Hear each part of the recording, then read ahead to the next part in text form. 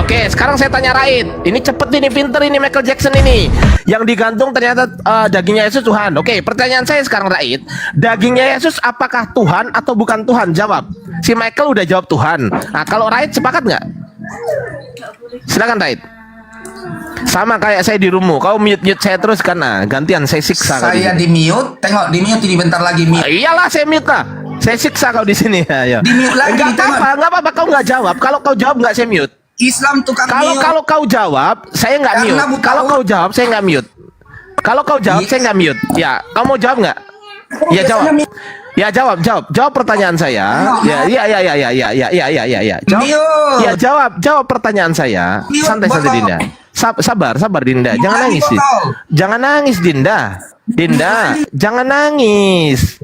Sabar. Ya. Saya ulang pertanyaan saya. Saya ulang ya. Terlalu berfungsi Raid. Oh iya ini orang nggak bisa jawab kayak gini. Lihat teman-teman, nggak bisa jawab kayak gini teman-teman. Lihat, bayangkan coba. Si Michael Jackson ini jujur dia. Si Michael Jackson ini enak ya. Kalau ditanya si Michael ini, dagingnya Yesus Tuhan atau bukan Michael? Jawab Michael. Tuhan. Nah Tuhan, gitu dong. Sekarang saya tanya Raid, dagingnya Yesus Tuhan atau bukan Raid? Jawab. Di mute lagi nih, tengoklah. Jawab. Tapi jawab. bertanya. Jawab. Islam bertanya, jawabannya mute. Jawab. Jangan kaing-kaing Raid. Lagi bertanya, jawabannya mute. Bertanya, jawabannya. Ya.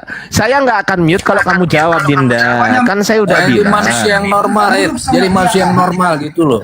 Iya, santai aja. Jadi yang normal aja. Ya, oke. Saya nggak akan mute ya. Oke, ini saya nggak akan mute. Saya nggak mute. Oke, saya nggak mute. Enggak. Saya nggak mute. Enggak mute.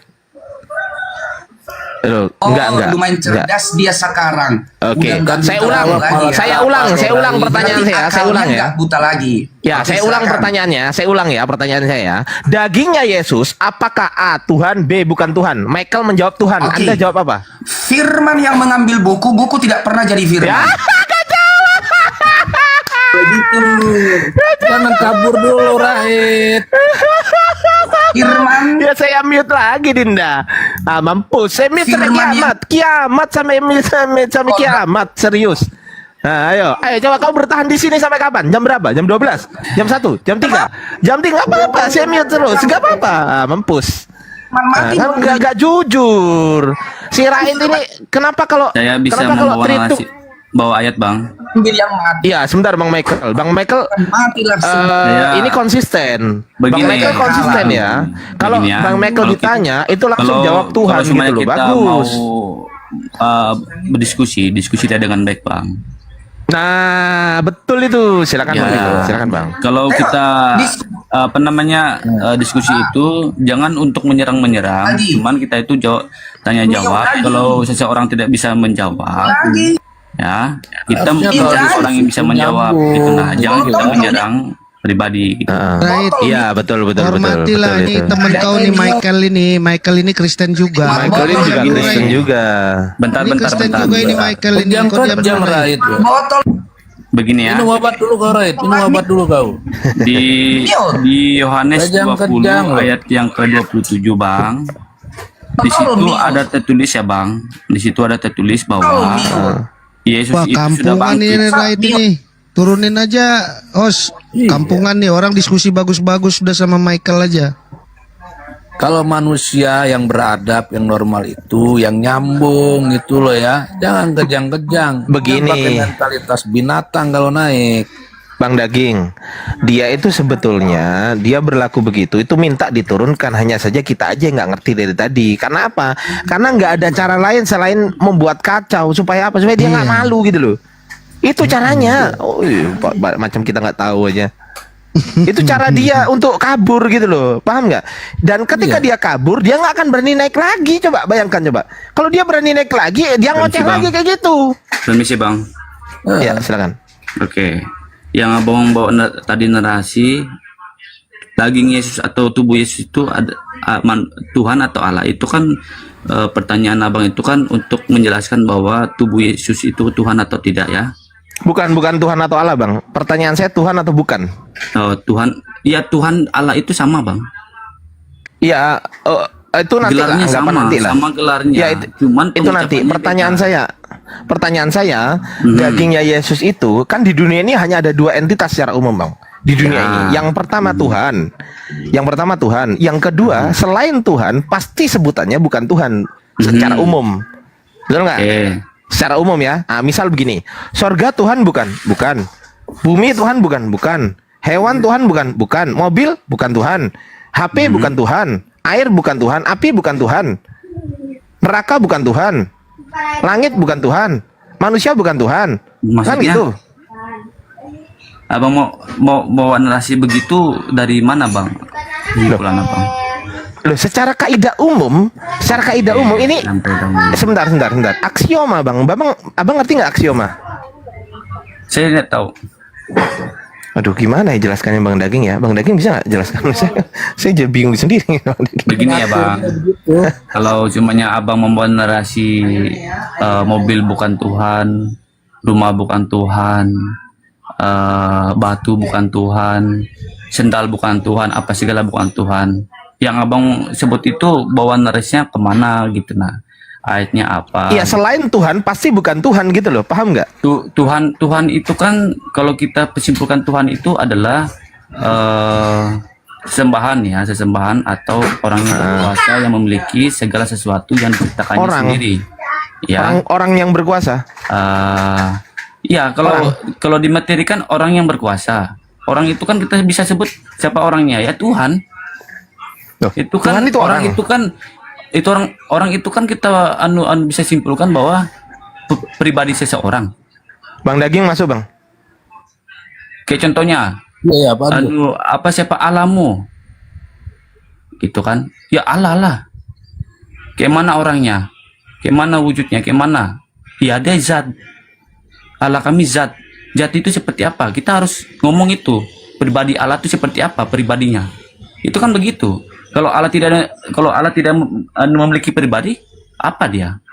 Angin. Gitu ya. Angin Ini kan tidak bisa tentang melihat, ini ya. tapi merasakan. Definisi penjelasan tentang Tuhan itu apa, manusia itu Iya, apa. itulah saya bilang. Kalau Abang membawa narasi tadi ke mobil, ke rumah, itu kan penjelasannya kan jauh dari konteks wahyu. Kalau Abang bisa membawa tadi ada ayat tertentu, Mobil ya bisa ada. disebut Tuhan nggak? Apa? Mobil bisa disebut Tuhan nggak? Iya enggak, karena dia barang mati, Bang. Oke, kenapa? Maksudnya kenapa? Ya alasannya apa? Kenapa nggak bisa disebut Tuhan? Iya, karena Kalau saya jawab nih jelas Oke, ya. dia enggak, Karena kenapa Tuhan mobil tidak itu- bisa disebut Tuhan? Karena dia itu adalah manusia yang menciptakannya. Gitu.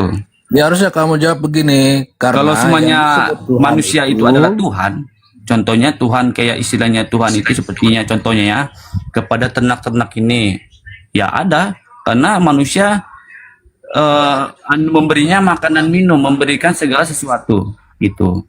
Dia berkuasa untuk hewan gitu.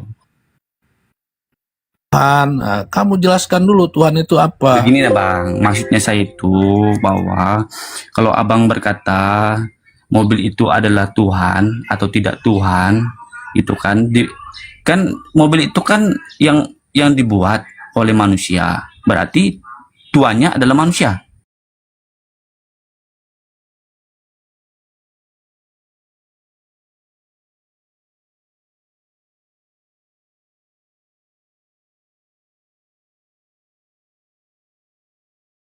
Pasal 3 ayat yang ke-15 ya. Itu dari saya, Fandi. Silakan ditanggapi. Oke, baik. Pertama yang saya mau tanggapin dari narasi kawan kita, Waalaikumsalam, yang baru bergabung, jangan lupa di tap-tap teman-teman ya. Kata Pak Depizai, Yesus ini unggul dari segala bidang ya.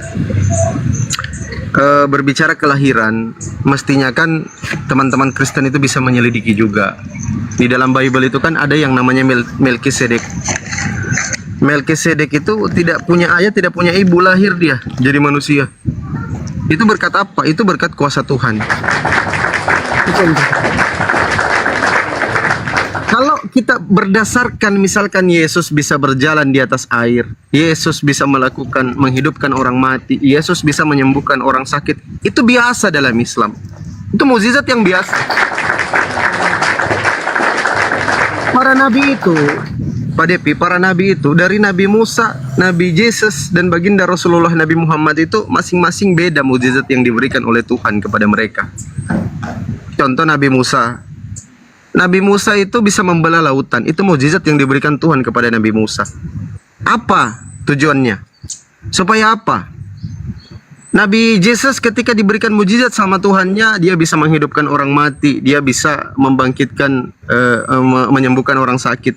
Baginda Rasulullah Nabi Muhammad SAW diberikan mukjizat oleh Allah berupa ilmu, pengetahuan.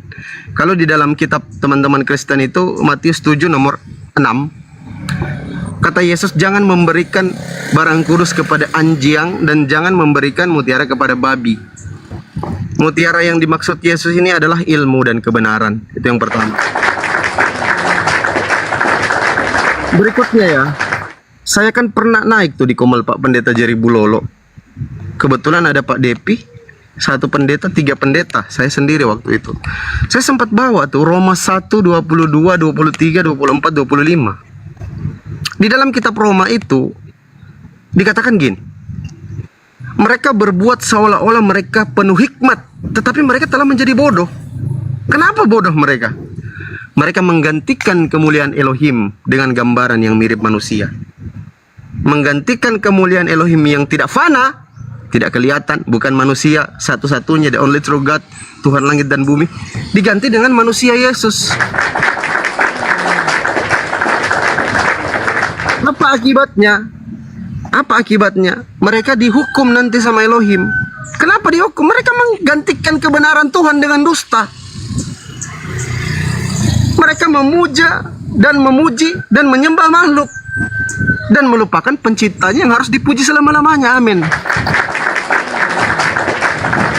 Ini dampak terakhir ya. Dampak terakhir itu ketika teman-teman Kristen menggantikan kemuliaan Elohim, selain dihukum sama Tuhan, sama Elohim di dalam Roma 1, 22, 23, 24, 25, ada lagi konsekuensinya.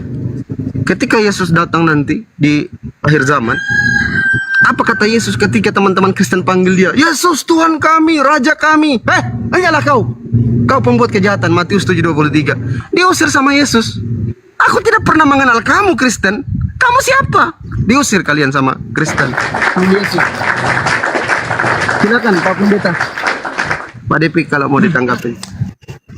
Iya, saya tanggapi dulu ya, ketika si Fandi mengutip Roma 1 mulai dari ayat 21 ya sampai dengan 20 berapa itu, 25 enggak, sampai dengan 26 ini ya, 26 ya. Saya tampilkan datanya ini ya. Jadi saya nanti ya kasih pengertian, penjabaran tentang ayat ini ya, dari ayat 21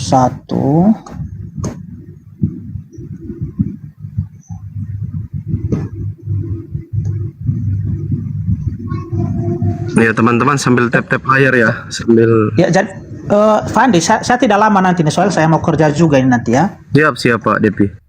Oke. Ini ya, Roma pasal 1 dari ayat 20 aja kita baca ya, biar lebih jelas lagi ya.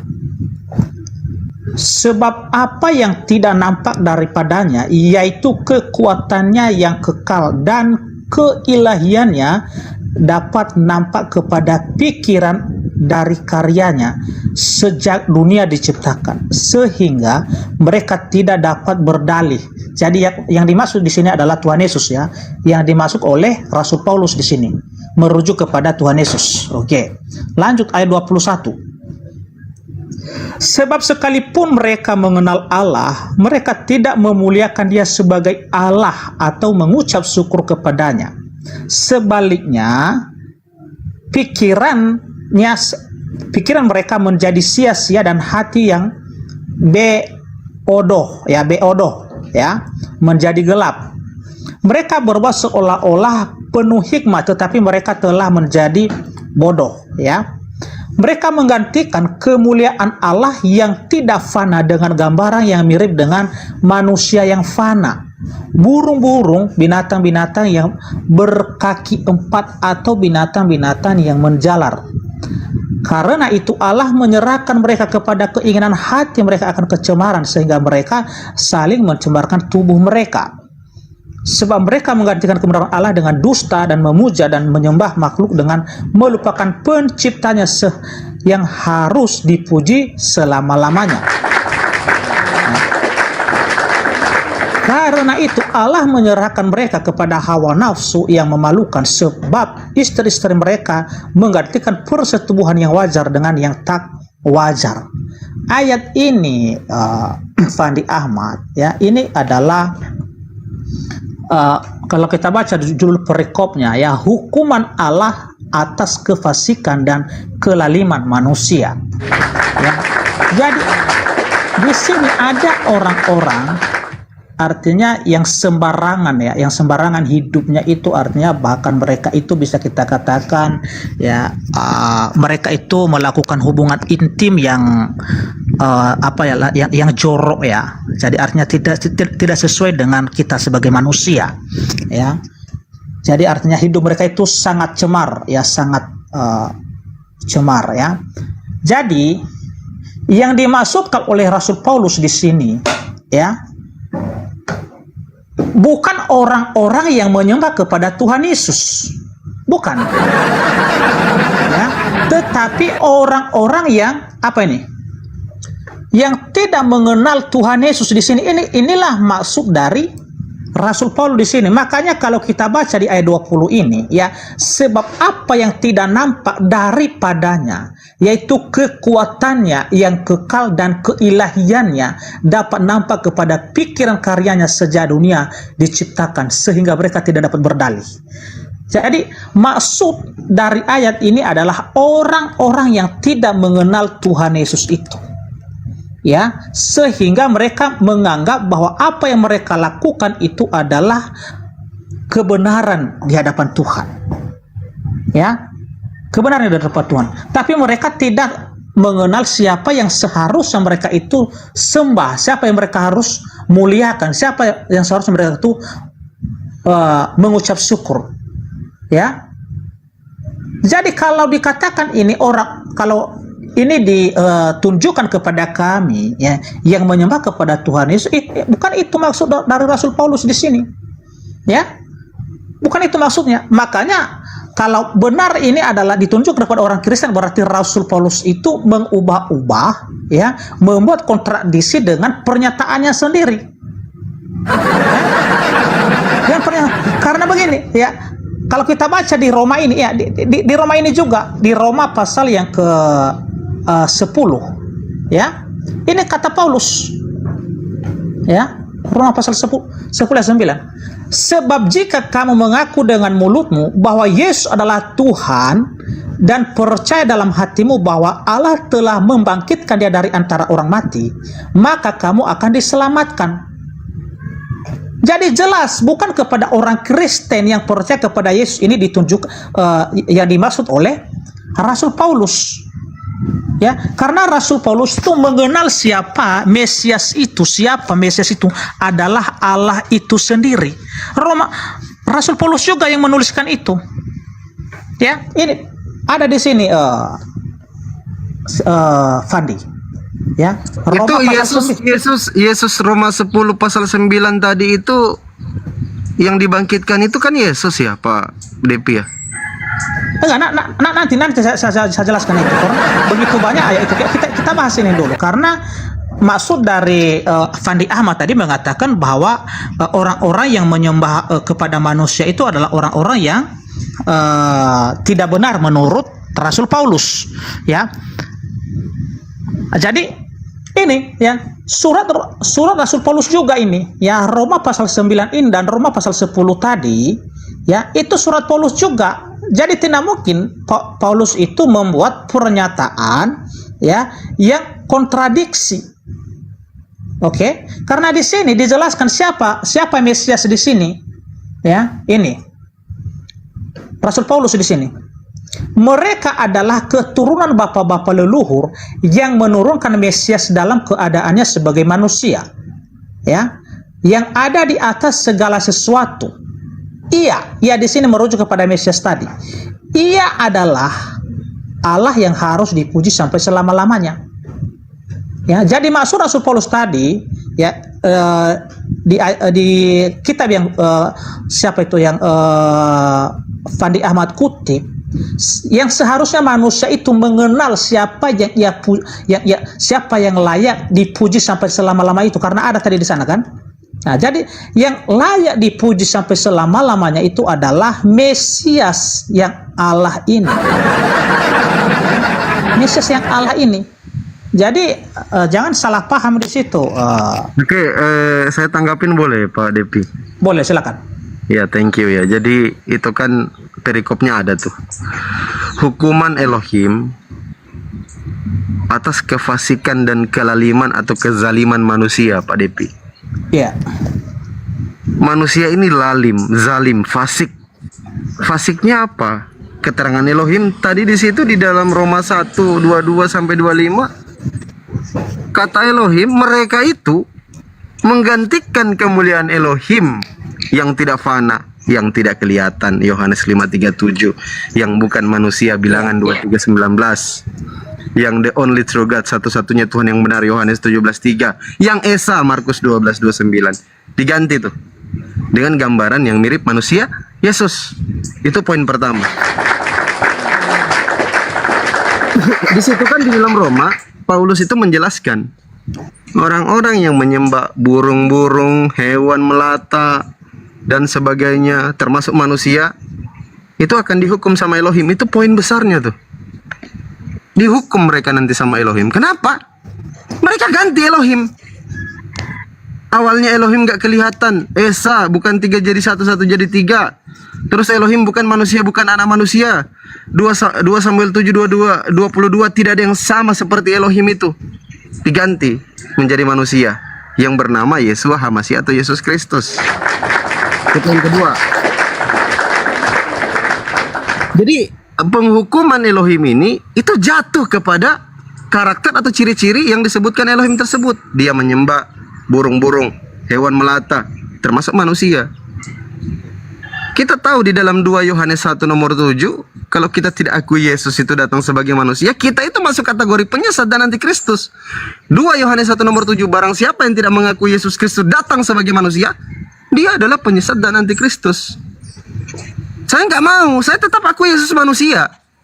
Nggak mau akui dia sebagai Tuhan, karena saya nanti jadi penyesat, seperti Pak Depi Zai. Jadi Yesus kan juga sudah pernah bilang, itu nanti firman yang kusampaikanlah yang akan menjadi hakim untuk mereka. Apa yang Yesus sampaikan? Tuhan itu Esa, Bapa itu satu-satunya Tuhan yang benar, Bapa Tuhan langit dan bumi. Kalau dibantah nggak diikutin, sama aja Pak Pendeta itu membantah Yesus Kristus. Makanya di Matius 7, saya ulangi lagi, Matius 7 nomor 6, jangan memberikan barang kudus kepada anjing, jangan memberikan mutiara kepada babi. Mutiara itu ilmu kebenaran. Nah inilah kalau sudah disampaikan Pak DP, sembah manusia itu Elohim akan marah nanti loh. Roma 1:22 sampai 25. Enggak Bang Fandi, tetap Yesus itu Tuhan kami. Udah, enggak terima mutiara, karena babi itu kalau dikasih mutiara pasti akan dipijak-pijak oleh babi itu. Matius 7 nomor 6. Ketika saya menyampaikan, Pak DP, mustahil Tuhan turun. Bumi ini, langit, bahkan langit, segala langit pun di dalam kitab Kejadian nggak mampu menampung Tuhan itu. Mustahil Tuhan turun jadi manusia. Pak Depi pasti akan tolak. Kebenaran apa yang kau bawa? Akan kupijak-pijak. Itulah Yesus bilang mutiara itu nggak dikasih ke babi. Silakan Pak Depi ditanggapi. Ya, baik. Jadi kembali kita, karena ini yang dikutip oleh Fandi Ahmad tadi di Roma pasal 1 ya, mulai dari ayat 20 tadi sampai dengan 25. Ya, jadi yang dimasukkan Rasul Paulus di situ, ya, ketika dalam pelayanannya memang ada orang-orang yang menyembah kepada manusia. Ketika orang itu melakukan mujizat yang besar, maka orang itu menganggap orang-orang pada saat itu menganggap orang yang bisa melakukan mujizat itu adalah dewa. Ya, jadi inilah yang ditegur oleh Rasul Paulus di situ. Jadi Rasul Paulus pernah mengalami Fandi Ahmad, ya. Rasul Paulus dan Barnabas pernah mengalami itu. Iya, Ya. ada betul. Nah, jadi kita baca ya biar jelas ya. Jadi ini yang dimasukkan oleh Rasul Paulus di situ karena dia aja dan juga Barnabas dan siapapun manusia-manusia yang lain tidak layak untuk dijadikan sesembahan selain daripada Yesus. Jadi itulah makanya ditegur tadi di Roma 1. Yesus nggak masuk, Pak Depi. Yesus nggak masuk. Enggak masuk itu. Saya jelaskan. Silakan. Saya jelaskan. Ya.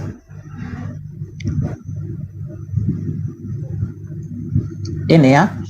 Nah, jadi di sini Rasul Paulus menyembuhkan orang yang lumpuh. Ya. Lalu Kisah Para Rasul 14 ayat mulai dari ayat 10 dan sampai ayat berapa nanti kita baca ini sampai dengan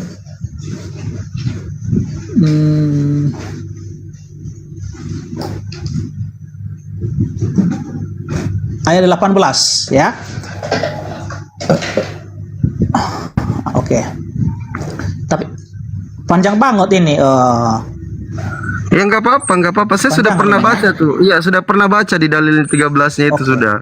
14-13. Iya, Paulus disebut jadi, Zeus. iya. Terus Barnabas disebut apa Iya. tuh? Lanjut. Ya. Lalu kata Paulus dengan suara nyaring, berdirilah tegak di atas kakimu. Kepada orang yang lumpuh itu dia berkata di sini ya. Dan orang itu melonjak berdiri lalu berjalan kian kemari. Ya. Ketika orang banyak melihat apa yang telah diperbuat Paulus, mereka itu berseru dalam bahasa Likaonia, dewa-dewa telah turun ke tengah-tengah kita dalam rupa manusia. Ya.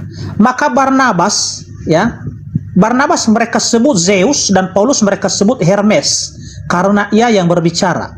Maka datanglah imam dewa Zeus yang kuilnya terletak di luar kota membawa lembu-lembu jantan dan karangan-karangan bunga ke pintu gerbang kota untuk mempersembahkan korban bersama-sama dengan orang banyak kepada rasul-rasul itu. Ya. Nah, mendengar itu Barnabas dan Paulus mengoyakkan pakaian mereka lalu terjun ke tengah-tengah orang banyak itu sambil berseru, ya, hai kamu sekalian, mengapa kamu berbuat demikian? Kami ini adalah manusia biasa sama seperti kamu. Kami adalah di sini untuk memberitakan Injil kepada kamu supaya kamu meninggalkan perbuatan sia-sia ini dan berbalik kepada Allah yang hidup, yang telah menjadikan langit dan bumi, laut dan segala isinya. Ya. Dalam zaman yang lampau Allah membiarkan semua bangsa menuruti jalannya masing-masing. Sampai di sini aja. Jadi ini yang ditegur oleh Rasul Paulus sebenarnya. Orang-orang yang seperti ini yang dimasukkan oleh Rasul Paulus, ya. Jadi mereka itu ketika mereka melihat orang ya yang berbuat yang bisa buat mujizat, mereka anggap itu adalah dewa. Mereka anggap itu adalah sesembahan. Ya. Jadi Rasul Paulus di sini jelas melarang mereka, ya, menegur mereka dengan keras supaya mereka itu jangan menyembah kepada mereka berdua, baik Rasul Paulus dan juga Barnabas. Jadi itu yang dimaksud di Roma 1 tadi ayat yang ke-25 itu. Ya. Jadi kalau kepada Tuhan Yesus, ya, berkali-kali Rasul Paulus di sini mengatakan bahwa Yesus adalah Tuhan, Yesus adalah juru selamat, bahkan Yesus adalah Allah. Ya. Yesus adalah Allah. Ya, jadi di mana itu? Ini Kolose itu adalah surat Paulus juga ini Kolose 1 ayat 19. Ya. Ini Kolose 1 ayat 19 ini. Baca dari 15, Ini Pak. adalah Baca dari 15. kenapa ini? Dari 15. Baca aja dari 15 biar tahu. Oh, ini ya, karena dia yang sulung lebih utama ya. Lanjut, lanjut. Ya, kita baca ya. Ya, oke. Ini keutamaan Kristus, ya. Ia adalah gambar Allah yang tidak kelihatan, yang sulung, ya, lebih utama dari segala yang diciptakan. Ya. Jadi arti yang sulung ini, Fandi Ahmad, karena Yesuslah yang pertama-tama bangkit dari antara orang mati, makanya dia disebut di sini adalah yang sulung. Jangan Ya. cuman sulungnya, Pak Lebih Depi. utama. Yang diciptakan juga dibahas dong. Ada komanya ini. Oh, saya jelaskan ini ya. Ada komanya. Oke. Lebih utama dari segala yang diciptakan. Jadi lebih utama itu ya, karena Udah, Yesus Yesus ciptaan di ya. sini adalah dia yang Ciptaan ya. Enggak, bukan dia ciptaan di sini. Kalau Anda mengatakan, bentar dulu, sabar dulu. Oke. Ya. Kalau Anda mengatakan Yesus di sini adalah ciptaan, bertentangan di ayat 16. Kontradiksi. Ya kan, bertentangan di sini. Karena di sini adalah dia pencipta di sini. Karena di dalam dialah telah diciptakan segala sesuatu. Jadi maksud lebih utama ini adalah karena Yesus sendiri yang memulaikan segala sesuatu itu ada, yang menyebabkan semua segala sesuatu itu ada, yang menjadikan ya langit dan bumi itu adalah Kristus ini, Yesus ini dalam keilahiannya sebagai firman. Ya, makanya dikatakan di sini lebih utama dari segala yang diciptakan. Jadi ini bukan ciptaan. Ya, karena di sini dia dijelaskan di ayat 16, dia adalah pencipta, karena di dalam dialah telah diciptakan segala sesuatu yang ada di surga dan yang ada di bumi. Ya. Jadi kalau ini dikatakan dia adalah diciptakan, mana mungkin seorang yang diciptakan bisa menciptakan? Ya.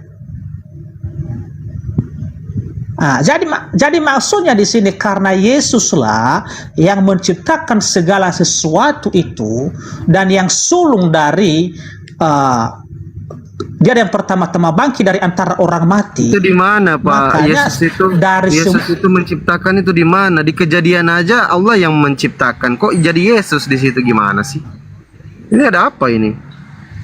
Allah berfirman. Jadi Yesus itu adalah firman. Ya, itu yang ada di Injil Yohanes 1 ayat 1. Boleh saya tanggapin dulu Allah sedikit? itu tidak bisa menciptakan segala sesuatu tanpa firman-Nya. Oke, jangan kita lari kemana-mana dulu. Kita selesaikan ini dulu, ya.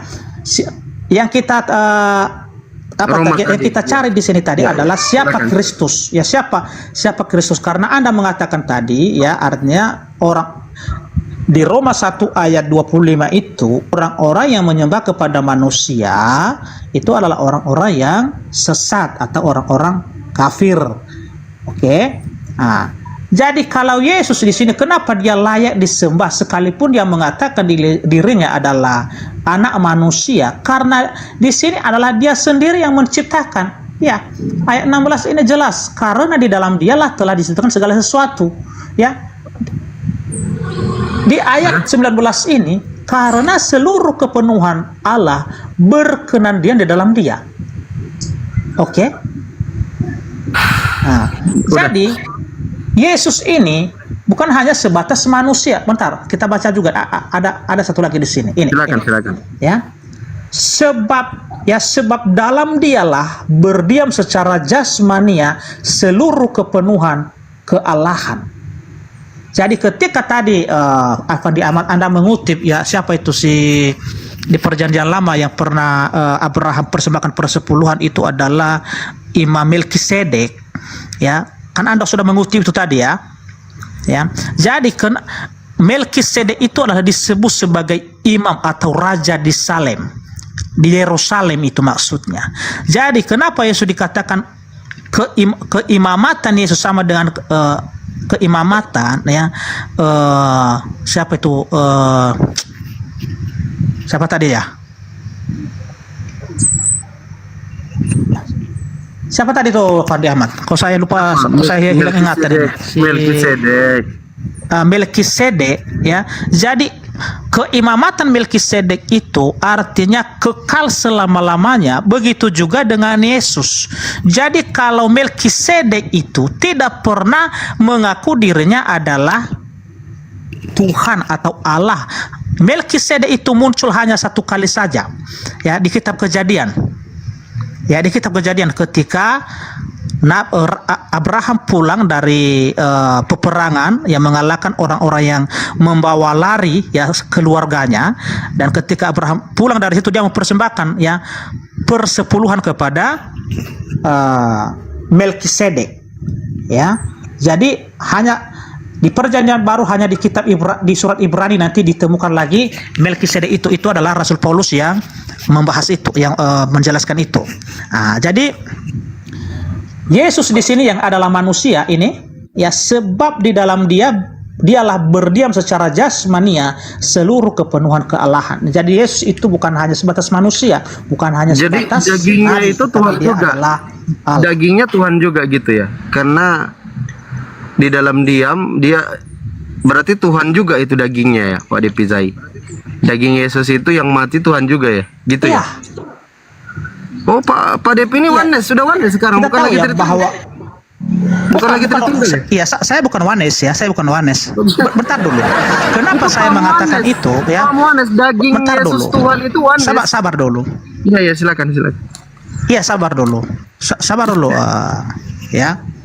Kalau oneness itu tidak pernah mengaku Yesus sebagai manusia. Oke? Tetapi kenapa saya mengatakan ya daging Yesus adalah Tuhan, karena daging Yesus itu bukanlah ciptaan.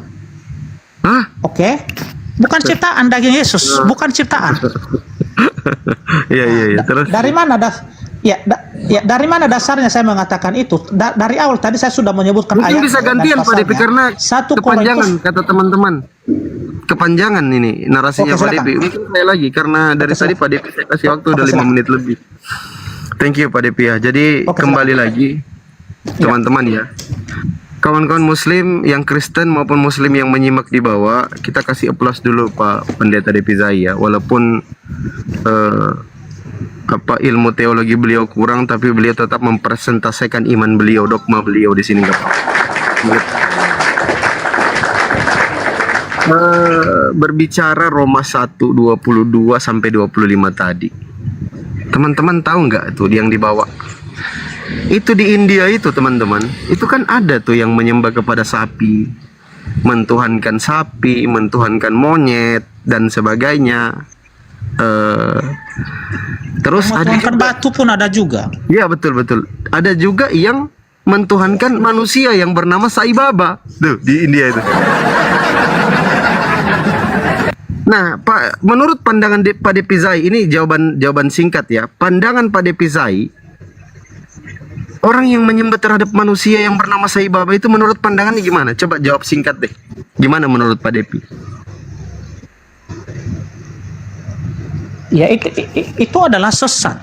Oke, sesat ya. Saya coba komparasi dengan teman-teman Kristen, sama nggak ini teman-teman Kristen dengan orang India yang menyembah terhadap manusia?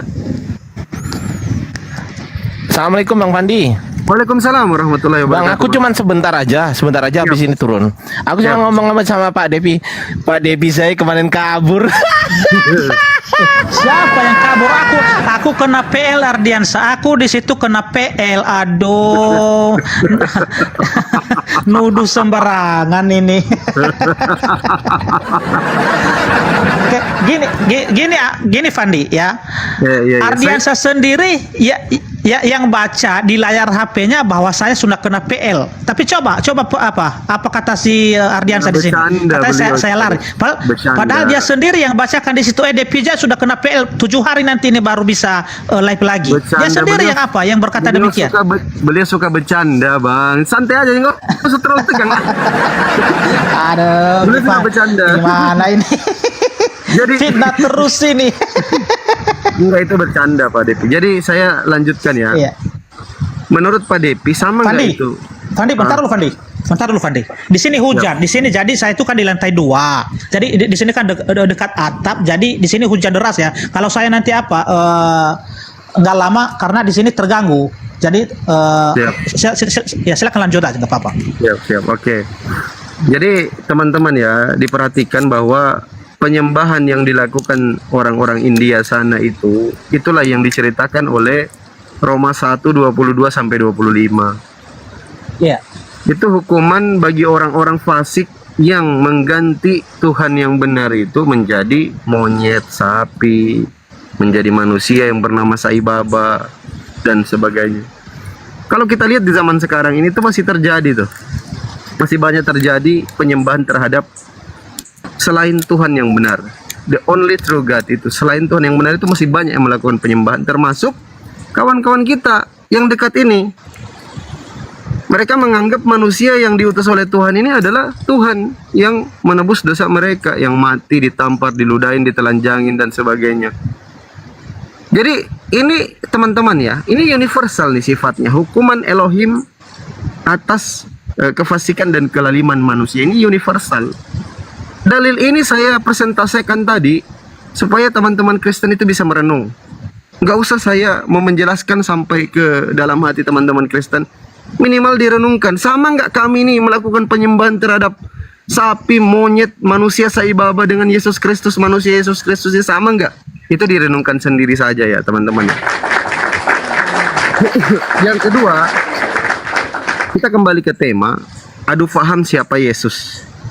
Jadi banyak dalil-dalil yang kami sampaikan kepada teman-teman Kristen, makanya sering saya katakan, orang beragama itu ada 2 jenis, ada 2 kategori. Yang pertama, dia beragama, dia mengikuti apa yang dikatakan oleh kitab sucinya. Contoh kayak kami umat Jadi Islam. kalau nggak banjir di bawah, lihat dulu. Ketika umat Islam membaca Al-Quran di dalam surah At-Taha ayat 14, contohnya Bismillahirrahmanirrahim, Innani anallahu la ilaha illa ana.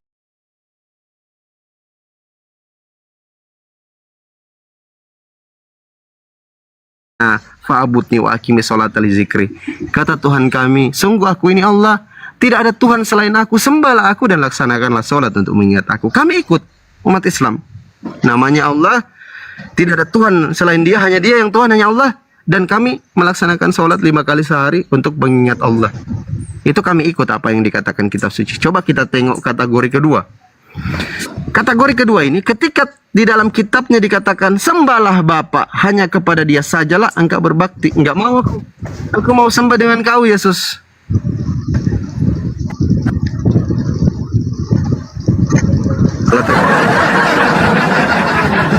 Jadi teman-teman Kristen ini, mereka membuat kitabnya itu mengikuti cita-cita, angan-angan, mimpi, halusinasi mereka, supaya kitabnya ikut apa yang mereka inginkan atau apa yang mereka kehendaki.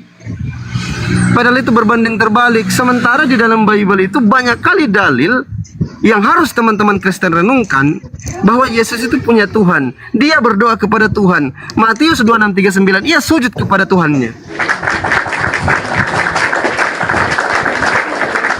Saya tidak perlu terlalu keras, terlalu tegas. Siapa Yesus itu? Teman-teman Kristen bisa membaca sendiri dan merenungkan sendiri. Kenapa kami begitu keras? Kami ini sayang sama Yesus. Kami cinta sama Yesus. Saking sayangnya kami, nggak mau Yesus itu mati, ditampar, diludahin, ditelanjangin, dan sebagainya. Apalagi disalib, nggak mau kami. Sama dengan Elohim. Elohim itu nggak mau Yesus itu mati.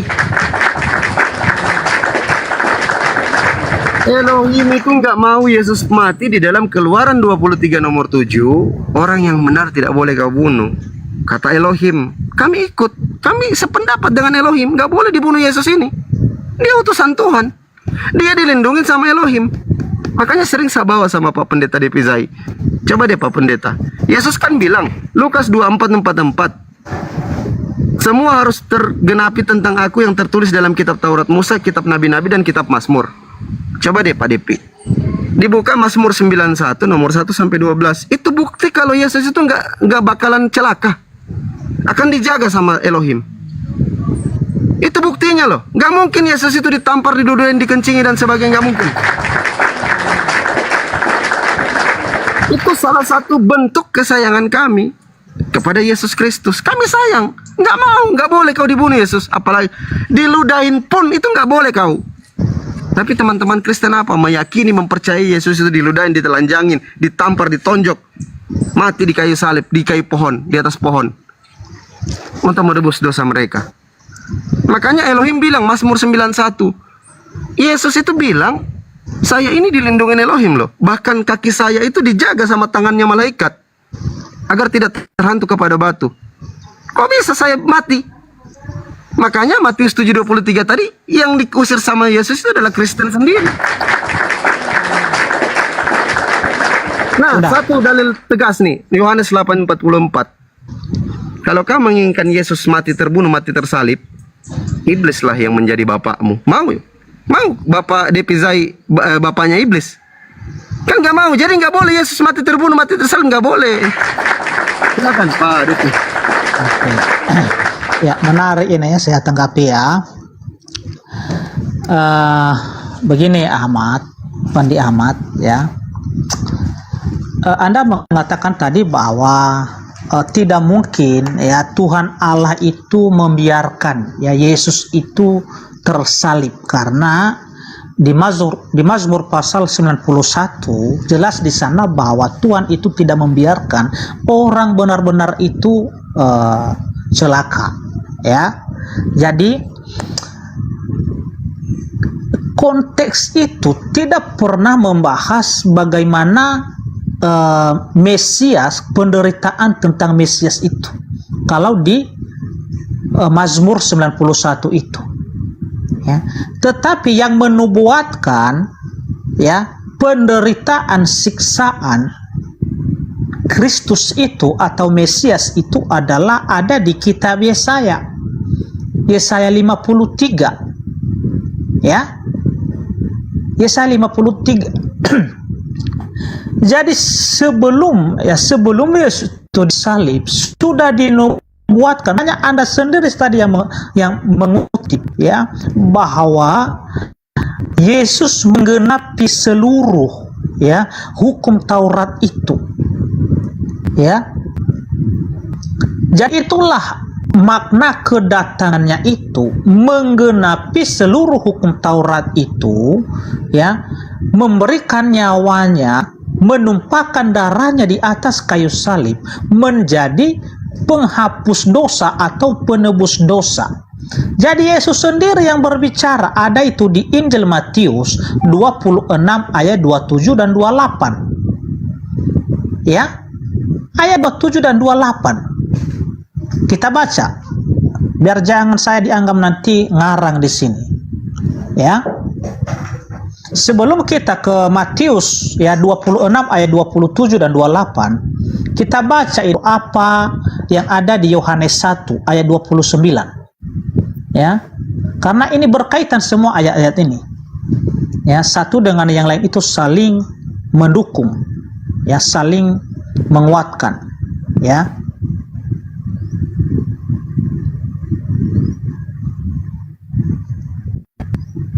Ini ya, pada Injil Yohanes 1 ayat 29 ya, pada keesokan harinya Yohanes melihat Yesus datang kepadanya dan ia berkata, lihatlah anak domba Allah yang menghapus dosa dunia ya, yang menghapus dosa dunia.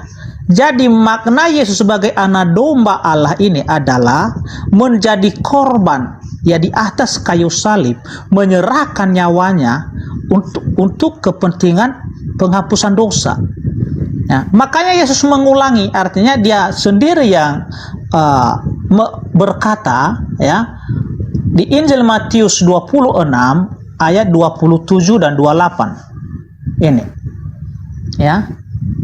Sesudah itu ia mengambil cawan, mengucap syukur, lalu memberikannya kepada mereka dan berkata, minumlah kamu semua dari cawan ini, sebab inilah darahku, darah perjanjian yang ditumpahkan bagi banyak orang untuk pengampunan dosa. Ya. Jadi Yesus sendiri yang berbicara di sini, ya, bahwa kematiannya di atas kayu salib itu, ya, darahnya tertumpah di atas kayu salib itu adalah darah perjanjian untuk pengampunan dosa. Ya, untuk pengampunan dosa. Ya.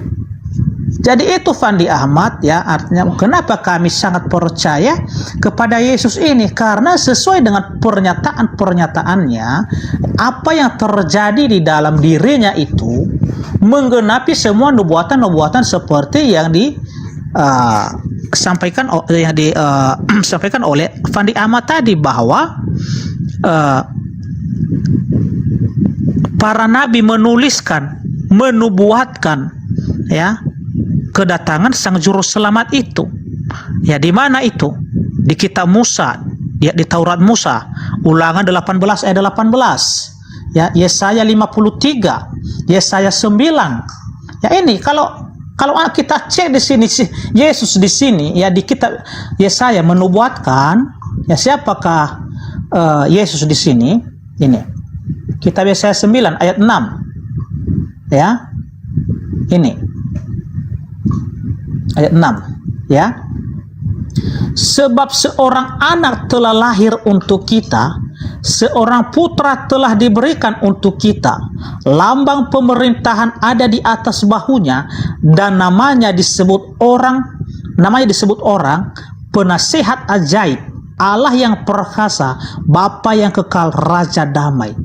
Ya, jadi sebelum kelahiran Yesus itu sudah dinubuatkan oleh Nabi Yesaya ini, ya, bahwa nanti anak yang lahir itu melalui Bunda Maria, ya, dia adalah disebut orang penasihat ajaib, Allah yang perkasa, Bapa yang kekal, Raja damai. Ya, sesuai apa yang disampaikan oleh malaikat Gabriel di Lukas 1, ya, bahwa nanti Bunda Maria itu akan mengandung dan melahirkan seorang anak yang diberi nama adalah Yesus. Ya, dia adalah anak Allah yang maha tinggi. Nah, silakan Fandi Ahmad. Ya. Menanggapi Pak Depi sambil dibuka, enggak usah ditunjukin, dibuka aja, dilihat ya. Di dalam Keluaran 23 nomor 7 tadi yang saya sebutkan, kan Elohim itu sudah berpesan tuh, Keluaran 23 nomor 7. Elohim pesan itu, nanti dibaca juga ya, nanti saya yang baca. Pak Depi juga dilihat. Haruslah kau jauhkan dirimu dari perkara dusta, orang yang tidak bersalah dan orang yang benar tidak boleh kau bunuh. Nah, pertanyaannya Pak Depi, Yesus ini orang benar atau orang yang tidak benar? Yesus ini, Pak Depi, menurut Pak Depi? Yesus adalah orang yang benar, bahkan dia adalah sumber kebenaran itu. Yohanes 14 ayat 6, akulah jalan, kebenaran dan hidup. Baik. Di nomor 8-nya kata Elohim, suap janganlah kau terima, sebab suap membuat buta mata orang-orang yang melihat dan memutarbalikan perkara orang-orang yang benar. Yang terima suap waktu Yesus ditangkap siapa, Pak Depi? Itu adalah muridnya sendiri yang bernama Yudas Iskariot. Mantap. Baik. Oke. Sekarang Pak Depi, karena kita sudah lihat Elohim itu nggak mau orang benar itu dibunuh, nggak boleh orang bersalah itu dihukum, nggak boleh. Yang lebih pantas menurut Pak Depi ini di dalam Keluaran 23 nomor 7 ini, Yudas atau Yesus nih yang pantas untuk dibunuh berdasarkan firman Tuhan Keluaran 23 nomor 7. Ya, karena ini adalah bukan kontes karya keselamatan. Dalam karya keselamatan, dalam penebusan dosa, memang di sini yang seharusnya yang mati itu adalah Yudas. Oke, terima kasih Pak Depi ya. Di luar konteks yang kita bahas ya. Jadi coba Pak Depi, saya minta satu kali lagi di dalam Mazmur 91. Yesus kan bilang ada nubuatan tentang aku. Iblis juga kan bilang tuh. Kalau di Bible Sabda itu pasti dapat tuh. Di dalam Mazmur 91 nomor 1 sampai 12. Ya. Di situ kan perikopnya orang yang duduk dalam lindungan yang iya. lindungan lanjut. Allah. Ya.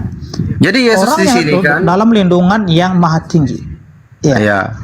Yesus dalam lindungan Elohim atau Yesus duduk dalam lindungan yang maha tinggi dan bermalam dalam naungan yang maha kuasa. Akan berkata kepada Tuhan, kata Yesus, tempat perlindunganku dan kubu pertahananku, Allahku yang ku percayai. Itu kata Yesus. Karena tadi Yesus bilang di Lukas 24 nomor 44, semua harus tergenapi yang tertulis tentang aku dalam kitab Taurat Musa, kitab Nabi-Nabi, dan kitab Mazmur. Jangan dulu ditinggalin Mazmurnya, Pak Depi, karena belum dibaca sampai 12. Oke. Di situ kan di dalam Mazmur 91, itu kan Yesus itu dilindungin sama Elohim. Coba dibaca dulu deh, sampai 12-nya dibaca. Pak Depi aja yang baca, biar paham Pak Depinya. Kenapa Yesus itu nggak boleh dibunuh? Mereka akan menatang engkau di atas tangannya, supaya kakimu jangan terantuk kepada batu. Silakan. Dalil di atasnya itu kan dikatakan, kata Elohim, Yesus, walaupun 1000 orang rebah di sisimu, 10.000 orang rebah di sebelah kananmu, kamu hanya akan menontonnya, kamu hanya akan menyaksikannya. Nggak bakalan itu menimpa kau, kata Elohim, karena Elohim melindungi Yesus. Berikutnya Pak Depi, bahkan malaikat pun diperintahkan sama Elohim, wahai malaikat, siap Tuhan, pergi jaga Yesus sana, supaya kakinya tidak terantuk kepada batu. Siap Tuhan. Berangkat malaikat untuk melindungi Yesus. Pertanyaannya, gimana mungkin manusia suci yang tidak berdosa, bagaimana mungkin dilindungin sama Elohim, bagaimana mungkin bisa mati terbunuh, mati tersalib, Pak Depi? Coba direnungkan, Pak Depi. Pak Depi percaya kan Mazmur 91 ini Udah. Yesus yang dilindungin sama Elohim? Percaya kan? Oke, saya tanggapi ya. Silakan Pak Depi. Oke, saya tanggapi. Jadi ini Mazmur 91 ini adalah yang dikutip oleh iblis ketika dia mencobai Tuhan Yesus di padang gurun. Ya. Ini yang dikutip oleh iblis ketika iblis itu membawa Tuhan Yesus ke hubungan baik Allah, dan dia berkata seperti ini, kalau engkau anak Allah, jatuhkanlah dirimu dari atas ini, maka ada firman Tuhan yang berkata kepadamu, mereka akan menatang engkau di atas tangannya, supaya kakimu jangan terantuk kepada batu. Oke, kita baca ya, ada nanti di Injil Matius tuh, Matius 4 ya, Matius 4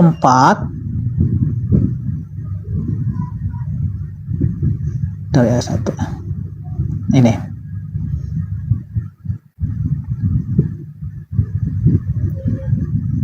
Matius 4 nomor 6. Nah ini, ya. Lalu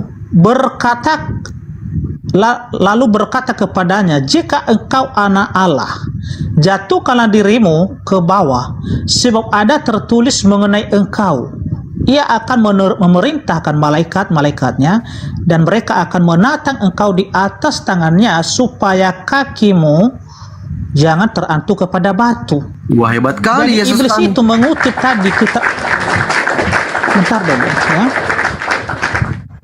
Jangan dipotong dulu ya. Jadi iblis ini mengutip tadi kitab Mazmur pasal 91 ayat yang ke-12 tadi. Ya. Jadi ketika dia menyuruh Tuhan Yesus menjatuhkan dirinya, apakah Tuhan Yesus telah melakukan itu? Tidak.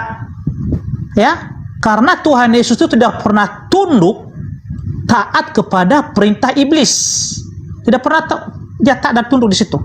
Makanya Tuhan Yesus berkata di sini, apa katanya? Ya, ada pula tertulis, janganlah engkau mencobai Tuhan Allahmu. Ya, jadi di sini, dengarkan ya apa kata Tuhan Yesus di sini. Di sini dia sendiri yang mengatakan, jangan engkau mencobai Tuhan Allahmu. Yesus di sini mengaku dia adalah Tuhan dan Allah. Ini perkataannya gimana bisa itu, Pak Yesus mengaku Tuhan Allah?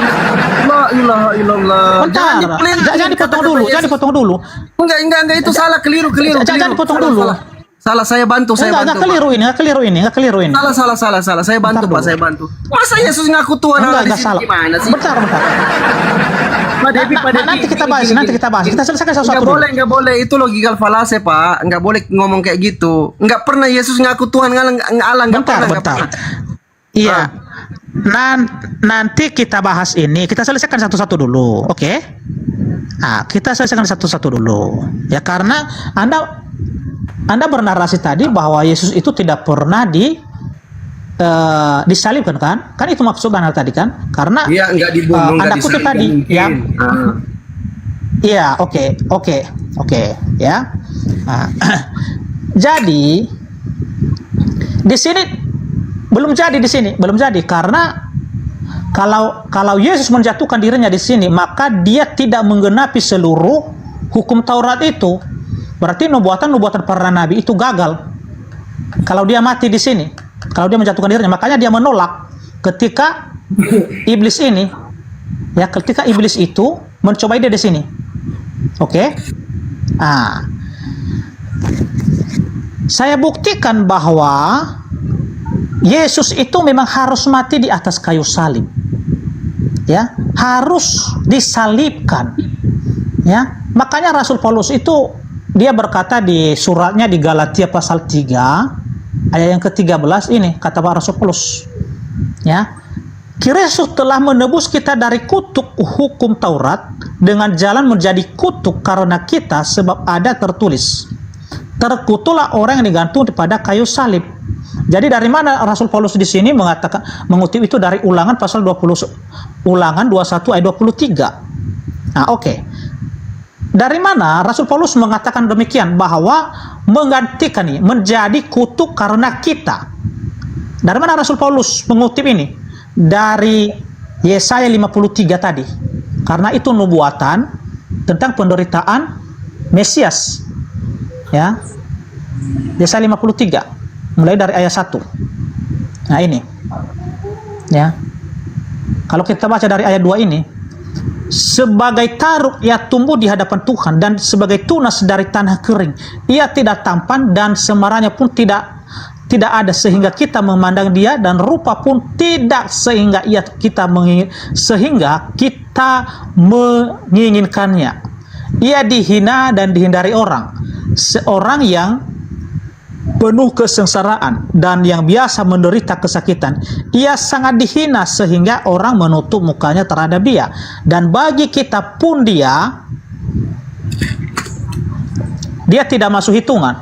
Tetapi sesungguhnya penyakit kitalah yang ditanggungnya, dan kesengsaraan kita yang dipikulnya. Padahal mana ini tadi? Pikulnya dan ditindas Allah. Padahal kita mengira dia kena tulah, dipukul dan ditindas Allah, ya. Tetapi dia tertikam oleh karena pemberontakan kita. Dia diremukan oleh karena kejahatan kita. Ya.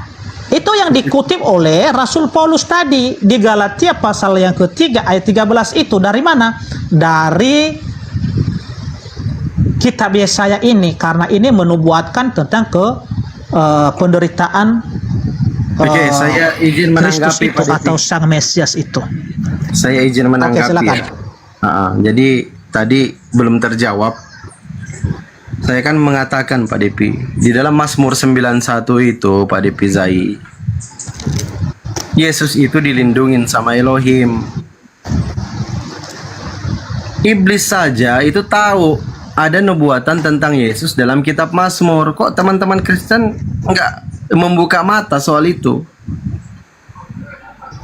Ketika Elohim mengatakan Yesus itu dalam lindungan Elohim, dalam lindungan Tuhan, kok bisa segampang itu mati untuk menebus dosa manusia dan sebagainya? Ditampar, diludahin, ditelanjangin dan sebagainya. Dikutuk pula oleh Paulus. Loh, ini sebenarnya yang berkuasa Tunggu siapa? dulu, Pandip, saya mau kamar mandi. Saya mau kamar mandi ya. Lanjut. Di mute aja, saya nggak narasi kok. Saya sambil tunggu Pak Depi. Teman-teman di tap-tap layar aja juga ya. Biar komalnya kuat, kawan-kawan muslim bantu di tap-tap layar. Saya sebenarnya kasihan sama teman-teman Kristen, termasuk pendeta Pastor Romo ini, karena jadi korban terjemahan LAI, yang kedua korban dogma, doktrin gereja. Kasihannya di situ saya. Kenapa? Mereka dari kecil sampai dewasa itu aja yang masuk di dalam tulang-tulangnya, di dalam darahnya, doktrin, dogma, memaksakan manusia itu menjadi Tuhan dengan berbagai macam cara, akan memutar lidahnya, mengatakan Yesus ini, Yesus ini itu. Dan sebenarnya kalau berbicara yang memuliakan Yesus, kita inilah umat Islam yang memuliakan Yesus, bukan Kristen. Kami sayang sama Yesus, bahkan saking sayangnya nggak mau kami Yesus itu mati terbunuh. Sama dengan kehendak Elohim. Elohim itu kan di dalam Mazmur 91 dan Keluaran 23 nomor 7, nggak boleh orang benar itu kau bunuh. Yesus orang benar, ngapain kau bunuh? Kan gitu. Makanya ada Yesus bilang di dalam Matius 4 nomor 6 tadi. Yesus bilang, jangan kau mencobai Tuhan Allahmu. Jangan kau mencobai Tuhan, nggak boleh. Karena Yesus ini dilindungi sama Tuhan. Kalau kau coba Yesus, kau sama mau mencobai Tuhan. Bukan Yesus mengaku Tuhan, di situ kan longor kali. Nggak ada Yesus mengaku Tuhan, nggak ada. Di dalam Bible-mu itu dimanapun kau cari nggak bakalan kau dapat Yesus itu mengaku Tuhan. Yesus itu mengatakan karena dia satu dengan Bapa. Apa yang diperintahkan Bapa kepada Yesus, Yohanes 10 nomor 25 sampai 30, itu yang dilakukan Yesus. Jadi kalau ada iblis mau mencoba Yesus, Yesus pasti bilang, jangan kau mencobai Tuhan. Nggak boleh. Aku ini dilindungin sama Elohim dalam Mazmur 91 nomor 1 sampai 12. Gimana mungkin aku ini mati terbunuh, mati tersalib? Mustahil. Seperti itu teman-teman. Saya kasihan karena korban dogma, doktrin gereja akhirnya kayak gini teman-teman. Mereka akan berupaya untuk memutar lidah supaya Yesus itu jadi Tuhan. Berikutnya tadi Yohanes 8:44 saya sudah buka. Yohanes 8:44 itu, kalau kau menginginkan Yesus itu mati terbunuh, mati tersalib, fix iblis yang menjadi bapakmu. Saya lanjut narasi saya Pak Depi ya. Ya silakan lanjut. Disimak baik-baik. Berbicara Yesus Kristus tadi ini ya, Elohim itu kan tidak menginginkan orang benar untuk dibunuh. Keluaran 23 nomor 7. Nah, yang memakan suap inilah lebih pantas untuk dibunuh kalau menurut firman Tuhan Elohim di dalam Keluaran 23 nomor 7. Berikutnya di dalam kitab Mazmur tadi, Yesus itu kan dilindungin sama Elohim. Itu teman-teman Kristen harus direnungkan. Kok bisa Yesus mati terbunuh, mati tersalib dan sebagainya, sementara Yesus dilindungin sama Elohim? Iblis pun tahu bahwa Yesus itu dilindungin sama Tuhan. Makanya Yesus bilang, "Oh iblis, jangan kau mencobai Tuhan." Kenapa Yesus bilang jangan mencobai Tuhan? Karena Yesus dilindungin sama Elohim, dijaga sama Elohim, sama malaikat Elohim. Ini kan yang jadi persoalan cuma dogma teman-teman Kristen aja. Doktrinnya. Doktrin yang keras dari kecil sampai besar yang sudah mendarah daging. Apapun dalil yang disampaikan oleh Yesus, tetap Yesus harus jadi Tuhan. Makanya Matius 7 nomor 6, saya ulangin lagi. Jangan memberikan mutiara kepada babi. Jangan memberikan ilmu kebenaran kepada babi. Akan dipijak-pijak ilmu dan kebenaran yang kau berikan itu. Nah kita lihat teman-teman Kristen, ketika kita sampaikan Yesus itu punya Tuhan, nggak mungkin Yesus itu Tuhan, nggak mungkin dia Tuhan turun ke bumi jadi manusia dan sebagainya. Tuhan bukan manusia, bukan anak manusia, bilangan 23:19 dan sebagainya. Mereka akan menolak, mereka akan pijak-pijak itu. Karena kenapa? Mutiara itu nggak dikasih kepada babi. Itulah maksud Yesus, mutiara itu, barang kudus itu jangan kau kasih kepada anjing dan babi, nggak boleh. Siapakah anjing dan babi itu? Silakan teman-teman Kristen nilai sendiri. Yang dimaksud Yesus anjing dan babi itu siapa? Apa itu barang kudus, barang suci? Apa barang suci itu? Al-Quran Nur Karim. Mutiara itu apa? Ilmu, kebenaran. Isi di dalam Al-Quran itu ilmu dan kebenaran tentang Tuhan. Siapa Tuhan yang benar? Sama yang diajarkan para nabi, Nabi Musa, Perjanjian Lama, terus Nabi Yesus. Sama. Tuhan itu esa dan nggak kelihatan. Ketika teman-teman memaksakan untuk menjadikan Tuhan itu manusia, itu sudah masuk kategori konsep paganisme. Agama bumi, agama buatan manusia. Maka kembalilah teman-teman Kristen, back to the Bible. Teman-teman Kristen semakin membaca Bible, semakin merenungkan Bible, maka semakin dekat kalau bukan ateis masuk Islam. Karena teman-teman Kristen itu dapat mutiara.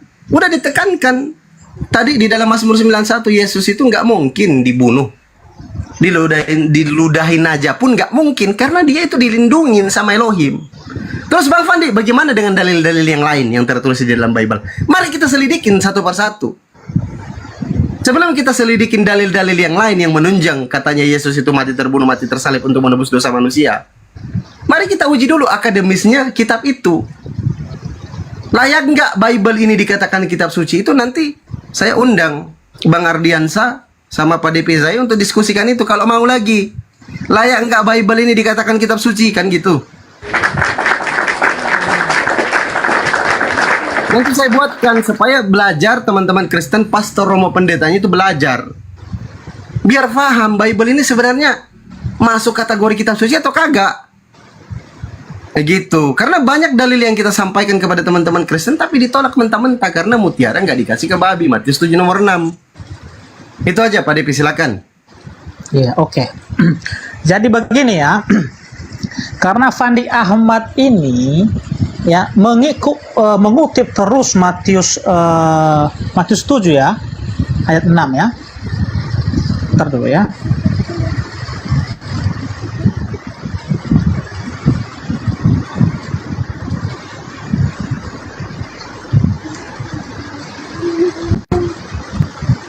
Yes.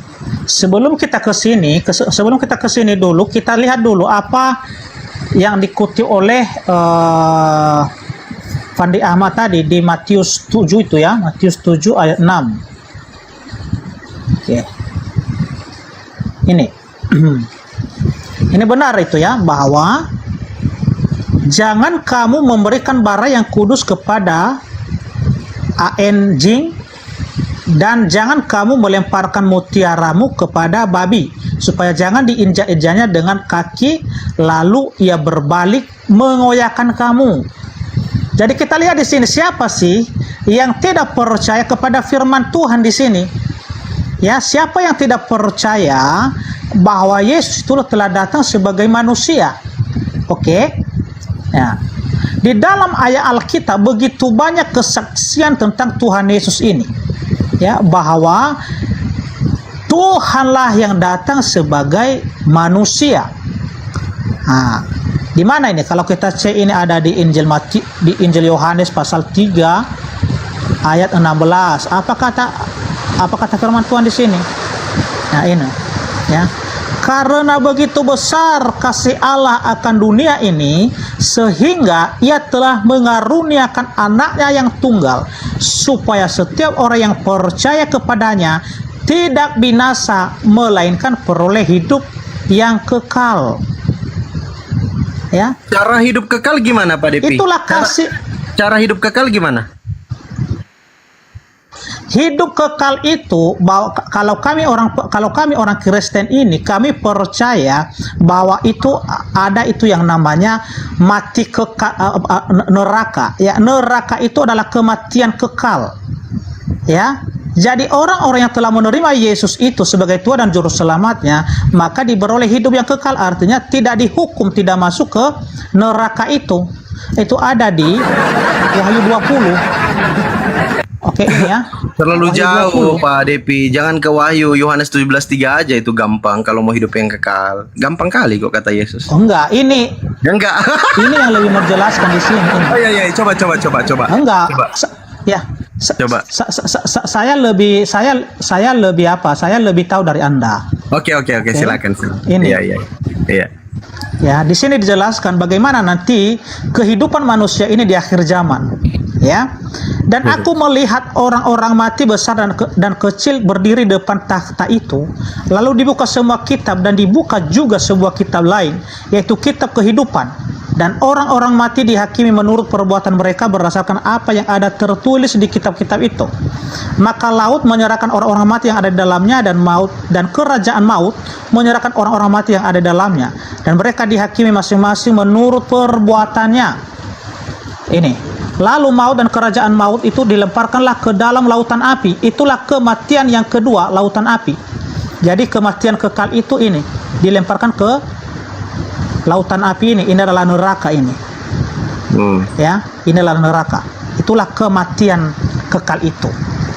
Ya, jadi kalau kehidupan kekal itu adalah masuk surga. Iya, caranya masuk surga gimana? Kata Yesus, caranya masuk surga gimana? Ya, cara masuk surga itu Yohanes 6, Yohanes pasal 6 ayat 40. Iya, oh ya, Ini. coba. Sebab inilah kehendak Bapa-Ku, yaitu supaya setiap orang yang melihat Anak dan percaya kepadanya beroleh hidup yang kekal, dan supaya Aku membangkitkannya pada akhir zaman, yang kita baca di Wahyu tadi. Jadi inilah ya, Yesus itu, setiap orang yang percaya kepadanya beroleh hidup yang kekal. Saya percaya kepada Yesus, tapi sebagai utusan Tuhan, seperti apa yang dia katakan. Percaya seperti apa? Nah, makanya tadi saya tanya cara hidup Percaya kekal seperti apa? Ini. Cara hidup Percaya kekal seperti itu. apa ini? Cara hidup Percaya kekal seperti itu. apa? Cara hidup Percaya kekal seperti itu. apa ini? Iya, cara hidup kekal. Percaya seperti apa? Ya nanti saya jelaskan. Silakan. Paparkan dulu, silakan.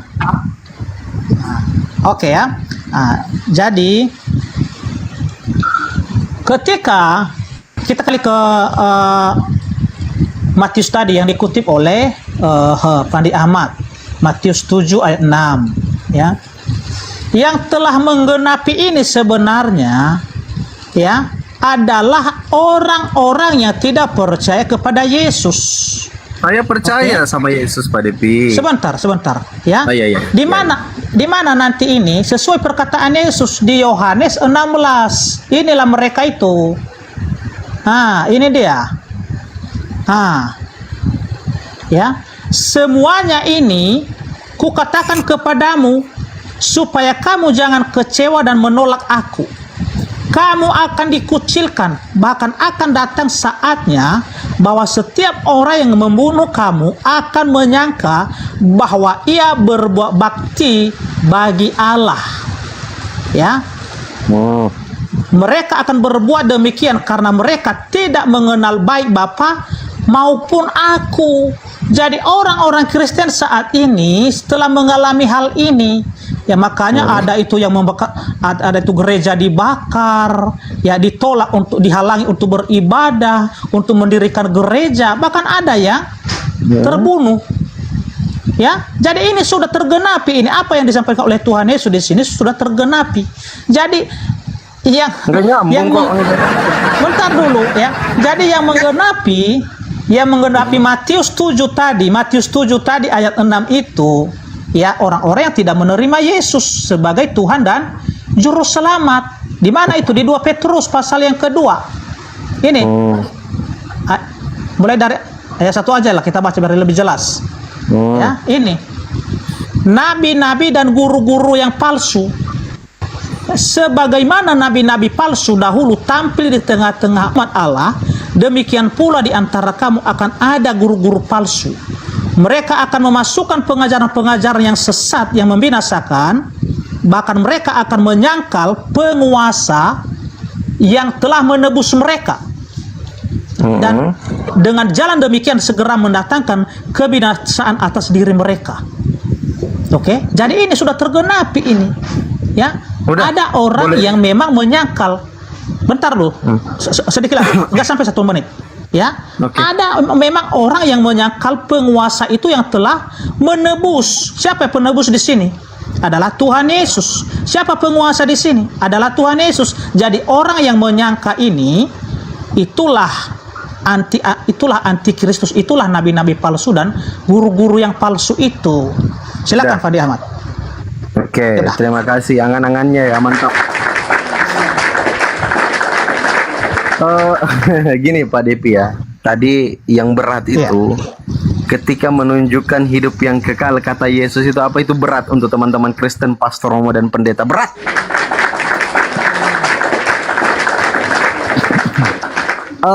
Tadi ada dalil yang dikutip, percaya. Kami ini Pak Depi, kami umat Islam, kalau nggak mempercayai Yesus sebagai nabinya Tuhan, sebagai utusan Tuhan, kami ini nggak bisa masuk surga.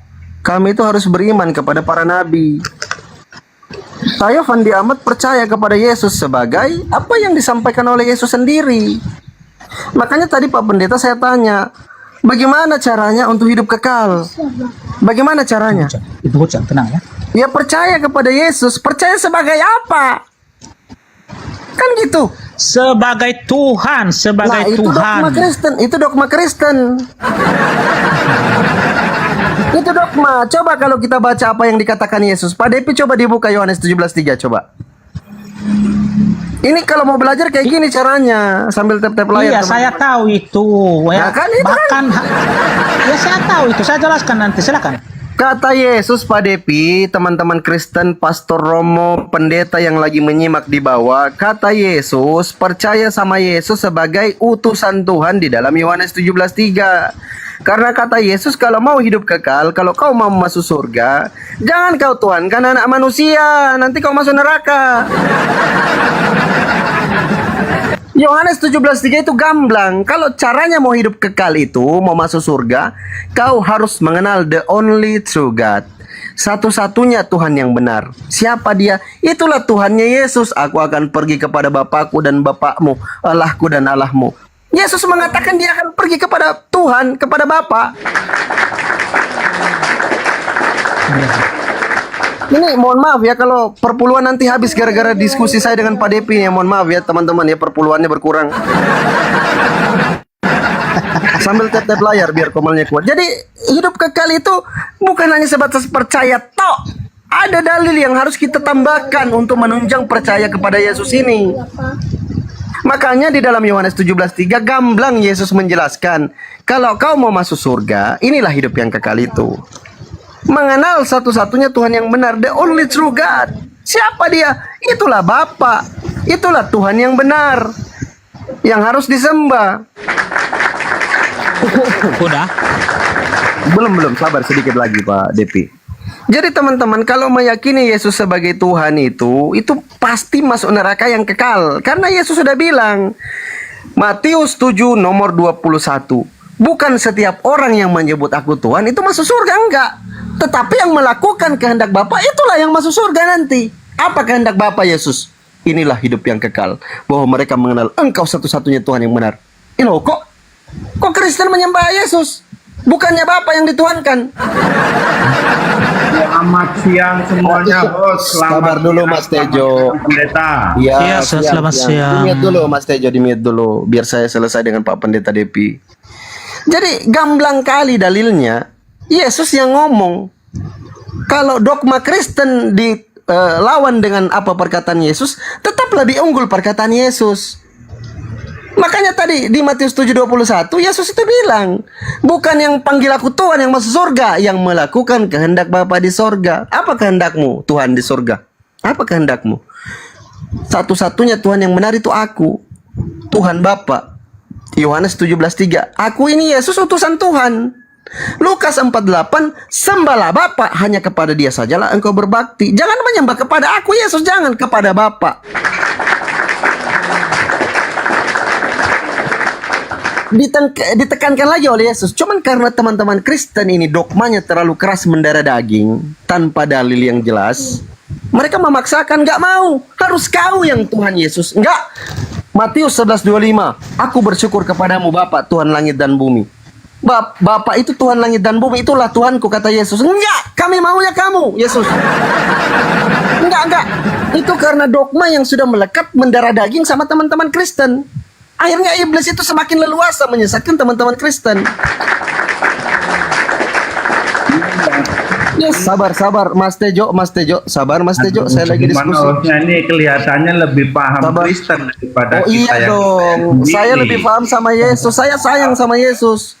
Mas Tejo, iya, sabar tapi yang memahaminya yang memahaminya itu adalah kalangan-kalangan kita sendiri, sehingga dibuatlah seperti itu, seperti doktrin, dogma, Tritunggal, itu semuanya sudah diyakini bahwa itu semua benar bagi kalangan kami sendiri. Ini coba Mas Tejo hargain dulu pendetanya. Ini ada pendeta loh di atas ini. Kau ngapain? Suwe.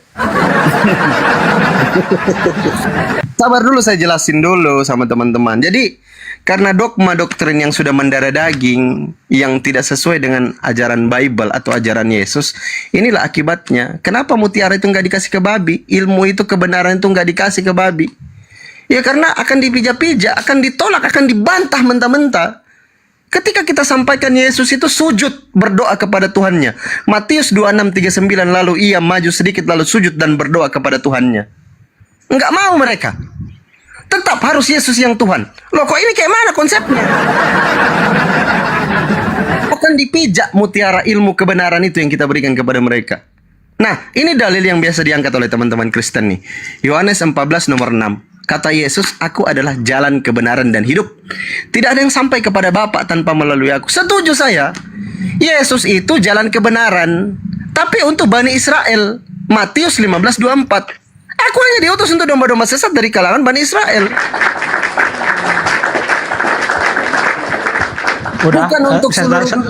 Bukan untuk seluruh dunia saya diutus, tapi hanya untuk Bani Israel. Makanya saya ini diutus sama Bapa. Kalau mau hidup yang kekal, lakukan kehendak Bapa di sorga. Bukan mentuhankan aku ya, tapi lakukan kehendak Bapa di sorga. Apa kehendak Bapa di sorga? The only true God is a Father. Hanya Bapa satu-satunya Tuhan yang benar. Nggak ada yang lain. Jangan tambahin Tuhan lain. Di dalam kitab Kejadian Tuhan bilang, jangan ada Tuhan-Tuhan lain di hadapanku. Ini teman-teman pastor, romo, pendeta ini harus banyak belajar dengan umat Islam. Sudah, ketangkap ya. Sedikit lagi. Jadi saya buka kelas ini sekolah gratis untuk teman-teman pastor, romo, pendeta. Gratis, nggak bayar perpuluhan di sini.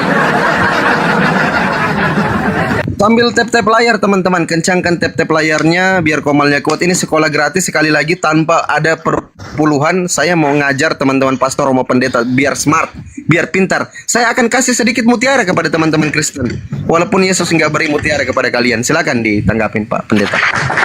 Mutiara itu nggak begitu, itu namanya udah Mas Tejo, itu Pak Pendeta mau ngomong, udah dulu kau. Masa begitu? Mutiara itu membawa kedamaian, membawa kita ke surga. Yang kamu narasikan itu cuma pembantahan terus dari Bible. Jadi kamu membantah dari Bible. Itu Pak Depi mau ngomong, jangkrik suwe. Diam dulu kau. Silakan Pak Depi. Silakan Pak Pendeta, silakan. Kita dulu ya, saya balikan kamera dulu ya.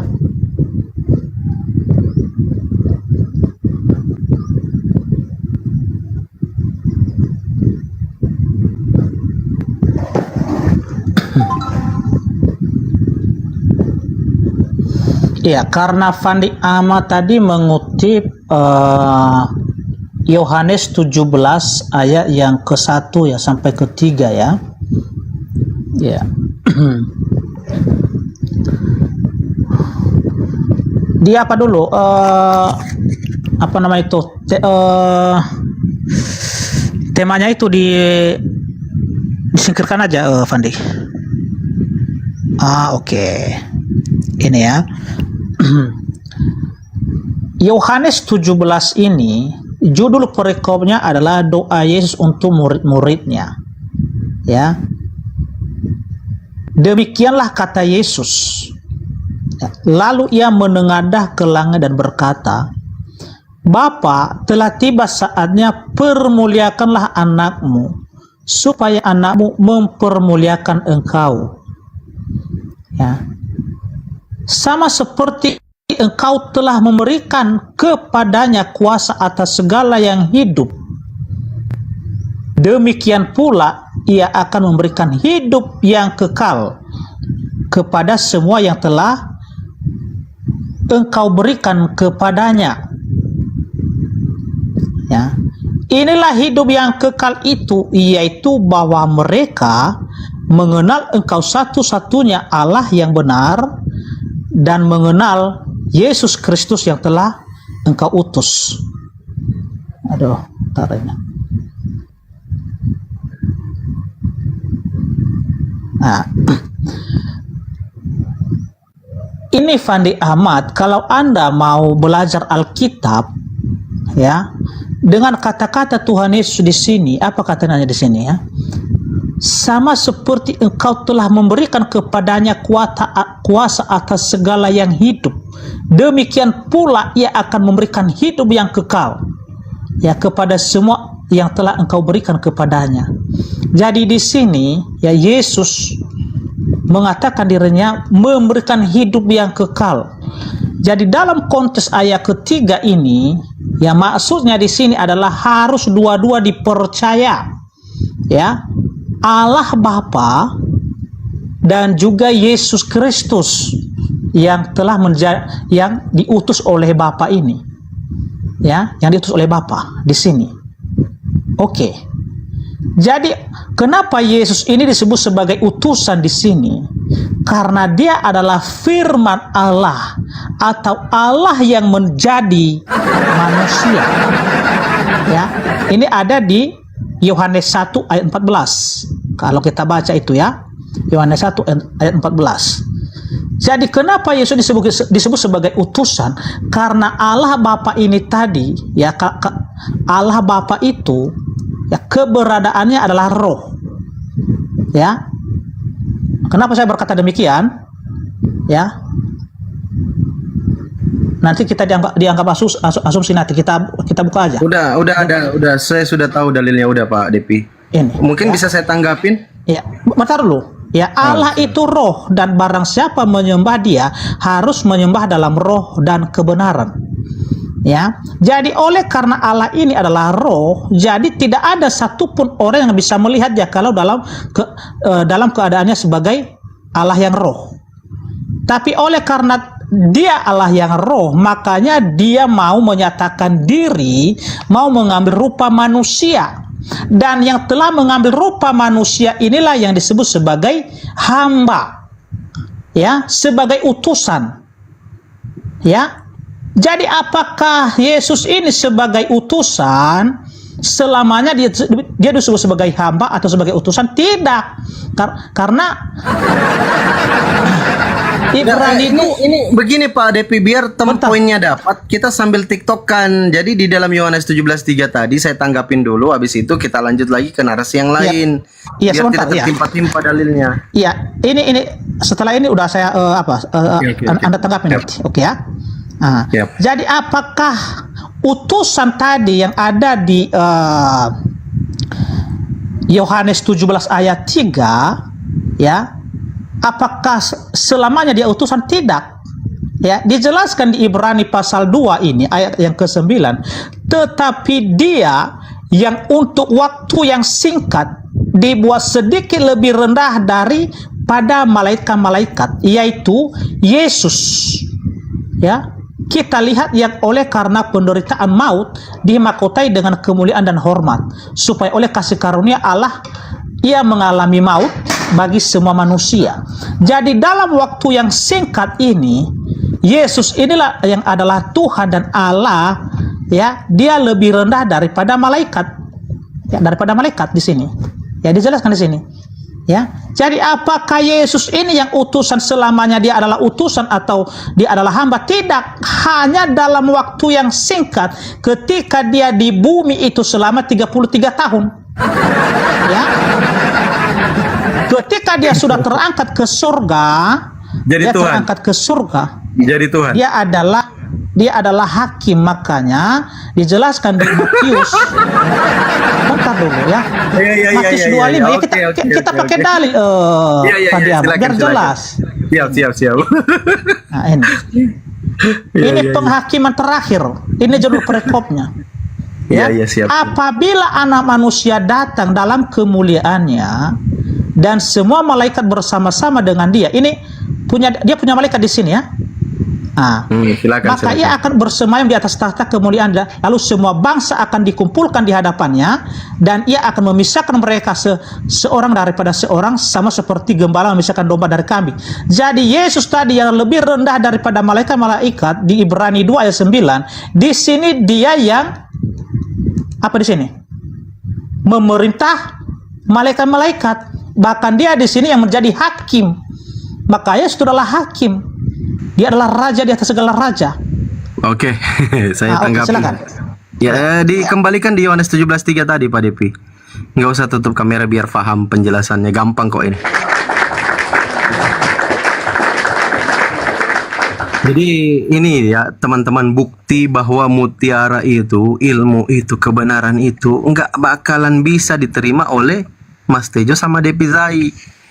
Ilmu dan kebenaran itu di dalam Matius 7:6 nggak akan diberikan kepada mereka karena mereka akan pija-pija.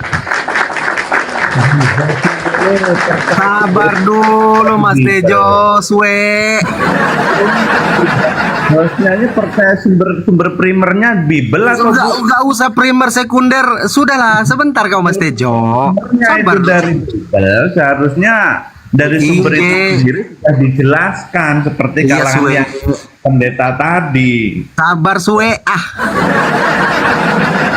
Gini Mas Tejo, bentar ya Mas Tejo, sabar ya, nanti saya kasih kesempatan Mas Tejo untuk menanggapin juga.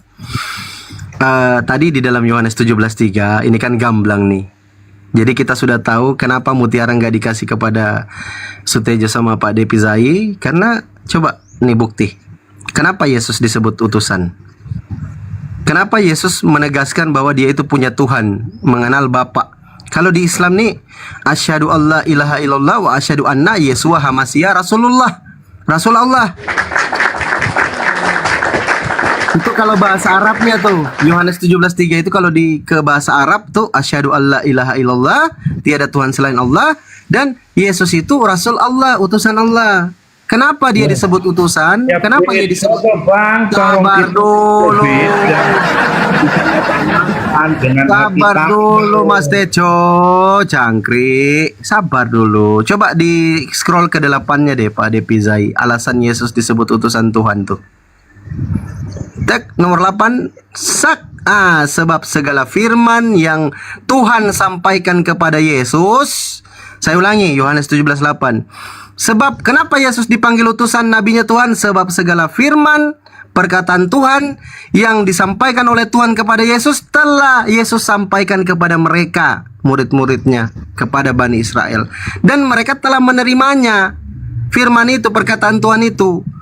Mereka itu tahu benar-benar bahwa aku datang daripadamu, dan mereka percaya, kata Yesus, bahwa engkaulah yang telah mengutus aku sebagai nabi, sebagai hamba Tuhan untuk menyampaikan firman.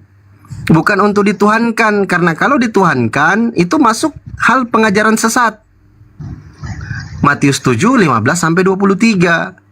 Yesus bilang bukan setiap orang yang berseru kepada Tuhan akan masuk ke dalam kerajaan surga, bukan, tapi yang melakukan kehendak Bapa di sorga. Makanya mutiara barang kudus itu nggak diberikan kepada anjing, dan mutiara ilmu kebenaran di dalam Al-Quran itu barang sucinya, barang kudusnya kan Al-Quran. Kenapa nggak diberikan kepada anjing dan babi? Karena mereka akan pija-pija ilmu itu, kebenaran itu. Al-Quran itu akan dipija-pija sama mereka. Itulah makanya Yesus bilang di Matius 7:6 seperti itu. Nah, ketika kita tahu Yesus itu hanya utusan Tuhan, tidak lebih dari Tuhan, tidak lebih dari yang lain, hanya nabi Tuhan untuk menyampaikan firman, ini pasti dibantah lagi sama teman-teman Kristen, karena nggak ada mutiara sama mereka. Silakan Pak Depi. Ya, Pak Tejo ya, Bang Sutejo ini mau ngomong itu. Silakan dulu Bang Sutejo kalau mau ada yang mau Anda sampaikan. Silakan. Pak Pendeta Sutejo silakan. Nah, kalau ngomong pasti dibantah lagi, percuma ini. Nggak apa-apa, saya diam. Silakan Mas Tejo, Pak Pendeta Sutejo ngomong. Sudah Pak Pendeta saja yang ngomong, saya yang membela saja Pak Pendeta. Jadi tidak usah takut, ada saya ini di sini.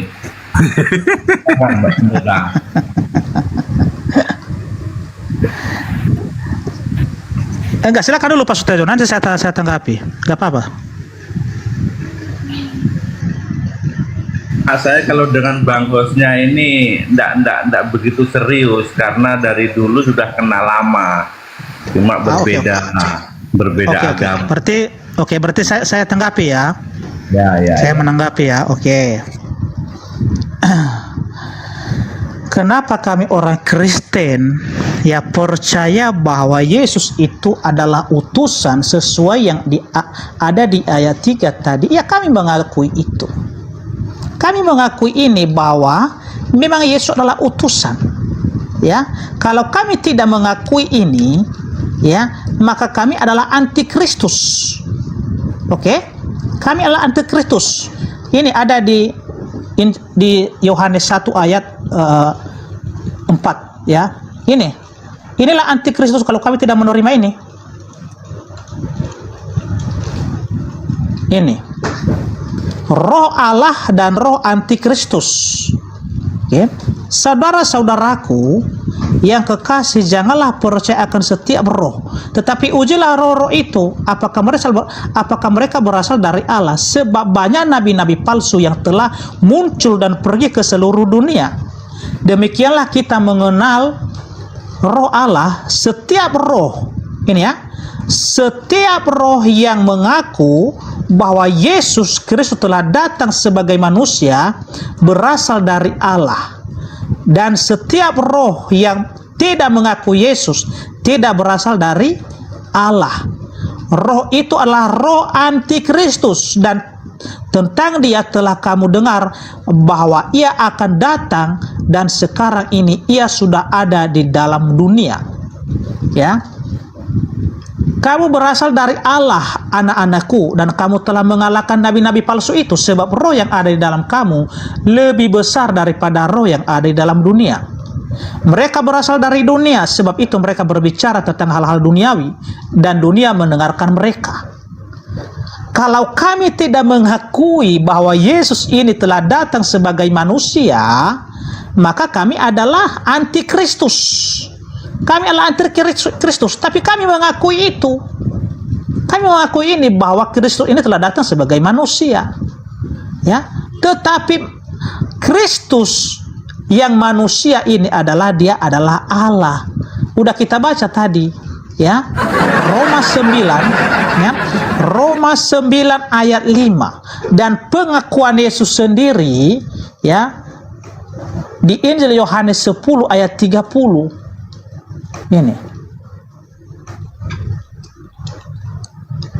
Ini, ya, apa katanya di sini? Aku dan Bapa adalah satu. Ketika Yesus berkata demikian, apa reaksi orang Yahudi? Sekali lagi orang-orang Yahudi mengambil batu untuk melempari Yesus. Kata Yesus kepada mereka, banyak pekerjaan baik yang berasal dari Bapakku yang kuperlihatkan kepadamu. Pekerjaan manakah di antaranya yang menyebabkan kamu mau melempari aku? Jawab orang-orang Yahudi, ya, bukan karena suatu pekerjaan baik maka kami mau melempari engkau, melainkan karena engkau menghujat Allah, dan karena engkau sekalipun hanya seorang manusia saja menyamakan dirimu dengan Allah. Ya, jadi tahu benar orang-orang Yahudi ini ketika Yesus berkata, ya, aku dan Bapa adalah satu, aku dan Bapa adalah satu, mereka mengerti itu adalah menghujat Allah itu. Ya, menghujat Allah itu namanya menyamakan diri dengan Allah. Jadi Yesus di sini mengatakan dirinya adalah Allah, makanya orang-orang Israel mereka apa? Salah. Ya? Saya langsung tanggapin yang ini, nanti banyak tersesat kawan-kawan yang Kristen. Ya. Izin Pak Depi dari 25 dong dibaca Pak Depi biar paham artinya maksudnya apa Yesus dan Bapa satu. Kalau hanya comot-comot kayak gitu, aduh, bisa salah itu Pak. Nah, coba dari 23 deh, dari 23 dibaca coba. Biar paham tuh, coba dibaca. Jangan comot-comot dalil, jangan comot-comot ayat ah. Ini. Dan Yesus berjalan-jalan di bait Allah di Serambi Salomo. Maka orang-orang Yahudi mengelilingi dia dan berkata kepadanya, berapa lama lagi engkau membiarkan kami hidup dalam kebimbangan seperti si Fandi Ahmad ini? Lanjut. Ya, jikalau engkau Mesias, katakanlah terus terang kepada kami seperti si Fandi Ahmad. Oke. Yesus menjawab mereka, Aku telah mengatakan kepada kamu, tetapi kamu tidak percaya. Yesus telah mengatakan kepada mereka bahwa dia adalah Mesias di sini. Pekerjaan-pekerjaan yang kulakukan dalam nama Bapakku. Awas dulu. Jangan di situ. Itulah yang memberikan kesaksian tentang aku. Apa pekerjaan Yesus, Pak Depi? Apa pekerjaan Yesus? Jangan dipotong dulu, jangan dipotong dulu. Oh iya. Ya. Tetapi kamu tidak percaya karena kamu tidak termasuk domba-dombaku, termasuk Fandi Ahmad. Oke, domba-dombaku mendengarkan suaraku dan aku mengenal mereka dan mereka mengikut aku. Dan aku memberikan hidup yang kekal kepada mereka dan mereka pasti tidak akan binasa sampai selama-lamanya. Ini adalah janji Tuhan Yesus. Dan seorang pun tidak akan merebut mereka dari tanganku. Apa pertanyaan di sini? Oke, saya narasikan dulu Pak Pendeta. Maksud Yesus itu aku dan Bapa adalah satu, Pak Pendeta Depi Zai. Yesus kan sudah bilang, aku ini melakukan pekerjaan yang kulakukan dalam nama Bapakku. Apa yang diperintahkan oleh Tuhan itu yang Yesus katakan. Yohanes 12:49 sampai 50, Yesus bilang, apa yang aku sampaikan itu berdasarkan apa yang disampaikan oleh Bapa atau oleh Tuhanku kepadaku. Itu yang kusampaikan kepada mereka. Udah? Sabar. Ya? Di dalam sabar. Di dalam Yohanes 17:8 tadi kan sudah dibaca, Yesus itu menyampaikan firman. Makanya itu Yesus itu satu dengan Bapa karena apa yang diperintahkan Bapa kepada Yesus itu yang Yesus sampaikan kepada murid-muridnya. Itulah kenapa dia satu. Bukan dia mengaku Allah di situ, bukan. Saya belajar teologi, Pak. Sabar, saya belajar teologi, Pak Pendeta Depi. Saya juga belajar Bible study. Nanti Pak Pendeta Depi saya fotokan, saya kirimkan itu Bible study itu, nanti Pak Pendeta beli. Baru pelajari di situ. Nah, gini, sekalian. Kata Yesus itu kan banyak, aku di dalam Bapa, Bapa di dalam aku. Kalau kamu melihat aku sama dengan melihat Bapa, aku dan Bapa adalah satu. Itu kan banyak dalil itu. Maksud Yesus itu, Pak Depi Sai, itu bukan mengatakan bahwa dia adalah Tuhan, bukan. Dia menyampaikan bahwa aku ini melakukan pekerjaan yang diperintahkan. Yohanes 12:49 sampai 50. Coba dibuka dulu baru dilihat kenapa Yesus itu satu dengan Bapa. Itu alasannya karena Yesus menyampaikan apa yang disampaikan oleh Bapa kepada dia. Pekerjaan Yesus itu menyampaikan firman. Jangan lari-lari dulu. Kita selesaikan kita selesaikan dulu. Yohanes 10 ini kita selesaikan dulu. Jangan lari-lari kemana-mana dulu. Oke. Monggo, silakan. Oke ya. Kenapa timbul perdebatan antara orang Yahudi dengan Tuhan Yesus di sini? Karena Tuhan Yesus di sini mengaku dirinya adalah gembala yang baik. Ini ya, judul perikopnya di sini gembala yang baik. Makanya timbul perdebatan di sini. Ketika Yesus mengaku dirinya gembala yang baik di sini, maka Tuhan Yesus di sini menyembuhkan orang sakit dan membuka mata orang buta di sini ya. Ketika dia melakukan hal itu, maka orang-orang Yahudi menuduh dia bahwa apa yang dilakukan dia itu adalah perbuatan dari kuasa dari si jahat. Ini kita bahas ya. Maka timbullah pula pertentangan di antara orang-orang Yahudi karena perkataan itu. Banyak di antara mereka berkata, ia kerasukan setan dan gila. Ini, mengapa kamu mendengarkan dia? Yang lain berkata, itu bukan perkataan orang yang kerasukan setan. Dapatkah setan memelekkan mata orang buta? Jadi ada pro kontra di sini ya, oleh kedua belah pihak. Ada yang mengatakan Yesus itu adalah kerasukan setan dan gila. Sedangkan yang lain berkata ya, itu bukan perkataan orang yang kerasukan setan. Dapatkah setan membelekkan mata orang-orang buta? Jadi di sini mereka sendiri melihat apa yang dilakukan oleh Tuhan Yesus di sini, kuasa-kuasanya itu. Makanya diteruskan di ayat 22, Yesus ditolak oleh orang Yahudi. Ya. Jadi ketika Yesus menyampaikan kepada orang-orang Yahudi ini bahwa dia adalah Mesias dan semua pekerjaan-pekerjaan yang ia lakukan itu adalah dari kuasa dari Bapa, kuasa dari Allah, orang Israel tidak mau percaya itu. Ya. Jadi maksud Yesus di sini sama mereka, ya buktikan dari apa yang saya perbuat itu, buktikan dari perbuatan saya bahwa saya ini adalah berasal dari Allah, bukan dari si jahat yang seperti yang mereka katakan di sini bahwa dia adalah kerasukan setan dan gila.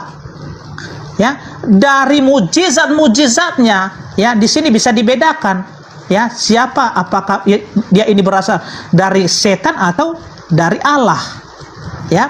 Jadi oleh karena itu, ya diteruskan di sini, ya. Maka orang-orang Yahudi mengelilingi dan berkata kepadanya, berapa lama lagi engkau membiarkan kami hidup dalam kebimbangan? Jikalau engkau Mesias, katakanlah terus terang kepada kami. Jadi sebenarnya Yesus di sini sudah mengatakan kepada mereka ini bahwa dia adalah Mesias, tapi mereka masih dalam kebimbangan, dalam keraguan-raguan seperti Fandi Ahmad. Oke? Maka Yesus menjawab mereka, percaya, aku telah Yesus mengatakannya. Pak Depi, saya percaya Yesus Mesias loh, seorang yang diurapi Ya, oke. Tuhan. Saya percaya loh. Iya. Lanjut. Oke, aku telah mengatakannya kepadamu, tetapi kamu tidak percaya. Pekerjaan-pekerjaan yang kulakukan dalam nama Bapakku, itulah yang memberi kesaksian tentang aku. Jadi yang membuktikan Yesus itu adalah Mesias, anak Allah yang maha tinggi, dari pekerjaan-pekerjaannya, dari mujizat-mujizatnya tadi. Dia membuka mata orang buta, dia berjalan di atas air, dia membangkitkan orang mati, dia berjalan dia memberikan makanan orang yang walaupun hanya 2 ikan dan 5 roti bisa kenyang orang yang 5.000 orang. Itu yang membuktikan bahwa dia ini adalah Mesias, anak Allah yang maha tinggi. Ya, jadi ini ya, Mesias, dia adalah Mesias. Itu yang membuktikan dari pekerjaannya. Jadi timbullah perdebatan di sini. Ya, apa kata Tuhan Yesus kepada orang-orang Yahudi itu? Tetapi kamu tidak percaya karena kamu tidak termasuk domba-dombaku. Domba-dombaku mendengarkan suaraku dan aku mengenal mereka dan mereka mengikut aku. Dan aku memberikan hidup yang kekal kepada mereka dan mereka pasti tidak akan binasa sampai selama-lamanya dan seorang pun tidak akan merebut mereka dari tanganku. Kalau Fandi Ahmad mengatakan di sini aku percaya dia adalah seorang nabi, siapa nabi yang bisa menjamin kehidupan kekal kepada umat manusia? Siapa? Tolong tunjukkan nanti siapa itu. Siapa nabi yang bisa menjamin kehidupan kekal kepada umat manusia? Oke, lanjut. Kita tinggalkan itu, lanjut dulu. Oke, Bang Pak Depi, aku dan Bapak jadi adalah satu. Sabar dulu. Bentar dulu. Oh iya. Sabar dulu. Saya belum selesai nih. Lanjut. Oke. Fandi Ahmad tadi mengatakan pekerjaan dia di situ yang dimasuk orang Yahudi. Kita baca ulang lagi ini kalau begitu. Kita baca ulang lagi. Tapi udah jelas ini tadi. Apa kata Tuhan Yesus di sini? Banyak pekerjaan yang baik yang berasal dari Bapakku. Nggak usah diulang. Bentar biar dulu. saya tanggapin, Pak Bentar Pendeta. dulu. Kita ulangi lagi karena Anda belum paham ini, ya. Yang kuperlihatkan kepadamu pekerjaan manakah di antara yang menyebabkan kamu melempari aku? Ini orang Yahudi di sini, ya, mengatakan kepada Yesus bukan karena suatu pekerjaan baik maka kami mau melempari engkau, melainkan apa? Engkau menghujat Allah, dan karena engkau sekalipun hanya seorang manusia seperti yang disampaikan oleh Fandi Ahmad tadi, kepercayaan Fandi Ahmad bahwa dia adalah hanya manusia biasa saja, menyamakan dirimu dengan Allah. Ini yang dimasalahkan orang Yahudi. Yesus di sini menyamakan dirinya dengan Allah. Makanya orang Yahudi tadi mengangkat batu untuk melempar Yesus. Ya. Karena Yesus di sini menyamakan dirinya dengan siapa? Dengan Allah. Udah. Itulah sebabnya orang Yahudi melempar Yesus dengan batu, bukan karena pekerjaan. Jadi bukan satu dalam pekerjaan ini. Kalau ayat 30 ini adalah satu dalam hakikat, satu dalam keberadaan, satu dalam kuasa, satu dalam penciptaan mereka. Ya, aku dan Bapa adalah satu. Itulah pengertiannya. Oke, silakan ditanggapi. Baik, terima kasih Pak Depi. Menambah. Mas Tejo jangan ganggu saya mau narasi, Mas Tejo, nanti hilang, nanti lupa. Bentar Mas Tejo ya. Mas Tejo tadi dikasih kesempatan sama Pak Pendeta Depi nggak mau ngomong. Sekarang saya mau ngomong Tanya Pak. Mas, dulu baru jemaatnya. Sebentar. Tanya dulu. sebentar, jangan potong narasi saya. Sabar Pak Mas Tejo, nanti saya kasih kesempatan lagi sebentar. Tadi udah dikasih sama Mas Pak Depi tapi nggak mau tanggapin dia. Oke, lagi-lagi teman-teman saya ulangin sambil di tap-tap layar biar komalnya kuat. Matius 7 nomor 6, jangan memberikan barang kudus kepada anjing, jangan memberikan mutiara kepada babi, jangan berikan ilmu kepada mereka, akan dipijak-pijak ilmu itu, akan dirusak, akan dihancurkan. Ini bukti lagi kita temukan teman-teman ya. Saya mau tanggapin ada beberapa data tadi yang ditunjukkan oleh Pak Pendeta Depizai. Berbicara, aku di dalam Bapa, Bapa di dalam aku, kamu melihat aku sama dengan melihat Bapa, aku dan Bapa adalah satu.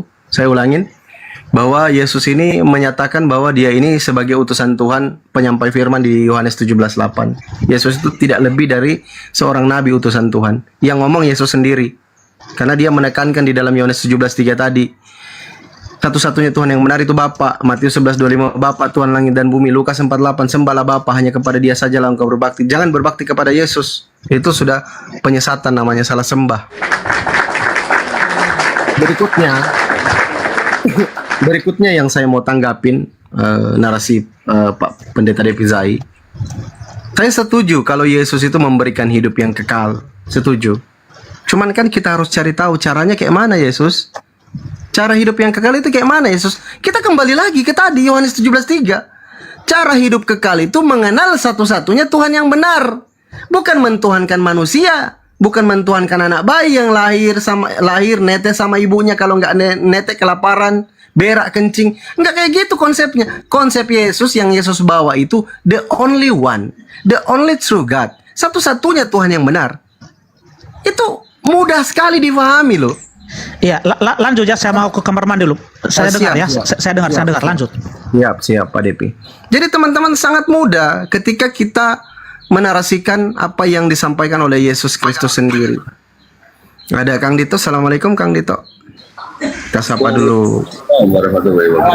Pendeta Kang Dito. Nah, saya selesaikan narasi saya dulu ya. Habis ini saya yang bantah ya. Iya, inje masuk inje suwe. Pokoknya kalau saya udah aku selesaiin dulu narasiku. Jadi teman-teman Kristen ini banyak misconception sebenarnya, banyak salah paham dan salah mengerti. Akibat apa? Akibat dogma. Akibat apa? Dogma gereja. Dari kecil sampai besar dogma itu sudah mendarah daging. Akibat apa? Yesus nggak memberikan mutiara kepada babi. Matius 7:6 tadi itu Yesus nggak berikan mutiara, nggak berikan ilmu kebenaran kepada mereka. Jadi kalau kita umat Islam memberikan ilmu dan kebenaran, entah itu kepada jemaat bulanan, mingguan, harian, tahunan, pendeta, pastor, romo, S1 teologi, S2 teologi, S3 teologi, profesor teologi, S Tom-Tom dan sebagainya, itu pasti akan ditolak dan dipijak-pijak ilmu dan kebenaran itu. Makanya tadi Roma 1:22-25 itu menampar keras rahang pendeta, pastor maupun romo. Ditampar itu, ketepak. Karena kenapa? Mereka dengan bangganya berbuat seolah-olah mereka itu penuh hikmat. Mereka itu penyembah Tuhan yang benar seolah-olah, seakan-akan. Tapi mereka telah menjadi bodoh. Kenapa bodoh? Mereka menggantikan kemuliaan Elohim yang tidak fana dengan gambaran yang mirip dengan manusia Yesus. Elohim yang tidak kelihatan ini, Yohanes 5:37. Elohim yang bukan manusia, Bilangan 23:19. Elohim yang 2 Samuel 7:22 tidak ada yang sama seperti dia. Elohim yang bahkan langit dari segala langit pun tidak mampu menampung dia. Mereka ganti Elohim ini dengan sesembahan manusia. Manusia Yesus diganti Elohimnya ini. Makanya mereka ini, teman-teman, nggak diberikan mutiara sama Yesus.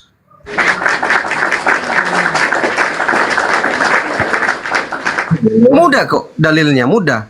Silakan Mas Tejo. Paham. Monggo. Memang bagus sekali seperti Bang Hos sampaikan itu. Memang untuk pengenalan akan Tuhan itu sejak dari awal abad-abad pertama dan sampai sekarang itu yang dikenal sebagai Tuhan itu adalah Sang Pencipta. Jadi itu sudah termasuk universal. Tetapi bagi kekristenan Bang Pandi, namanya ketuhanan itu adalah suatu yang menjamin keselamatan yang dekat dengan umatnya. Jadi di situ harus bisa dibedakan mana itu Tuhan universal dan Tuhan penjamin, walaupun kedua-duanya itu seakan-akan kan tuh tidak sama, padahal itu serupa segambar yang saya maksudkan tadi. Jadi kekristenan mengenal sebagai Tuhan Yesus itu sebagai junjungan penyelamat, penjamin bagi umatnya. Jadi kalau mengenal seperti Bang Fendi, Tuhan yang berhubungan dengan universal Sang Pencipta tadi, semuanya orang sudah tahu dan memahami. Tetapi yang bagi penyelamat, penjamin bagi hamba-hambanya itu cuma satu, yaitu Tuhan Yesus. Itu loh maksudnya, jadi harus bisa dibedakan. Udah, mungkin bisa digenapi dengan Pak Pendeta ini. Dan yang lebih senior. silakan. Iya, jadi begini ya. Kalau laju di sana. Ya Kak, bentar saya buka data dulu ya, karena saya kalau ngomong itu saya kurang senang kalau tidak pakai data ya.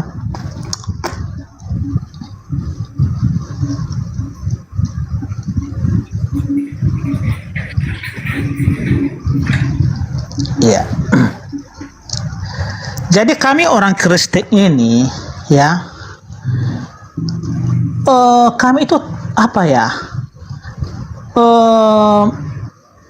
Sudah menaruh kepercayaan bukan karena doktrin, bukan karena dogma ya, tetapi apa yang tertulis ya, dan inilah yang menjadi yang kami percaya. Jadi kami percaya kepada rasul-rasul ya, daripada orang-orang yang hidup 2000 tahun kemudian, apalagi yang hidup artinya 600 tahun setelah Yesus ini datang ya. Kami lebih percaya kepada rasul-rasul. Karena kenapa? Karena rasul-rasul ini seperti yang disampaikan oleh Rasul Yohanes ya, ini Rasul Yohanes ini ya, murid Tuhan Yesus ya. Jadi mereka lah yang lebih tahu ya, yang sudah mendengarkan kesaksian Tuhan Yesus ini dan mujizat-mujizatnya serta pengajaran-pengajarannya ya, mujizat-mujizat yang lakukan ya, apa yang dialami oleh Tuhan Yesus. Jadi kami lebih percaya itu daripada orang-orang yang barusan, artinya contoh artinya 30 tahun bahkan 100 tahun pun bahkan 1000 tahun pun kami tidak percaya lagi. Karena kenapa? Karena kami lebih percaya kesaksian rasul tentang Yesus itu ya. Ini apa kata Rasul Yohanes ini? Apa yang telah ada sejak semula, yang telah kami dengar, yang telah kami lihat dengan mata kami, yang telah kami saksikan dan yang telah kami raba dengan tangan kami tentang firman hidup, itulah yang kami tuliskan kepadamu. Jadi kami lebih percaya 100% bahkan 1000% di sini dengan perkataan-perkataan rasul-rasul daripada perkataan-perkataan orang-orang yang tidak mengenal Yesus di sini. Ya. Jadi karena Yohanes ini yang menulis tadi Injil Yohanes itu yang kita baca tadi di Yohanes 30 ya, 30 ini, makanya kami percaya Yohanes 10.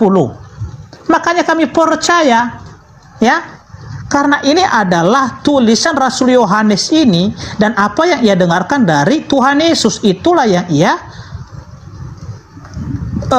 tuliskan di sini.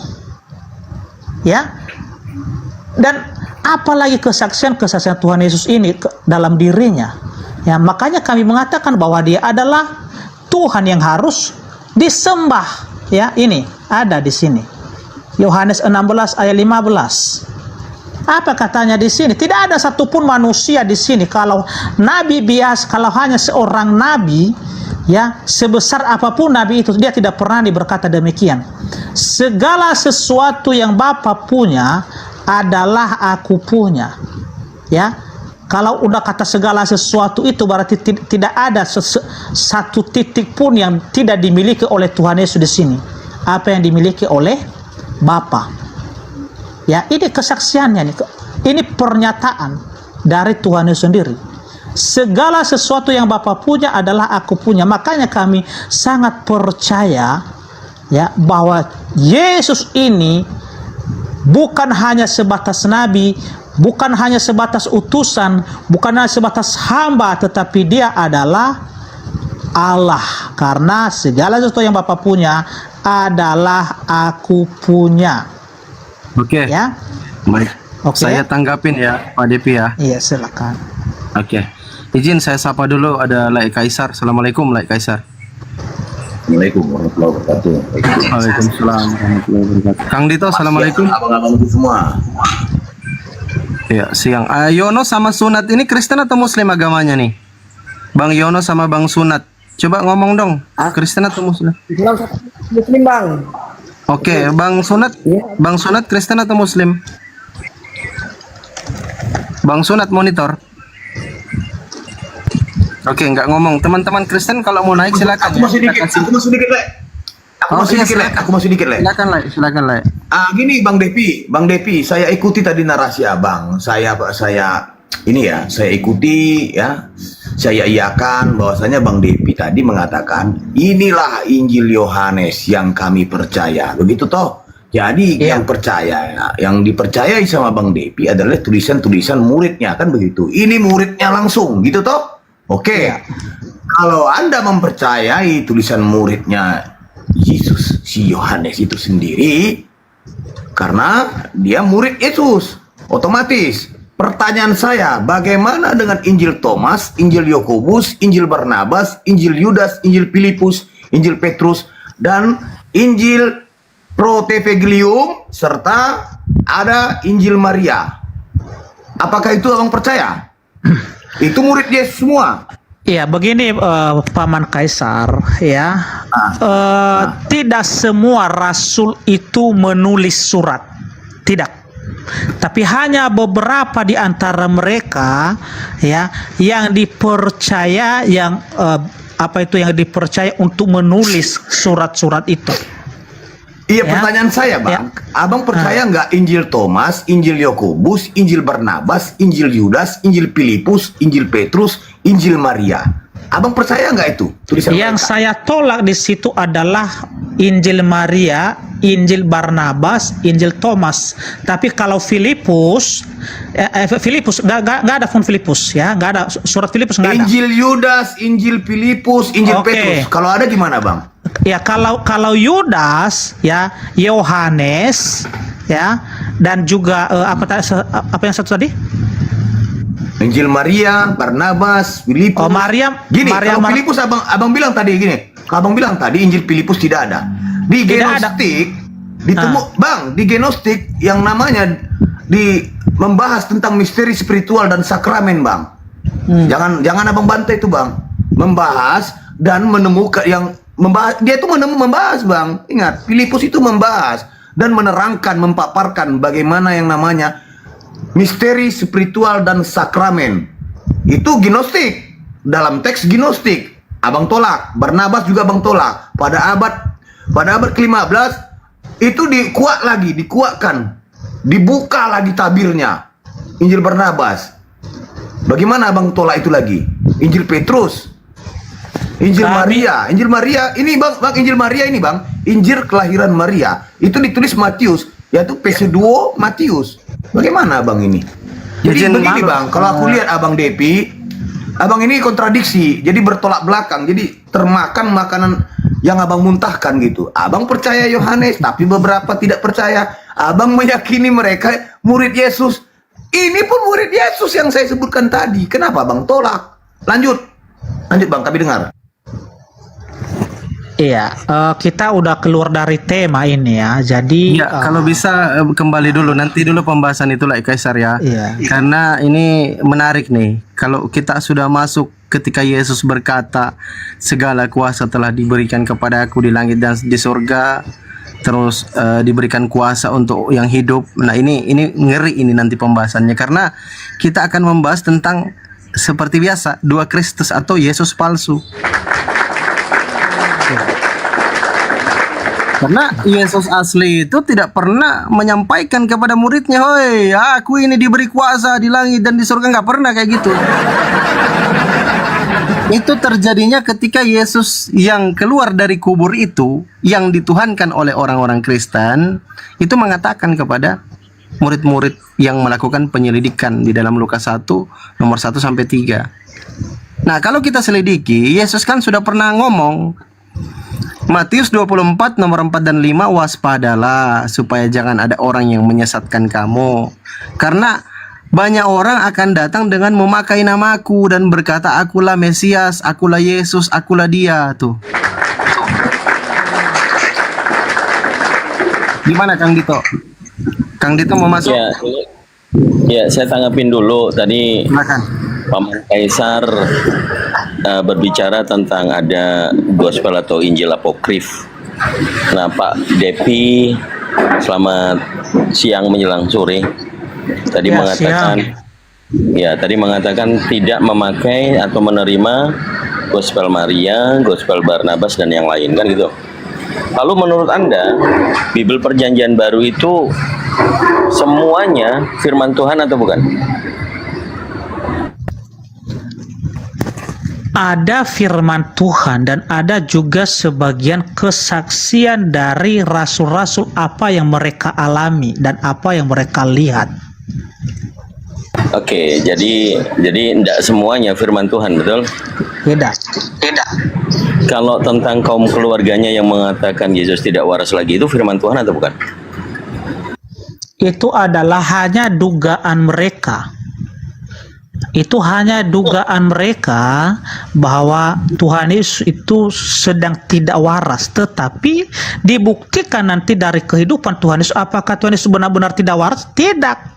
Tetapi itu adalah hanya dugaan mereka, karena pada saat itu Tuhan Yesus sudah terlalu berani ya berbicara di tengah-tengah imam besar, orang-orang Farisi dan ahli-ahli Taurat, dan melakukan mujizat-mujizat di sana. Makanya saudara Maria itu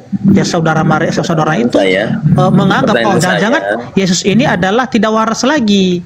Bukan, pertanyaan saya, apakah yang itu firman Tuhan atau bukan? Bukan. Lalu kalau bukan firman Tuhan, itu pendapat dari siapa yang menulis sehingga seperti mengolok Yesus itu tidak waras? Iya, itu kan kenapa harus ditulis itu? Ya, supaya mengetahui apa peristiwa yang terjadi ketika Tuhan Yesus itu di dunia selama 33 tahun setengah. Ya, jadi artinya semua hal-hal itu ya yang dituduhkan kepada Tuhan Yesus, kenapa itu harus ditulis? Ya, supaya itu menjadi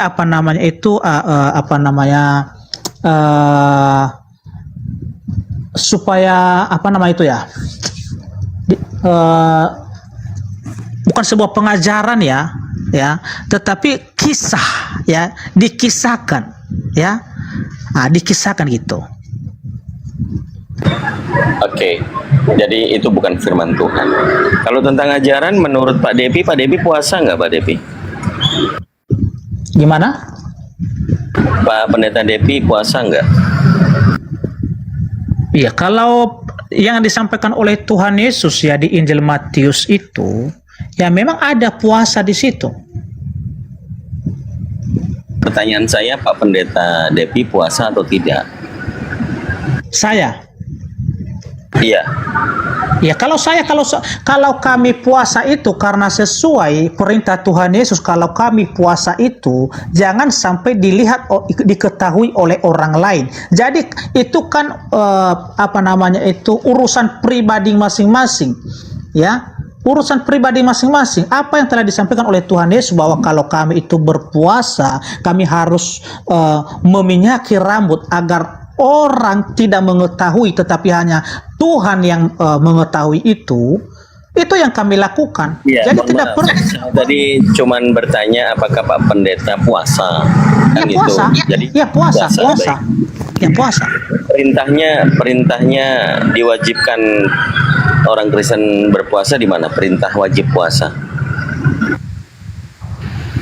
Kalau diwajibkan, tidak ada diwajibkan di situ. Ya.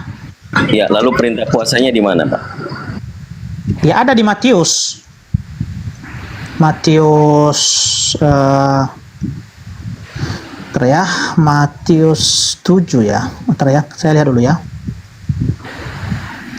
Hal berpuasa. Matius 4:2 itu. Matius 4 butir 2. Matius 6, 16, 18. Berapa? Matius Ada 6. Matius 4 butir 2, Matius 6 nomor 16 sampai 18. Hafal saya itu. Ya. Markus 9, 29 ada juga. Lukas Ya, 5, 33, 35. Ya, kita Lukas baca. 18. Iya. Ya, coba dibaca, Paman. Itu perintah atau gimana sih itu? Pilihan atau perintah? Ini ya, bentar Yang mana ya. dulu? Yang Lukas, yang Matius berapa ini? Banyak ini. Ada 10 Matius perintah di 6 situ. ayat 16. Ya. Sampai dengan kita baca ini ya. Dan apabila kamu berpuasa, janganlah muram mukamu seperti orang munafik. Mereka mengubah air mukanya supaya orang melihat bahwa mereka sedang berpuasa. Aku berkata kepadamu, sesungguhnya mereka sudah mendapat upahnya. Ya, tetapi apabila engkau berpuasa, minyakilah kepalamu dan cucilah mukamu, supaya jangan dilihat oleh orang bahwa engkau sedang berpuasa, melainkan hanya oleh Bapamu yang ada di tempat tersembunyi. Maka Bapamu yang melihat yang tersembunyi akan membalasnya kepadamu. Ya. Ini makanya kami orang-orang Kristen itu tidak pernah kami itu heboh-heboh kalau puasa. Tidak pernah kami itu memperlihatkan kepada orang lain, karena inilah Perintahnya, ya. yang saya tanya, perintah puasa di mana, Pak? Perintah Ya, puasa. ini kan sudah perintah toh Kang Dito. Mana? Diwajibkan atasmu berpuasa, mana? Ini ya udah jelas di sini kalau orang Kristen itu berpuasa di sini, inilah aturannya, inilah aturan mainnya, seperti ini harus dilakukan ya oleh orang-orang percaya kalau mau berpuasa. Jadi ini adalah perintah. Itu dan apabila, Pak, bukan perintah, Pak.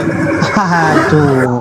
Ya karena sebelumnya ini ya kalau di perjanjian lama kan kita tahu bagaimana puasa di sana, ya kan ada puasa Daud, ya ada puasa Daniel, ya ada puasa yang 40 hari 40 malam itu puasa Musa itu di atas Gunung Sinai, ya. Jadi ketika orang-orang Israel melakukan puasa itu, maka mereka itu lebih doyan supaya dilihat oleh orang, supaya dipuji oleh orang. Makanya itu yang dilakukan oleh orang-orang Farisi dan ahli Taurat pada saat itu. Jadi inilah yang ditegur oleh Tuhan Yesus di sini, jangan melakukan seperti orang-orang yang munafik seperti itu. Tetapi kalau mau berpuasa itu seperti ini, ya artinya meminyaki rambut, mencuci muka. Bagaimana cara berpuasa itu ajaran. Yang pertanyaan saya, perintahnya di mana? Ya ini udah perintah ini, aduh. Bukan, saya melihat itu ajaran, Pak. Perintah itu kalimat perintah. Berpuasalah kamu, nah itu perintah. Jangan diikuti Sutejo, udah bongol dia sejak lahir.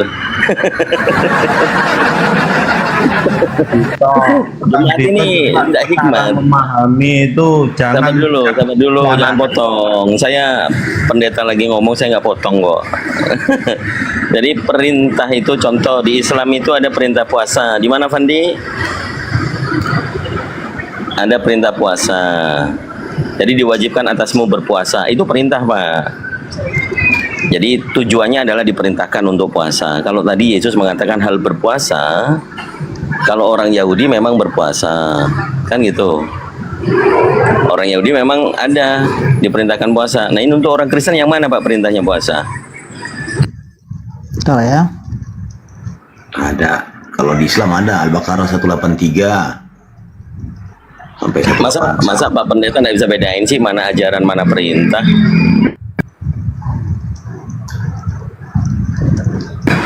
Kalimatnya kan jelas gitu. Dan apabila kan gitu, dan apabila itu bukan perintah. Itu Pak. Jadi kalau Bapak puasa tanpa ada perintah, hanya mengikuti apa yang dilakukan Yesus. Nah, kalau Yesus ini Tuhan, dia kan puasa. Dia berpuasa untuk apa Pak Tuhan berpuasa itu? Gimana? Kalau dikatakan di situ Yesus berpuasa 40 hari 40 malam kan? Iya. Lalu apa masalahnya situ? Lalu Yesus berpuasa itu untuk siapa Pak?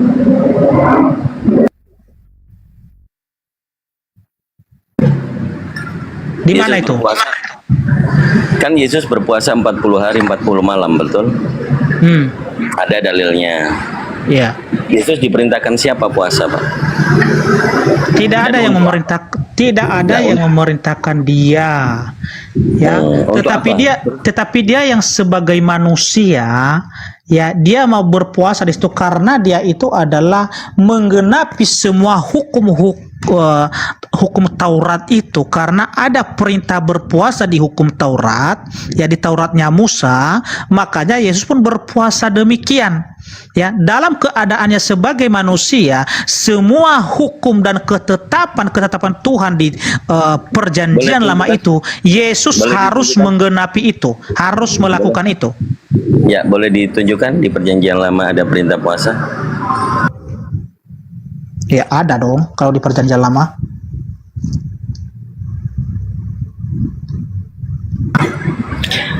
Tejo Tuhanmu, nah Tejo. Rungokno sik to, ben pendetaku ngomong, rungokno. Tejo. Yom Kippur itu Yom Kippur. Aja guyu. Sama itu Pak DP. Tradisi itu bukan perintah, itu tradisi. Masa lali Kang Dito sekolah wis S2 karo aku bareng-bareng ya. Tuhan kok berpuasa. Kalau Tuhan puasa gimana ini? Coba buka ini Pak DP, tradisi Tisabab. Itu memperingati hari kehancuran bait suci itu. Kasih tahu dulu tradisi. Kaisar, jangan kasih tahu dulu. Pendeta ini. Oh iya, oke. Siap. Tejo kelabakan ya. Assalamualaikum warahmatullahi wabarakatuh, khusus bagi yang muslim. Waalaikumsalam.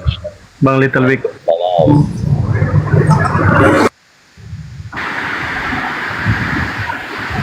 Berat ini mantan Katolik dua-dua di sini. Kacau. Berat lah, Tejo. Wong Kang Dito iku lho ngomong poso-poso wong ora tau poso blas. Kok ngomong poso. Nek sampean dikandani ngono ora perintahane ngono lho. Nek sampean ono cangkemmu lho. Ora ono iki lho. Wis enek dhisik ajaran ning Kristen kon poso. Ora ono perintahane, iku nek tradisi cangkemmu iku lho, Jo. Lah. Nek ngomong iku ojo ngococon ae ne. Ono datane ora. Ngono lho ngomong. Kabeh iki buktine iki enek. Ini opo nih cocotmu iku lho. Cangkemmu suwe. Menang ae, sik Kang Depi. Menang kowe, menang Jo. Bentar. Kita baca ya. Imamat 23 ayat 26 dan 27. Tuhan berfirman kepada Musa, akan tetapi pada tanggal 10 bulan yang ke-7 itu ada pada hari pendamaian. Kamu harus mengadakan pertemuan kudus dan harus merendahkan diri dengan berpuasa dan mempersembahkan korban api-apian kepada Tuhan. Ini ada perintah berpuasa di sini. Oke? Imamat memperingati hari pendamaian, Bang. Memperingati hari pendamaian itu, Bang. Allah. Iya, ada perintah di sini kan, perintah harus apa di sini? Kamu harus mengadakan pertemuan kudus dan harus merendahkan diri dengan berpuasa. Perintah ini bukan? Iya, perintah. Dengarkan Betul. Lalu Pak Pendeta, Yesus puasa. Terus Yesus berpuasa, apakah tujuannya sama untuk perdamaian dan memberikan korban bakaran dari api-apian? Kalau Yesus di sana dia berpuasa di situ, ya dia memang artinya kemanusiaan itu merendahkan diri di hadapan Bapa dan persiapan ya untuk persiapan bentar dulu untuk persiapan dalam pelayanannya ya dan untuk membuktikan bahwa dia adalah artinya bahwa dia itu berkuasa atas iblis ya, iblis itu tidak sanggup mencobai dia di atas gunung padang gurun itu. Makanya Yesus di sana berpuasa, sehingga ketika dia berpuasa itu datanglah iblis yang mencobai dia, karena di situ kan dia sedang lapar, di situ dia belum makan dan belum minum selama 40 hari 40 malam, sehingga iblis itu datang kepadanya menawarkan ya, jika engkau adalah anak Allah, jadikanlah roti batu ini ya dan makanlah supaya engkau kenyang ya. Itu persiapan dirinya untuk memulaikan pelayanannya, karena ketika Yesus sudah turun dari padang gurun itu, dia memanggil semua murid-muridnya memulaikan pelayanan. Pertanyaan saya, apakah di situ diperintahkan untuk Yesus?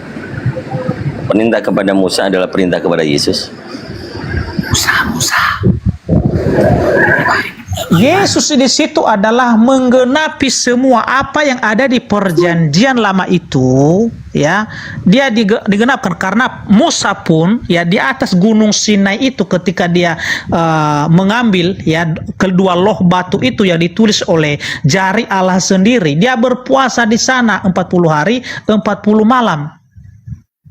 Lalu yang diikuti oleh Yesus, dia menjadi seperti Musa berpuasa, atau Tuhan yang memerintahkan puasa itu Yesus? Yang mana nih betulnya? Ya, dia mengikuti seperti yang dilakukan oleh yang ada di kitab Taurat Musa itu. Semua yang ditulis oleh Nabi Musa dia mengikuti itu. Ya, karena Yesus itu dalam keadaannya sebagai manusia, dia menggenapi semua hukum-hukum itu. Tuhan yang memerintahkan Musa ini siapa, Pak? Yesus atau bukan?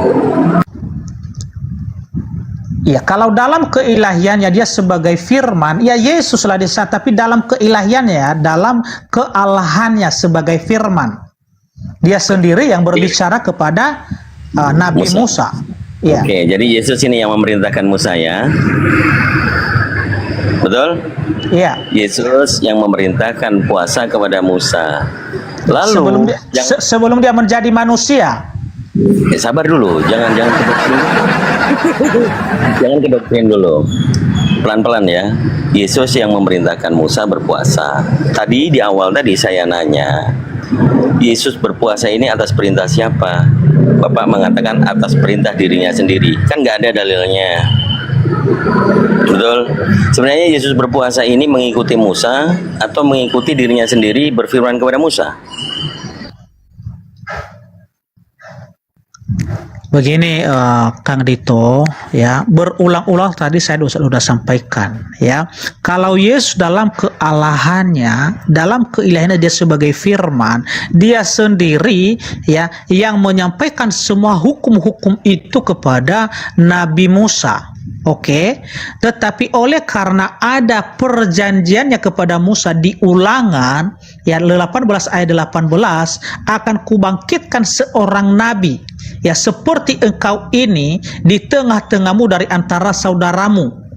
Jadi Yesus dalam kenabiannya dia mengikuti semua, sekalipun dia sendiri yang menyampaikan hukum itu kepada Nabi Musa, tetapi dia juga yang menggenapi itu semuanya. Jadi oleh karena itulah Yesus itu berpuasa di atas di padang gurun itu, karena dia telah memerintahkan Musa untuk melakukan itu. Dalam konteks kenabiannya, dia sebagai nabi, dia melakukan semua itu.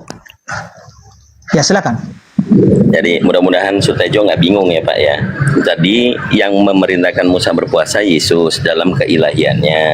Ya, maksudnya itu Kang, Bapak di surga Wes menang, Jo, menang. Bapa di surga itu maksudnya Yesus keilahiannya itu adalah Bapa di surga. Gimana sih?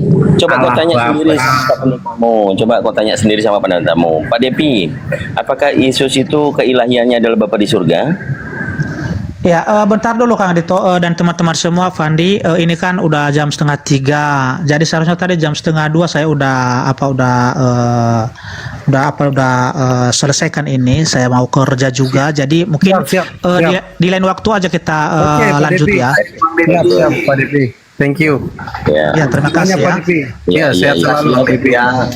Ya, oke. Karena Bang Depi enak ditanya. Terima kasih ya. Bukan saya kabur, tapi saya mau kerja. Kalau nggak kita kerja, aman. gimana mau kita nafkahi anak-anak kita? Oke ya. Aman Pak Depi. Terima kasih ya. Ya, sama-sama Pak Depi. Makasih Pak Depi. Ya, oke, terima kasih. Ya, misalnya feeling dari Pak Depi. Feeling dari Pak Pendeta Depi, ini jemaatnya paling bongol gitu loh. Dia bilang dikatakan sudah gitu. Gimana sih? Pertanyaan Kang Dito juga makin lama makin tajam Kang Dito. Aduh, sangat berbahaya. Paman, Kang Dito ben ngomong sik, Paman. Enggak penting. Kang Dito tuh udah nggak usah ngomong, nanti kena jebak lagi sampean ngono loh. Ya.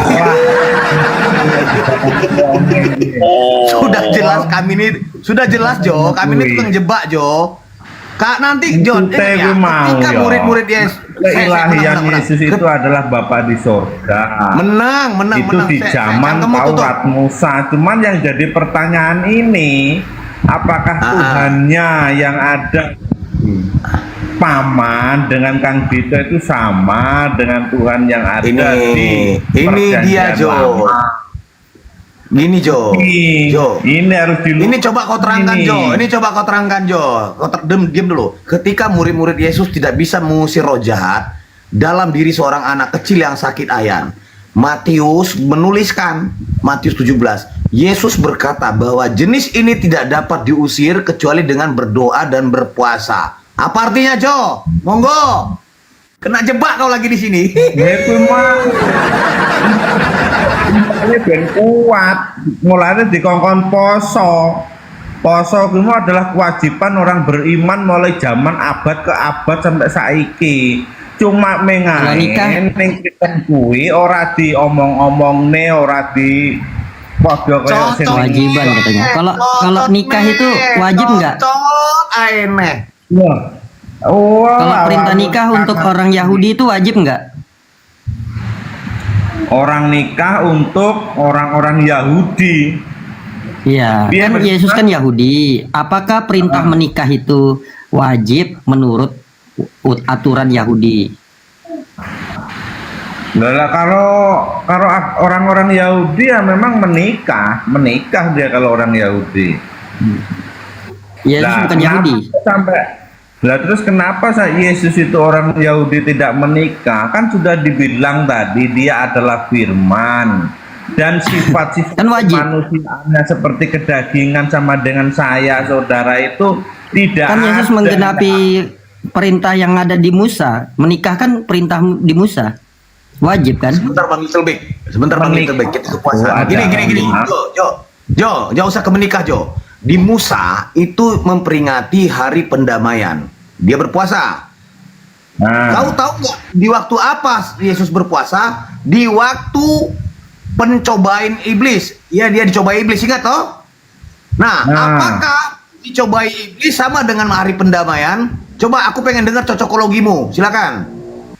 Nah, begini. Hari pendamaian itu kan sudah tertera di dalam perjanjian lama itu sendiri, yang kitabnya adalah Taurat. Nah, sedangkan Yesus itu setelah adanya Taurat itu, dia itu kan yang jelas mempelajari kitab-kitab yang ada di isi Taurat tentang tadi itu perdamaian tadi. Pertanyaan Kang Dito tuh simpel. Apa tujuan Musa dan apa tujuan Yesus berpuasa? Ngono lah, sampai cocotnya melebar ngalor ngidul Iya, aku paham. Salibkan Tejo, salibkan. Iya. Kan kayak cocok logi, Bang.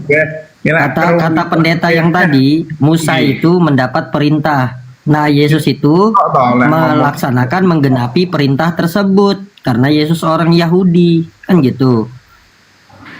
Karena Yesus orang Yahudi, dia melakukan semua perintah yang ada di Bible. Seharusnya kan menikah juga dong. Karena menikah itu ada perintahnya loh.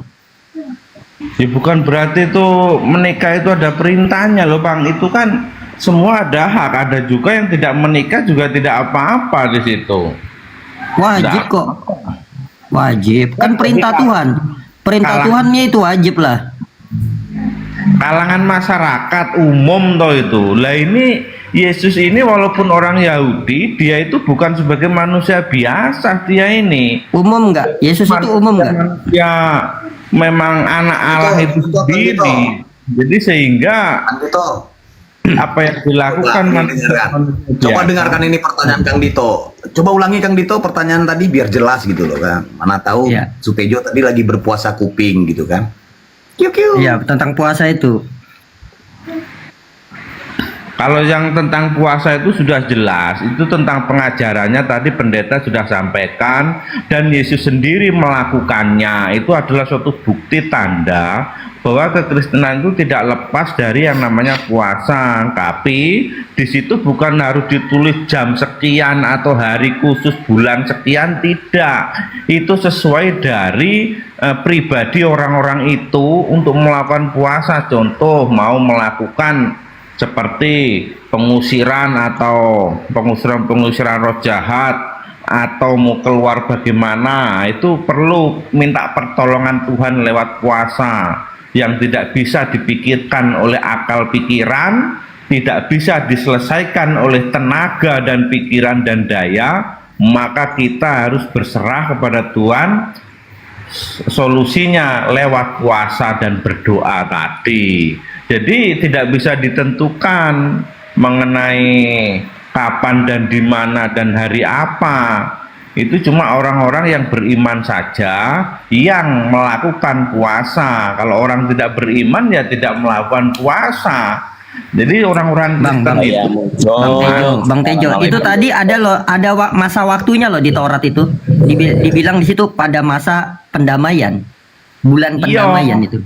Mulanya di situ hukum Taurat itu semuanya kan sudah dilengkapi dari Tuhan Yesus. Mujo ngalang-ngalai pendeta 40 hari 40 malam tadi. Kan dia tidak tapi dia untuk mendamai bumi, seluruh alam semesta. Jadi dia mampu melakukan 40 hari 40 malam itu manusia. Wes angel.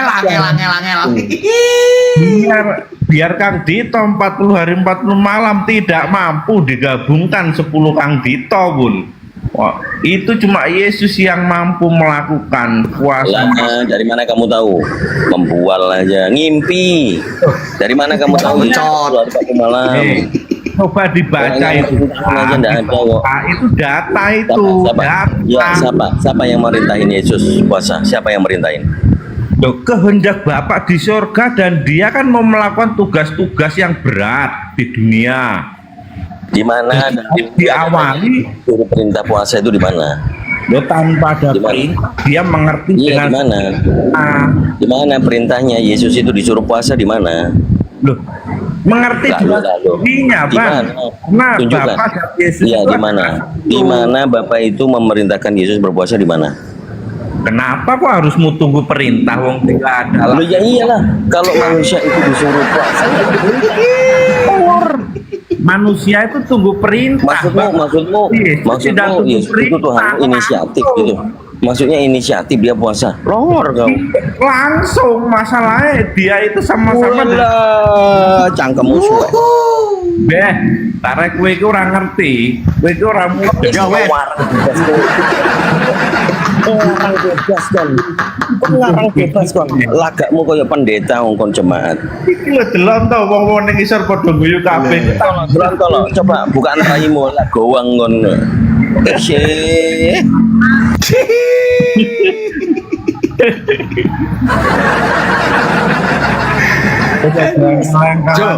agak lagaan ngalang-ngalai pendeta, gak ngerti Iya. apa-apa. Iki lho supaya banjir-banjir ora sangkal-angkalan. Ku lek kadung Tuhanmu. Ngkel, cangkemmu lho, cangkem asu.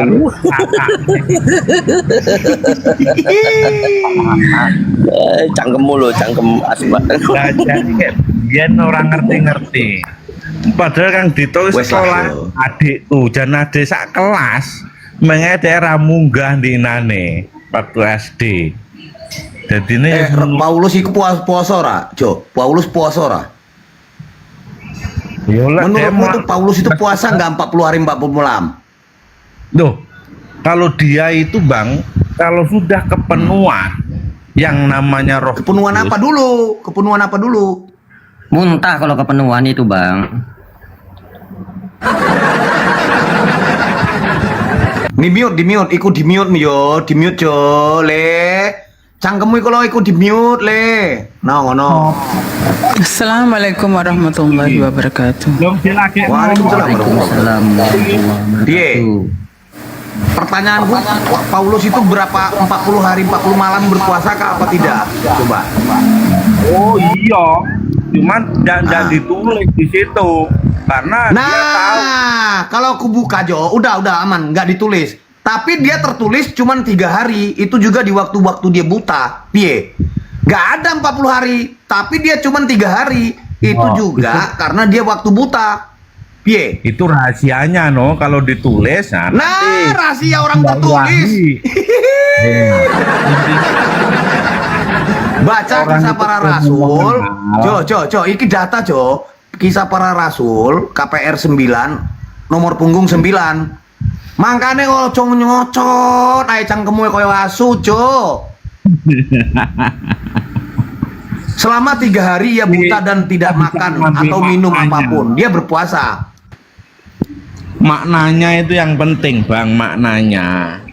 Lah mulai ora iso, ora nompo. Lanjut, Bang Dito, lanjut Bang Dito. Bagaimana mau dijelaskan modal bahasa tidak mengetahui, dipakai data sumber primer, dibantah lagi pakai sumber primer. Alkitab itu sudah utuh, sudah mau dijadikan sebagai pedoman. Ngalang-ngalai pendeta itu loh, kayaknya itu loh. Masa kayaknya pendeta nggak pantas belas.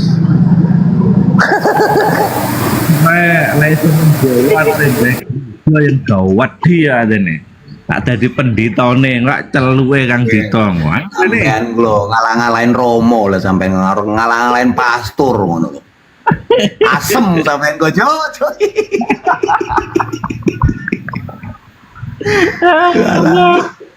Aja ngono to, Rek. Sakjane iki lek mengenal tentang Tuhan yang benar kuwi wis ngerti lek Tuhan iku Sang Pencipta. Cuma lek ning kekristenan kuwi sing jenenge Tuhan kuwi adalah sing penjamin, sing pemelihara.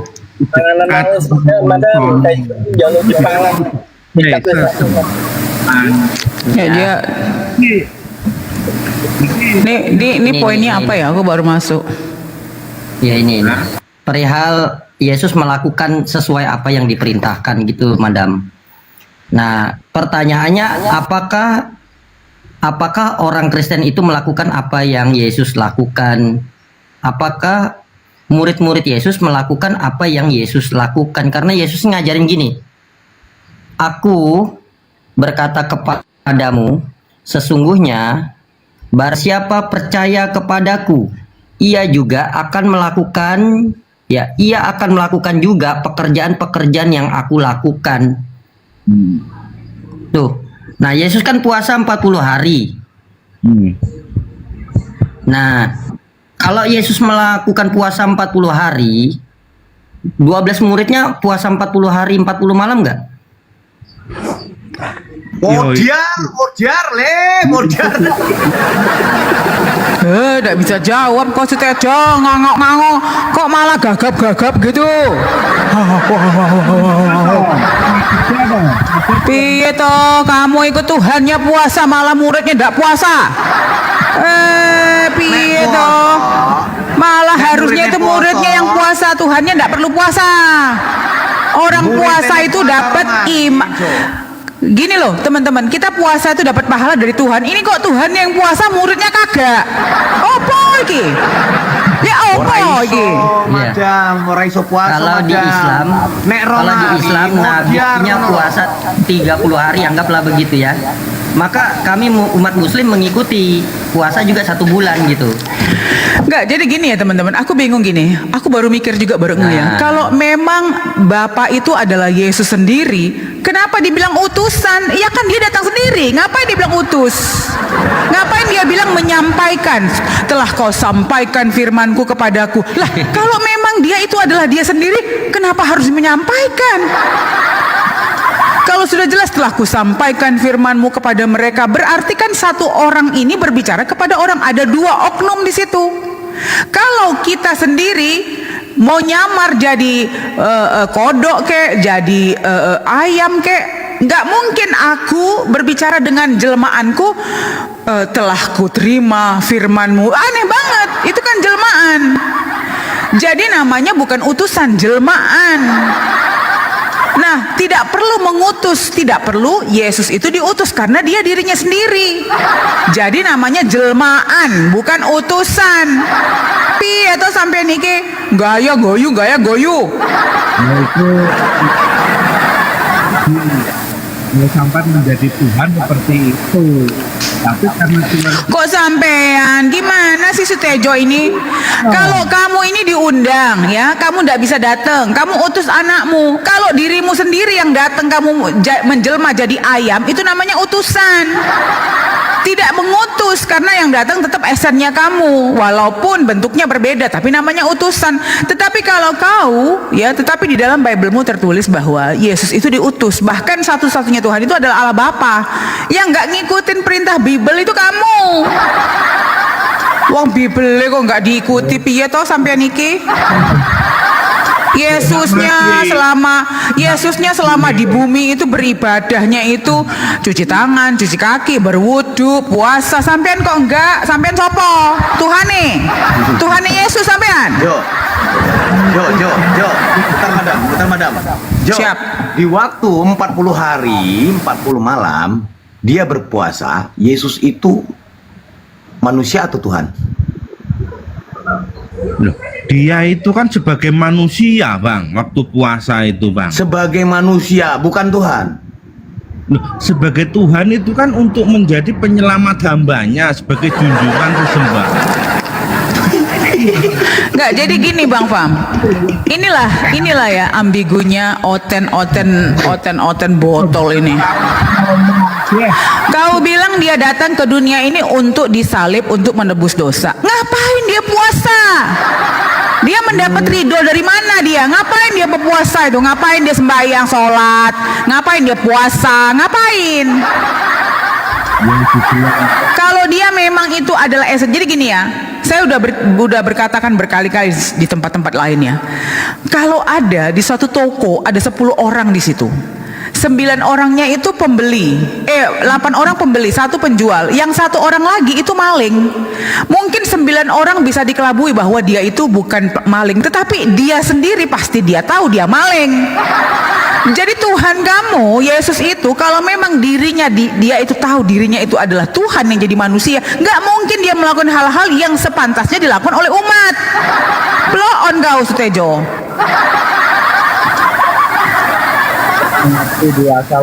Izin madam, izin.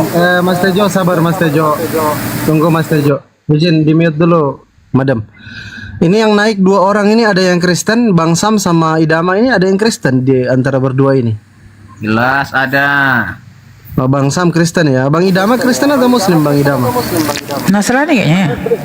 Saya Kristen Bang. Kristen juga. Oh, Kristen. Idama Kristen juga. Oke. Ada 3 Kristen ya dengan Mas Tejo ya. Yang monitor dari kedua ini ke Little Big atau Kang Dito yang monitor nih? Bang Little B atau Kang Dito yang monitor? Nggak ada yang monitor. Oke, Madam aja lah, silakan. Oke, Bang Little Big. Ini kan ada dua Kristen. Monitor, Bang. Madam standby dulu. Lapar, host. Kami berempat lapar. Enggak gini. Madam, kalau Madam kan bisa standby dulu supaya teman-teman Kristen dapat edukasi di bawah. Kalau ada yang macam-macam, nanti Madam maju gas. Jadi Kurang ajar kau ya. Kau buat aku algojo ya, algojo mereka ya. Paruh itu harus di bawah dulu, biar nggak kejang-kejang. Oke ya, jadi sabar ya teman-teman ya. Ini kita temanya. Siapa yang bilang jangan kejang-kejang? Siapa yang bilang di bawah? Kau udah takut sendiri, udah kencing di celana kau. Udah kencing di celana kok, aku masih di sini. Aku bingung ya sama oten-oten ini ya. Kenapa ya dia takut kali sama perempuan ya? Hah? Kenapa? Karena kami ini mamaknya Tuhanmu. Karena tubuh kami pernah mengeluarkan Tuhanmu gitu. Ya kok takut gitu? Kalau tak separuh itu di bawah aja, tenang, biar nggak teriak-teriak. Otak separuh, kalau nggak ada otak separuh ini nggak ada Tuhan kau keluar. Kalau nggak ada otak separuh, nggak ada Tuhan kau, nggak punya Tuhan kau. Siapa mau kau sembah? Makanya aku bilang tenang. Yang kau sembah siapa? Yang kau sembah? Patungnya. Tenang. Kau jangan kejang-kejang, kau yang kejang-kejang. Kalau aku suka kali main-main iklan, sumpah demi Allah. Aku lebih suka main-main. Paling suka aku. Kenapa? Kau botol banget, bodoh dan tolol dan dongok. Iya, aku juga. Ya jadi gini ya teman-teman. Anehnya Kristen ini begini. Oh kami ini mengikuti jalan Yesus. Yesus adalah jalan kebenaran. Emang benar. Tapi kau ngikuti jalannya? Kagak. Kenapa? Karena udah dibatalkan. Nih dongok nggak tuh? Dongok nggak? Kalau kau ngikuti jalan Yesus dan kau bilang dibatalkan, itu namanya kau dongok untuk bilang kau mengikuti jalannya, bodoh. Dongok kau, bener, tolol.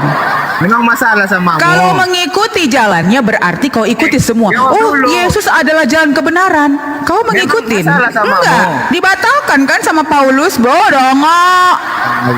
Memang betul lah. Masa Tuhannya lebih kuat pula rasulnya daripada Tuhannya, woi? Apa nggak dongok kau namanya? Apa nggak dongok kau? Kau bilang Tuhanmu Yesus kau bilang. Tetapi kau ikuti perintah si Paulus. Dongok nggak namanya kau? Si dongdong kau dongok. Ya. Sementara si Yesus mengikuti perintah Bapaknya. Sementara kau mengikuti perintah si Paulus. Sementara Yesus bilang tidak ada yang masuk surga kalau nggak mengikuti perintah Bapaknya. Dari mana kau merasa kau diselamatkan, bongok? Coba dari mana? Ketawa aja dia. Jadi dia kalau nggak bisa jawab teman-teman dia ketawa. Tapi pahit. Nampakkan kau itu otak separuh. Jadi cobalah bayangkan ya. Dia bilang Yesusnya sendiri berkata selama dia hidup dia mengikuti perintah Bapaknya. Apa itu? Mengajarkan hukum Taurat, praktisi hukum Taurat. Bahkan dia mengatakan dia tidak bisa berbuat apa-apa tanpa Bapaknya. Nah si Oten Dongo ini dia malah mengikuti perintah siapa? Perintah Paulus. Gila nggak? Tetapi dia mengaku dan mengambil nama Yesus. Yesus itu kan pembawa jalan kebenaran, tetapi dia nggak ikut jalannya. Dongo nggak itu? Jadi yang kalau aku otak separuh, kau nggak ada otak. Astaga. Jadi kau pergi ke hospital, ya, kau bor kepala kau, tengok ada otaknya nggak? Nah, kalau nggak ada otaknya, berarti kau harus makan ikan, jangan makan babi. Karena kau domba, lebih bagus kau makan apa? Makan ikan campur rumput. Otak separuhnya, tenang berdiskusi kita. Tenang. Makan rumput, ya, supaya otak kau pintar dikit. Dongok. Namanya Bang Sam, tapi kau bukan Bang Sam, Bang Dong, apa? Bang Dongo. Atau enggak nama kau Samo, apa? Sam Dongo. Ah, itu cocok kau. Teman-teman tulis di bawah. Si Sam ini namanya Santol, Sam Botol, tulis. Samtol, Sam Botol. Nah, itu bagus tuh. Andi, kau jangan ketawa. Kau saja nanti ketawa. Samtol. Sam Botol. Nah, mantap adik-adikku di bawah. Samtol, Sam Botol. Udah bisa. Memang. Bisa diskusi. Lanjut. Saya masuk dulu ya. Saya capek ketawa. Oke. Kau host jangan ketawa lah host. Kau Dia lucu memang lucu. Makanya gini lah ya, kalau kau misalkan menyebut perempuan itu otak separuh, nggak akan lahir Tuhanmu kalau ada nggak ada masalah otak separuh. itu, nggak masalah. Dia ngomongnya teriak-teriak, kau dengar tadi itu teriak-teriak, ya terus apa-apa aja dibilangnya. Sebentar ya, sebentar 1 menit. Kenapa teriak-teriak? Berbicara sama kambing, sama domba harus teriak-teriak. Kalau bisa dipecut pantatnya. Namanya kok domba, maaf, memang kok domba. Derita kau, nama kau domba, derita kau itu ya. Apa ya derita apa? Tenang, Udah, Bang Sam, udah tenangkan Roh Kudusnya. Ini kan enak diskusinya, santai, tenang, sabar. gitu kan. Sabar. Jadi tema kita di sini, Bang, kita adu pemahaman nih. Adu pemahaman tentang siapa Yesus ini. Boleh. Nah, kalau pemahaman teman-teman Kristen silakan dipaparkan dulu, nanti setelah itu baru pemahaman kawan-kawan Muslim. Silakan. Siapa Bang Sam. narasumbernya? Yang lawan Terserah siapa? banyak. Kang Dito Siapa? bisa, Little Big bisa, Paman Kaisar bisa, saya bisa. Silakan. Anda dulu Ini aja, presentasi. siapa nih? Siapa namanya? Yang si paman-paman nih kata tadi udah lapar dia. Coba naikkan ke atas. Yang mana? Kau mau diskusi sama siapa, coba? Yang ini, yang pama ini, pama. Kenapa kau nggak berani sama aku? Gurumu ini kenapa nggak berani sama gurumu? Sama aku? Kau saja.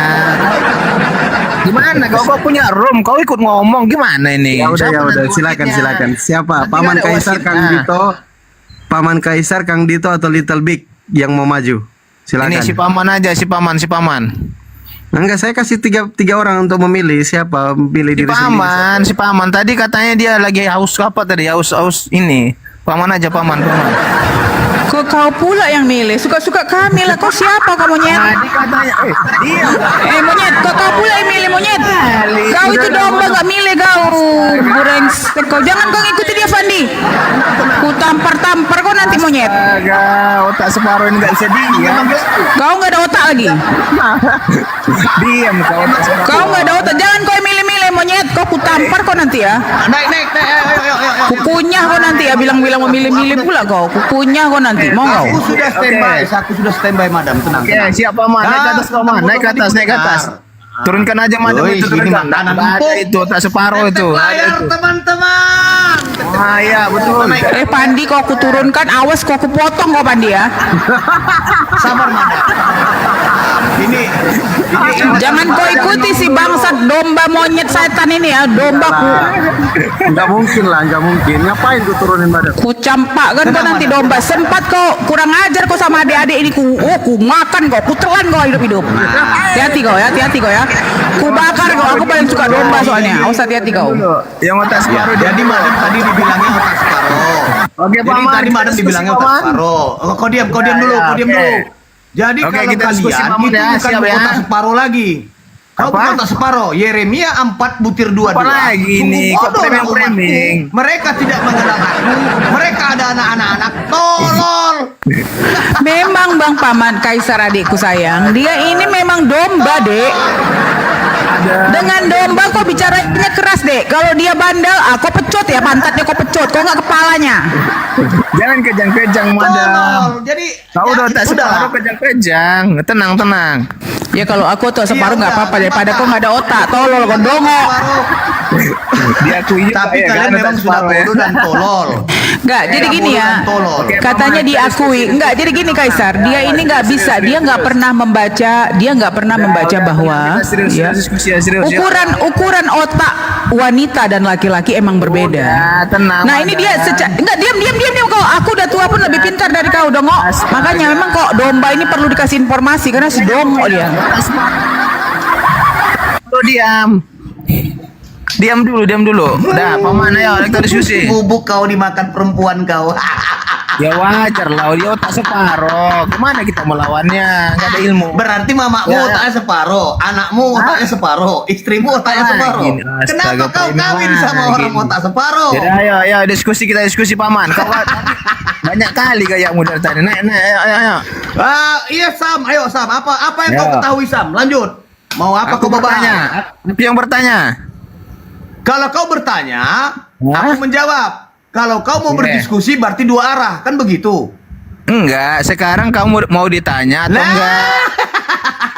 Cuman mau bertanya. Nanti kalau Enggak, kau bertanya, boleh, aku nanti. jawab, kau bantah. Mending kita ambil Gantian, tema dua gantian. sisi gitu loh. Ya kita gantian Nanti pertanyaannya. ambil ke tema ya, angkat tema ya host, angkat tema host. Apa temamu yang kau pahami, Sam? Ya terserah, kau apa yang kau pahami? Tentang apa? Nah, lanjut kita dengan berpuasa. Apakah Yesus itu berpuasa? Itu temanya. Ya. Oke, ini mode serius ya. Jangan lagi kita ketawa kayak otak Ya. separuh tadi. Tenang. Oke, Ya, apakah oke. Yesus Lanjut, berpuasa oke, ya? lanjutkan. Aku udah mau dengar statementmu. Apakah Yesus itu berpuasa? Ya, Adakah betul. perintahnya? Dan adakah perintah untuk kalian lakukan? Silakan, kami dengarkan. Ini sudah Iya, kedua ini. Lanjut. Yesus memang berpuasa 40 hari 40 malam. Apa tanggapanmu? Jangan kabur Bapak Mas. Kok tanggapan kau lah yang pengikut Yesus kok nggak puasa kok dongok? Ini otak separuh. Kalau kami puasa dongok, kok kau bilang dia? Tenang otak separuh, tenang. Kau kan bertanya apakah Yesus berpuasa? Ya, dia berpuasa 40 hari 40 malam. Ini bukan bertanya. Bukan bertanya, Sam. Jadi temanya apa itu? umat muslim diperintahkan berpuasa. Umat Terus? Kristen, adakah perintah kalian diperintahkan untuk berpuasa? Karena Yesus Tidak. sendiri berpuasa. Tidak. Hah? Terus pertanyaan Berarti kedua. kau bukan pengikut Yesus. Berarti kau bukan pengikut Yesus. Pengikut Yesus. Pertanyaan ketiga. Apa lagi? Pertanyaan ketiga. Apa yang kau tahu? Bantahlah. Kalau kau tanya, kau pengikut Yesus Astaga. tidak. Kenapa? Kau kan bertanya, aku jawab. Pertanyaan ketiga lagi. Apa pertanyaan ketiga? Kalau nggak bisa bertanya, biar aku bertanya gantian. Macet. Kenapa dia didiemin begini? Apa pertanyaan kau monyet? Dia masih bertanya atau tidak? Kalau tidak, saya yang bertanya. Kau bilang Yesus puasa 40 hari. Sekarang yang harus kau kasih narasi, kenapa kau nggak puasa monyet? Kau bodoh kau. Kau tanya sama umat yang puasa. Kalau Tuhan kau puasa dan kami puasa, kenapa kau nanya sama yang puasa? Bodoh botol. Yang harus kau tanya diri kau sendiri, kenapa Kristen nggak puasa monyet? Yang kau ngerasa kau pengikut dia monyet. Udah bodohnya kau. Jadi gini, orang ini memang botol ini. Yesusnya puasa, Islam puasa. Kok bertanya sama yang puasa? Kau itu bertanya sama diri kau domba. Kenapa kau tidak puasa domba? Dan kau mengaku kau itu pengikut Yesus domba. Jadi ini memang dia double standard di domba nih. Domba, kau double standard. Kalau kau bertanya sama kami, lah kami nggak perlu menjawab lagi. Kami menunjukkan bahwa setiap bulan puasa kami puasa 30 hari domba. Sementara kau tidak pernah berpuasa domba, dan kau mengaku dan mengklaim dirimu kau pengikut Yesus. Apanya yang kau ikuti domba? Hah? Apanya kau ikuti domba? Sementara kami, kalau kami meninggoy, kami pakai kain kafan putih ya, kain satin putih. Kau meninggoy pakai peti. Hah? Coba pakai otak kau. Kau bilang otak kau lebih dari separuh. Kenapa kau botol? Terus kenapa aku bilang? Ya kau bukan pengikut Yesus, kau pengikut iblis. Pengikut iblis dari mana? Pengikut iblis. Dari mana? Pengikut iblis yang dipenggal sama tentara Kaisar Nero.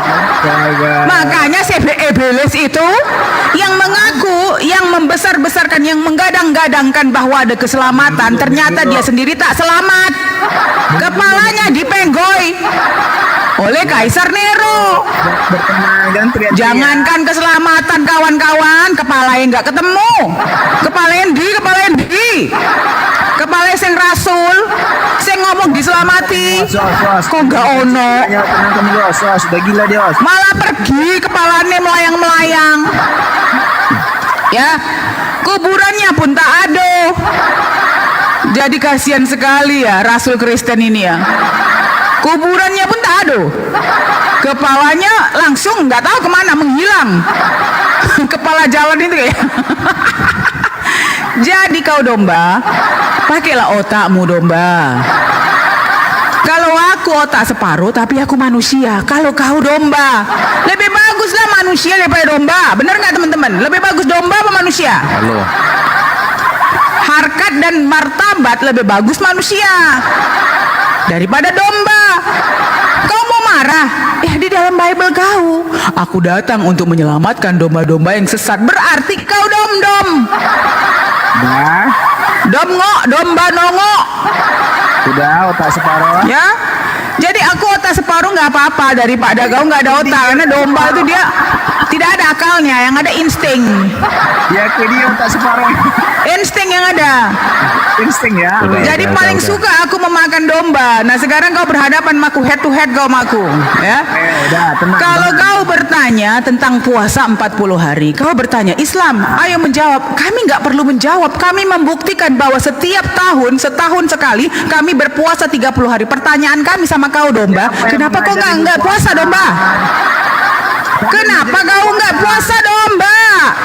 Wih, yang ngajar kau puasa siapa? Kau bilang kau pengikut Yesus, kau tidak puasa. Yang ngajar kau puasa siapa? Kau tidak usah nanyain kami. Pertanyaan ini tertuju sama kamu. Pertanyaannya Yesus puasa 30 hari, kenapa kau enggak? Di sini pertanyaannya tidak bertanya tentang siapa dan kenapa. Siapa pengikut Yesus yang asli? Ternyata yang mengikutin Yesus yang asli adalah Muslim. Tepuk tangan teman-teman. Ternyata Yesus Muslim, dia bukan Kristen. Ternyata Yesus Muslim karena dia beribadahnya. Aku bacakan ya, dia beribadah bagaimana ya? Apakah Kristen ya mengikutin bagaimana cara beribadahnya Yesus? Oke? Kok diam aja domba? Gak bisa jawab dia karena dia gak pernah puasa. Ngopi dulu lah, tenang. Karena dia gak pernah puasa teman-teman, jadi dia gak ngerti. Akhirnya diam si domba. Domba deritamu. Ini aku bacakan ya domba. Diam kau domba. Itulah Satu, domba aku lagi bicara. Kau memang domba, ngembek aja kau monyet. Udah domba ngembek lagi. Aku lagi bicara, kau diam. Jangan ngembek kau, jangan ngembek. Ngomongnya gantian. Enggak, kau bilang aku bernarasi, aku narasi duluan. Kau diam, kau domba, diam kau, jangan ngembek. Jaga muncung kau, jaga muncung, jaga muncung. Muncung kau terbuka kecil aja. Muncung kau kebuka kecil aja. Aku besar, nggak apa-apa. Aku lagi bicara nih. Udah, silakan. Oke, di dalam Keluaran 40 31 32. Ini cara beribadahnya orang-orang tokoh-tokoh penting dalam Biblemu beribadah ya. Sekarang kita lihat siapa yang mengikuti mereka. Kami apa kau ya? Oke? Ya, bacakan. Di dalam Keluaran 40 31 32. Musa dan Harun serta anak-anaknya membasuh tangan dan kaki mereka dengan air. Apabila mereka masuk ke dalam kemah pertemuan dan apabila mereka datang mendekat ke mezbah itu, maka mereka membasuh kaki dan tangan seperti apa yang diperintahkan Tuhan kepada Musa. Keluaran 40 31 32. Salah pencet aku. Terus? Keluaran 40 31 32. Diam kok ya, diam. Jangan ngoceh kok domba, diam. Ya diam ya. Yang kedua. Terus ya. Yang kedua, Keluaran 3 ayat 5. Lalu ia berfirman, kau diam monyet domba, anjing. Kau memang binatang-binatang ini gak ada otaknya ya. Orang ngomong ketawa menggonggong aja kok setan ini. Oke, silakan. Jangan ngembek kau. Nanti kau. Silakan. Keluaran 3 ayat 5. Tempatmu itu dulu di bawah, jangan nombak-nombak aku lah. Hei, kalian oten-oten jangan nombak kan monyet. Domba-domba setan kalian ya. Diskusi nih, woi. Udah, lanjut. Di Keluaran 3 ayat 5, kalian buka kuping kalian lebar-lebar ya. Kok bisa kuping kalian tuh dibuka ya? Keluaran 3 ayat 5. Lalu ia berfirman ya. Janganlah datang dekat-dekat, tinggalkanlah kasutmu dari kakimu, sebab tempat di mana engkau berdiri itu adalah tanah yang kudus. Keluaran 3 ayat 5 ya. Yang ketiga, Mazmur 5 ayat 8. Dan panglima bala tentara Tuhan itu berkata kepada Yosua, tinggalkanlah kasutmu dari kakimu, sebab tempat engkau berdiri itu kudus. Dan Yosua berbuat demikian. Mantap. Yang keempat, Mazmur 5 ayat 8. Tetapi aku berkat kasih setiamu yang besar, aku akan masuk ke dalam rumahmu, sujud menyembah ke arah baitmu yang kudus dan takut akan engkau. Mazmur 5 ayat 8. Berarti tokoh-tokoh di dalam Bible memberikan arah kiblat ya untuk beribadah.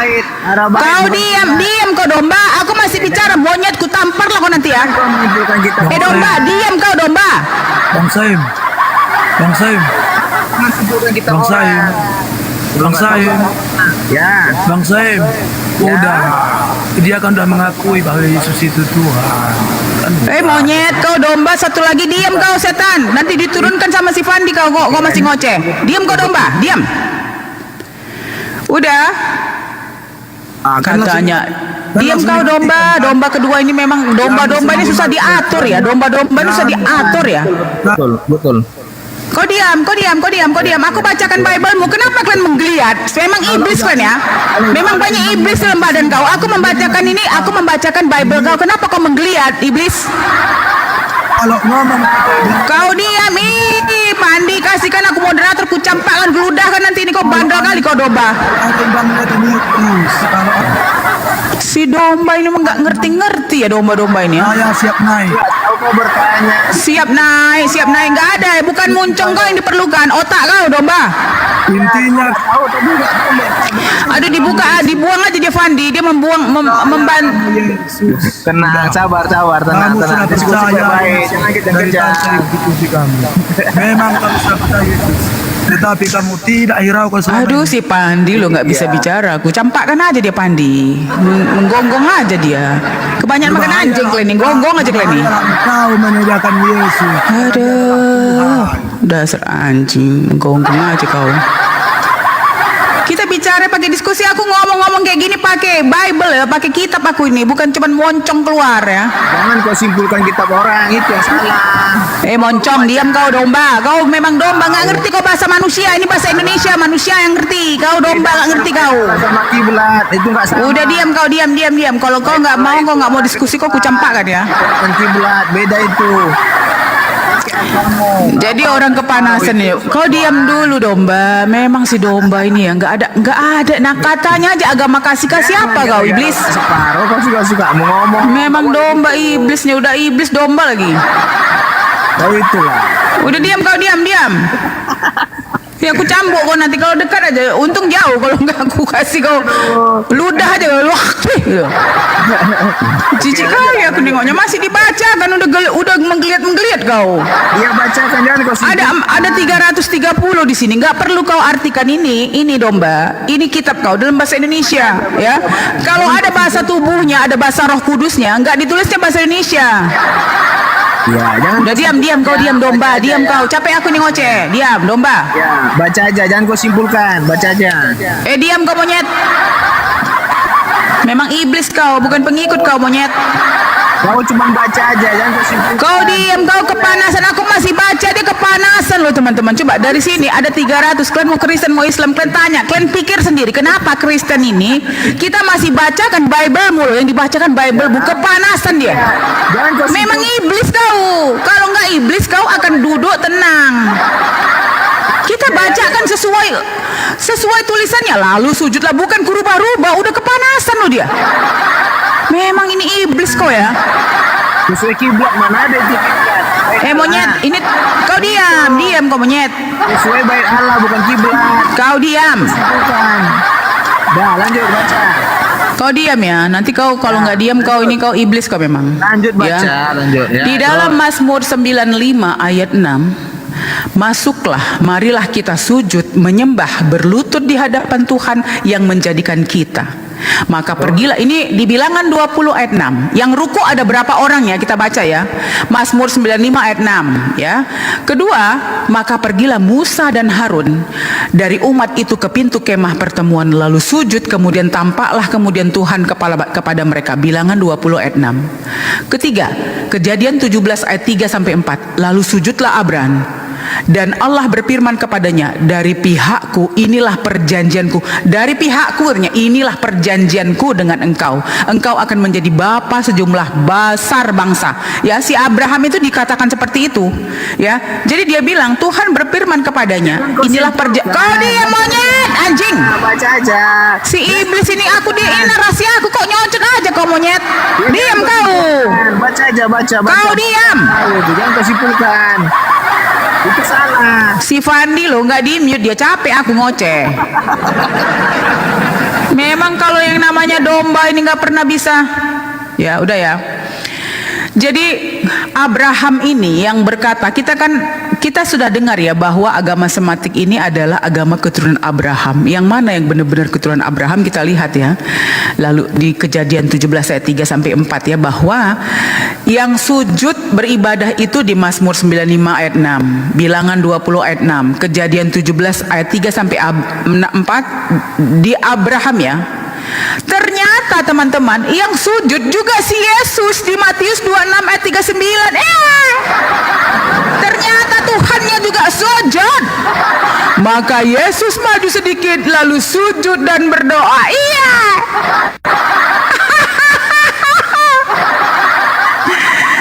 Aduh, memang ebeles ini kok tonton nggak didengarnya Bible-nya. Yang terakhir ya teman-teman, terakhir ya.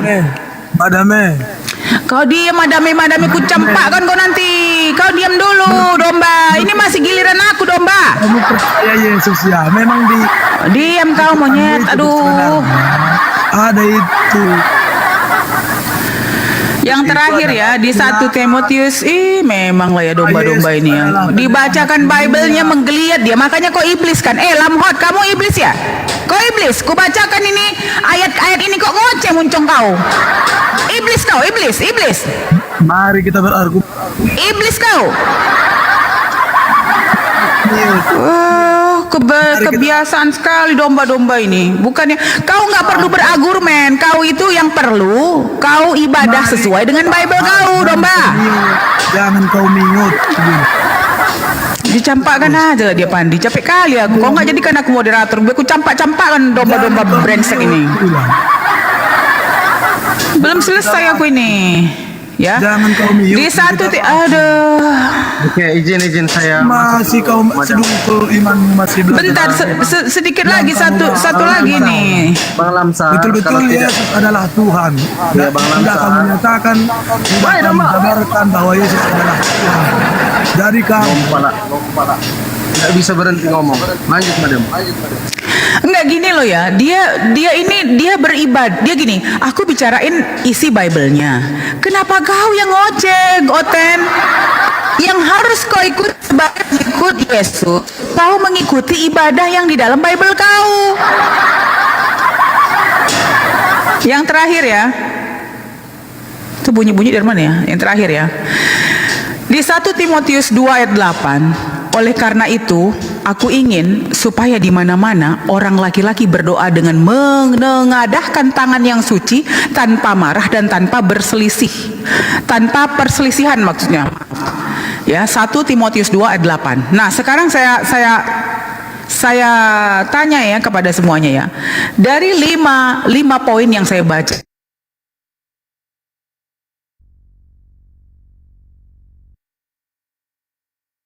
dapati ajaran adalah umat Islam. Hal ini dikarenakan Nabi Muhammad SAW diutus untuk melanjutkan misi-misi daripada para nabi yang telah datang terdahulu sebelum beliau, sehingga beliau melengkapi semua ibadah tadi dan menamakan ritual-ritual yang kita lakukan sebagai bagaimana cara penyembahan Tuhan kita terhadap Allah Subhanahu wa taala, dan menamai ajaran tersebut adalah ajaran Islam. Takbir. Terakhir ya. Bias kita dapati jika umat Islam hendak masuk masjid, tentu dia melepas alas kaki, kemudian sebelum sholat pasti umat Islam berwudu duluan, dan ketika sholat mereka rukuk dan sujud kepada Allah, dan terakhir berdoa dan berdoa ta'ala. Allahu Akbar. Lanjut. Oke, saya coba naikkan teman-teman yang Kristen lagi yang minta naik ya. Tapi kalau ngomong terus, ngerocos terus, itu nanti langsung dibuang ya. Teman-teman Kristen naik dengan ketenangan kalau bisa. Yang Kristen. Ini kan ada Bang siapa nih? Bang Idama Kristen. Terus Bang Lamsar. Ayah ini Kristen atau Muslim agamanya? Ayah Noang. Silakan dibuka mute-nya, Bang. Ayah Noang. Halo Bang. Sebentar. Halo Bang. Sebentar. Ayah Noang ini Kristen atau Muslim agamanya? Oke, tidak ngomong saya turunkan. Kita naikkan teman-teman Kristen. Sabar Bang Lamsar ya, sabar ya. Bang Ben kita naikkan mungkin Kristen. Pangeran ini Kristen atau Muslim? Halo. Pangeran monitor. Pangeran monitor, panggilan terakhir Pangeran. Oke, turunkan. Bang Ben ini agamanya apa? Kristen atau Muslim? Bang Lamsar di mute dulu Bang, di mute dulu Bang. Berisik tempatnya. Oke, Bang Ben ini agamanya apa Bang? Bang Ben. Oke, yang tidak ngomong diturunkan ya, karena ini Komal diskusi lintas agama. Kalau nggak ngomong ya diturunkan, harus ngomong. Masih ada 2 kursi lagi nih untuk Kristen. Silakan kalau ada teman-teman Kristen, biar kita naikkan. Nggak ada lagi ya. Oke, izin saya masuk dulu. Jadi tema kita adu pemahaman siapa Yesus ini sebenarnya. Nah, kita kasih teman-teman Kristen dulu bernarasi. Dari tadi yang naik di atas kan ini ada Bang Idama. Silakan Bang Idama dulu yang Kristen menjelaskan sebenarnya seberapa paham kalian ini tentang Yesus. Silakan Bang Idama, kami kasih kesempatan. Monggo. Bang Idama monitor, Bang Idama, mikrofonnya dibuka Bang. Mute-nya dibuka.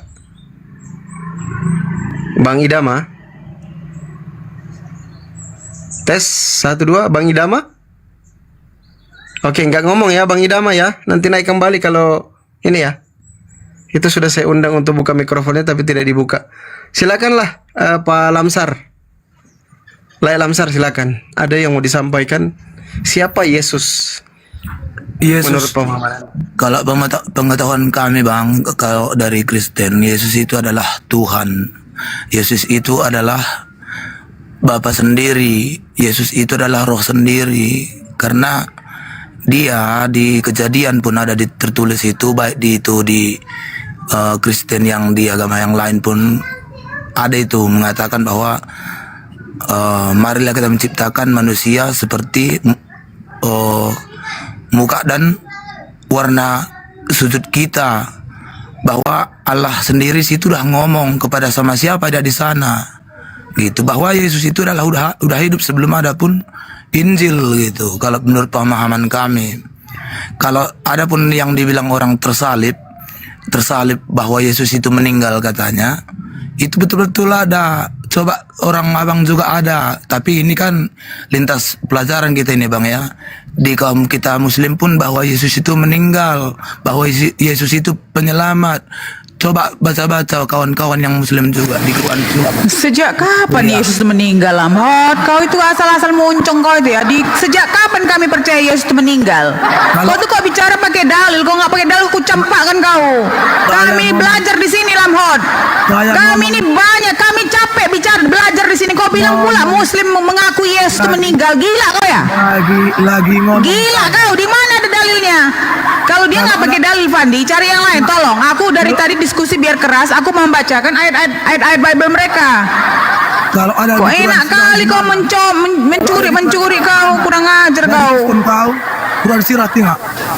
Quran surah. Apa kau bilang? Sejak kapan Islam percaya Yesus meninggal? Kapan? Quran surah tengok. Apa?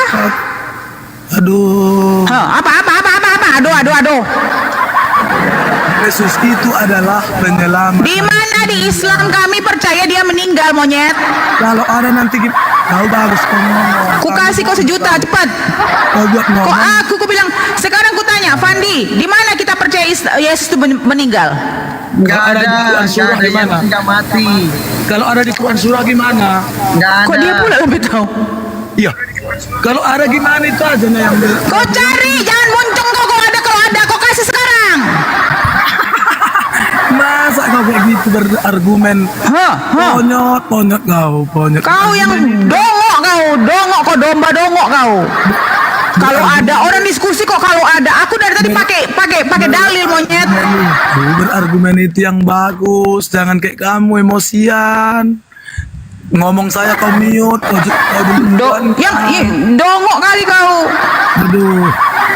Udahlah Pandi, daripada kita terus teriak-teriak begini, cari orang yang benar-benar punya otak. Ini nggak ada otaknya dia.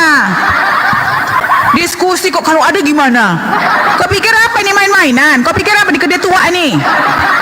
Stres kau ya. Dari tadi kita diskusi itu kita bacakan ayat Bible. Ada buktinya, bukan cuma ngoceh muncung kau itu. Dari mana kami percaya Yesus itu meninggal? Udah gila kau ya. Kalau ada gimana? Apa ya diskusi kok kalau ada gimana? Kalau ada kau tunjukkan monyet. Kok bisa bilang kalau ada gimana? Coba Didama, kau ngomong Didama. Halo. Ada apa itu Ibu Maria? Ya aneh-aneh domba-dombanya. Ngapain kau di atas? Kau ngapain di atas? Iya, aku melihat ada yang marah. Kok Allah, ada apa Maria? Marah tuh. Memang gila kau Idama ya. Bagaimana kami nggak marah? Coba kau pakai akal kau ya. Kata siapa namanya? Udah pergi dia, Dek. Udah kemana dia? Makanya Idama, dari tadi kita membacakan ayat-ayat kau tanpa mengurangi satu huruf pun kami nggak kurangin. Ya, saking kami ini benar-benar berbicara sesuai data. Di dalam Bible kau, mau suka kau mau nggak suka kau, yang hanya mengikuti cara beribadah tokoh-tokoh penting di dalam Bible kau itu Islam. Mungkin Yahudi juga ya, bahwa mereka harus cuci tangan, cuci kaki, buka kasut, ya, sujud, ya kan, berdoa. Coba kita lihat Kristen. Bagaimana mereka beribadah? Taruhlah gereja itu tempat menyembah Tuhan ya, taruhlah ya, walaupun kita bilang bait Tuhan ya, bait Allah ya. Taruhlah kita anggap tempat itu adalah tempat menyembah Tuhan. Ya, bait Allah. Pertanyaannya, Kau akui ya, bait Allah ya.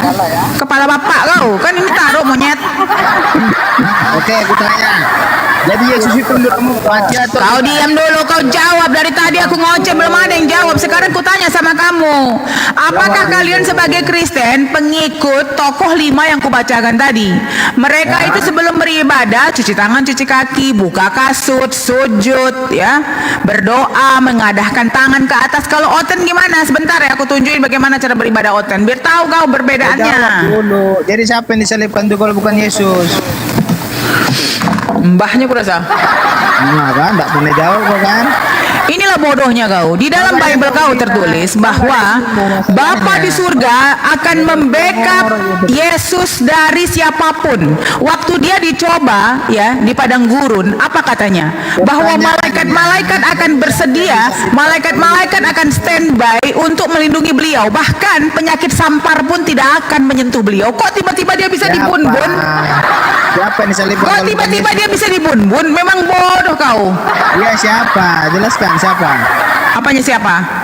Siapa yang disalibkan kalau bukan Yesus? Siapa? Ya itu bukan urusan kau. Kau tanya aja sama nenek kau. Kau tanya sama Tuhan kau. Kau tanya sama Tuhan kau siapa yang membun-bun. Kau tanya sama Tuhan kau. Kau tanya sama aku. Aku bukan Tuhan kau. Makanya jangan bodoh. Narasi dalam Bible-nya pun nggak diakuinya. Disalibkan. Kepala bapak kau, tanya bapak kau, tanya sama bapak kau. Ya, tanya bapak kau. Nggak penting siapa yang nyalib, yang penting yang disalib bukan Yesus Masih ya, bodoh. Ya, jadi aku bilang begini teman-teman. Kristen ini ya, bahkan isi Bible-nya pun tidak diikuti. Saya mengambil, saya diam dulu kau monyet. Domba, kau diam dulu. Udah kau nggak ada ilmu kau. Ya, udah siapa yang disalibkan itu? Di dalam Bible sendiri ya, di dalam Bible sendiri, bukan dari Al-Quran loh, bukan dari Al-Quran, dari Bible. Bahwa Yesus ini tidak mungkin disakiti karena malaikat-malaikat standby. Sekarang aku tanya sama kalian ya, teman-teman, saya tanya ya, diam. Kalian kalau diam, kalian coba bayangkan ya, kalau ada manusia di backup sama penguasa langit dan bumi yang membackup. Menurut kalian teman-teman, kalau sudah Tuhan yang membackup kita, bisanya kita mati? Bisanya kita mati? Bisanya nyawa kita dicabut sama manusia lain kalau sudah Tuhan yang backup kita? Bisanya? yang memang bodohnya domba-domba nih. Nggak tahu bertanya. Iya kan? Yesus Memang itu domba bodoh kau. Dibuatkan. Jangankan kita di backup presiden aja nggak ada yang berani nyentuh. Di backup presiden nggak ada yang berani nyentuh. Ini yang membackup Tuhan penguasa langit dan bumi. Masa ada manusia di backup sama Tuhan bisa dibunuh? Anehnya teman-teman, kalau si Yesus tuh tahu dia itu mau dibunuh dan cuma 3 hari dan ngapain dia nangis? Eli lama sabak tadi. Kenapa Tuhan kau tinggalkan aku? Padahal katanya itu nubuatan dari dirinya sendiri. Ngapain kau nangis, Sus? Padahal kalau kau sudah tahu kau mati cuma 3 hari, ngapain kau drama-drama? Inilah yang membagongkan. Beleng-beleng kau, Ten. Memang domba, nggak ada otaknya. Dikasih doktrin apa aja ditelan. Ditelan, nggak dipakainya otaknya untuk berpikir. Ini masalahnya. Dia bilang aku otak separuh, nggak apa-apa, tapi berfungsi. Daripada otak kau nggak berfungsi. Jadi yang nggak berfungsi bukan di bawah, bawah atas yang nggak berfungsi. Aduh, jadi sudah gugur. Kenapa? Kalau Tuhan itu sendiri adalah Yesus, kenapa dia bergetar-getar seperti mau mati rasanya aku? Bapak, kemana ke Bapak? Padahal kalau itu dia sendiri, ngapain nangis? Ngapain dia suruh murid-muridnya menjual jubah untuk membeli pedang? Udah gitu, yang paling gawat dia nangis dan dia Bagaimana kau bisa tebus dosa jika iblis dan bapaknya punya tujuan yang sama? Jangan samakan dirimu bagai babi di sana. Ajan sini ya. Belum kau tahu ceritanya kau udah melawan. Didengar cerita seperti apa Kristen itu bisa berubah. Gara-gara apa Kristen? Namburu. Bagaimana Namburu bisa mengakui si Martin Luther datang ke Toba?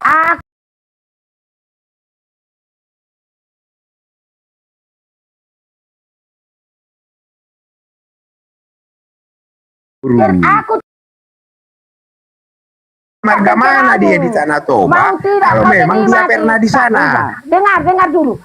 Gimana Namburu? Mengenai agamaku, mengenai Kristen Protestan. Dari mana datang Protestan ke Toba? No Mensen masuk ke kalau Toba. memang pernah datang si No Mensen ke sana. Dia masuk marga apa dia kalau tinggal di Tanah Batak? Mereka ingin ada Batak itu beragama. Mereka bisa daripada kalau memang benar-benar pernah ada si No Mensen datang ke Tanah Batak, ama tokotannya dia yang menjadi yang melindungi dia secara adat. Masuk marga apa dia? Sekarang bukan masalah marga. Bagaimana ada orang bermarga tinggal di Tanah Toba dahulu? Dengar dulu. Kan di mana celahnya? Orang berdomisili di Tanah Toba melanggar adat Toba itu sendiri. Dengar dulu, makanya kau enggak bagaimana bisa masuk akal ada orang tinggal di Tanah Toba? Ada sama saya sejarahnya, makanya aku ngomong sama ada sejarahnya yang kubaca, makanya kepada bangsa Batak itu sendiri. Bagaimana orang Batak bisa menerima itu? Bukan agamamu yang kuterangkan, agamaku ya. Makanya Bang Erik jangan dilawan Bang Erik. Bang Erik melawan akhirnya Bang Erik. Dengar. Bang Erik melawan aja kerjanya ini. No Mensen ini datang ke Toba. Dulu memang ada Islam datang, tapi orang Batak itu tidak mau menerima agama Islam. Namburu. Yang dimakan itu Namburu. Pendeta yang dimakan orang Batak itu yang orang siapa namanya Namburu. bukan. Kau kan udah Islam kau, enggak udah kafir kau. Namburu. Jadi dengar Sebelum dulu. datang nomen sini itu kita notoba.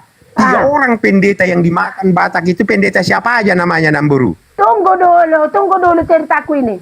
Bagaimana Namburu? Dengar dulu ceritamu. Aku lupa, tapi nanti ku tengok sejarah. Udah sudah di Bang Dedi. Bang Erik lanjut. Ada marganya yang 3 orang ini dulu. Bukan pendeta dia. Dia masyarakat biasa. Jadi dibuatlah ini orang Batak ini sebagai juru bicara kepada Nomensen. Karena si Nomensen ini kan nggak tahu bahasa Batak. Bagaimana biar bisa agama ini masuk ke Batak? Jadi Simunsen Parjolo Namburu. Simunsen do Parjolo Namburu. Simunsen do Parjolo. Mengajarkan kekristenan itu di mana? Simunsen do Parjolo. Dang siaha, dang si Nomensen. Simunsen do Parjolo. Di Boncel. Munsen. Jadi di situ kekalahan narasi ada itu mereka. memang di Lobu Pining itu yang dimakan orang itu. 3 orang dimakan orang Batak pendeta Kristen itu. Iya, salah satunya si Munsen di Lobu Pining. Makanya Namburu itu terguncang dia katakan. Asal kata daripada Batak itu sendiri, orang yang belajar alif Bata.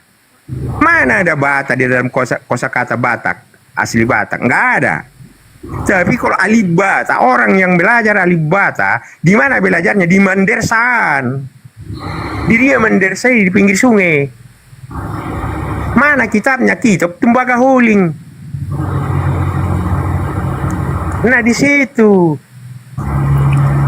Sementara Tuhannya orang Batak itu, Oppu mula jadi Nabulun. Sosok yang semula ada dan maha besar, Allahu Akbar. Wal awalu wal akhiru. Allahu Akbar, itunya Tuhannya. Datang pula Tuhannya pengalaman lahir, pengalaman hidup, pengalaman mati, pengalaman bangkit. Jadi begitulah Namburu itu pening dia, lompat dia. Belum masuk loncat nih.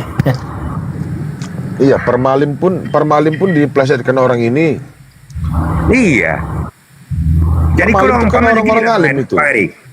Coba Bang, jadi kalau rumah ibadah dikatakan orang-orang alim Mandesa, enggak? iyalah, muallim itu tokoh ulamanya muallim. Ya itu mereka Permalim. Iya, mereka muallim. Tokoh agamanya itu muallim. Akhir doanya qabul borkat la ilaha illallah. Ya. Bukan amin, mereka bukan amin. Qabul borkat la ilaha illallah.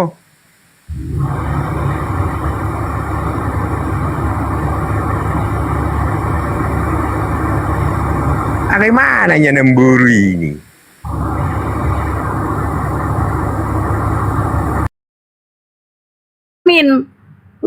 Dasar manusia kampret. Ngapain kok didengar muncumu di sini? Nah, kau keluar. Bukan. Biarlah. Setengah otak dia nggak paham. Dia nggak paham hadis. Dia bilang setengah otak. Justru kalian nggak ada otak. Tuhanmu keluar dari kelamin. Gitu. Masa Tuhan keluar dari kelamin perempuan? Apa bedanya dengan kau keluar dari kelamin mamamu, Karyana? Cek. Dasar. Kepas. Ya Bang Edi. Ya, Yesus Tuhan. Tuhan. Bapak Tuhan. Tuhan. Roh Kudus Tuhan. Tuhan. Yang mana yang kau sembah? Elohim Yahweh. Berapa Tuhan? 1. Tepuk tangan. Artinya gini loh, Tritunggal beda. Ibu Karyana itu Advent tadi itu beda juga sama saya. Kalau Muslim kan tauhid.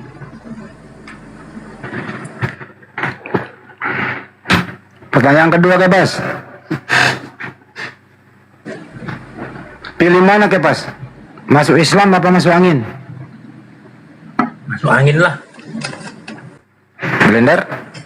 Masuk angin katanya dia. Masuk angin, pantas lah kau longgar. Sama Kepas. Sama ketika terjadi banjir, ada orang mau minta diselamatkan, mana lebih kau selamatkan, babi atau manusia? Hah? Itu manusia blender. Oh, sadar juga kau, sadar juga kau. Bukan babi kau selamatkan duluan. Ya itu kan binatang. Oke, Bas.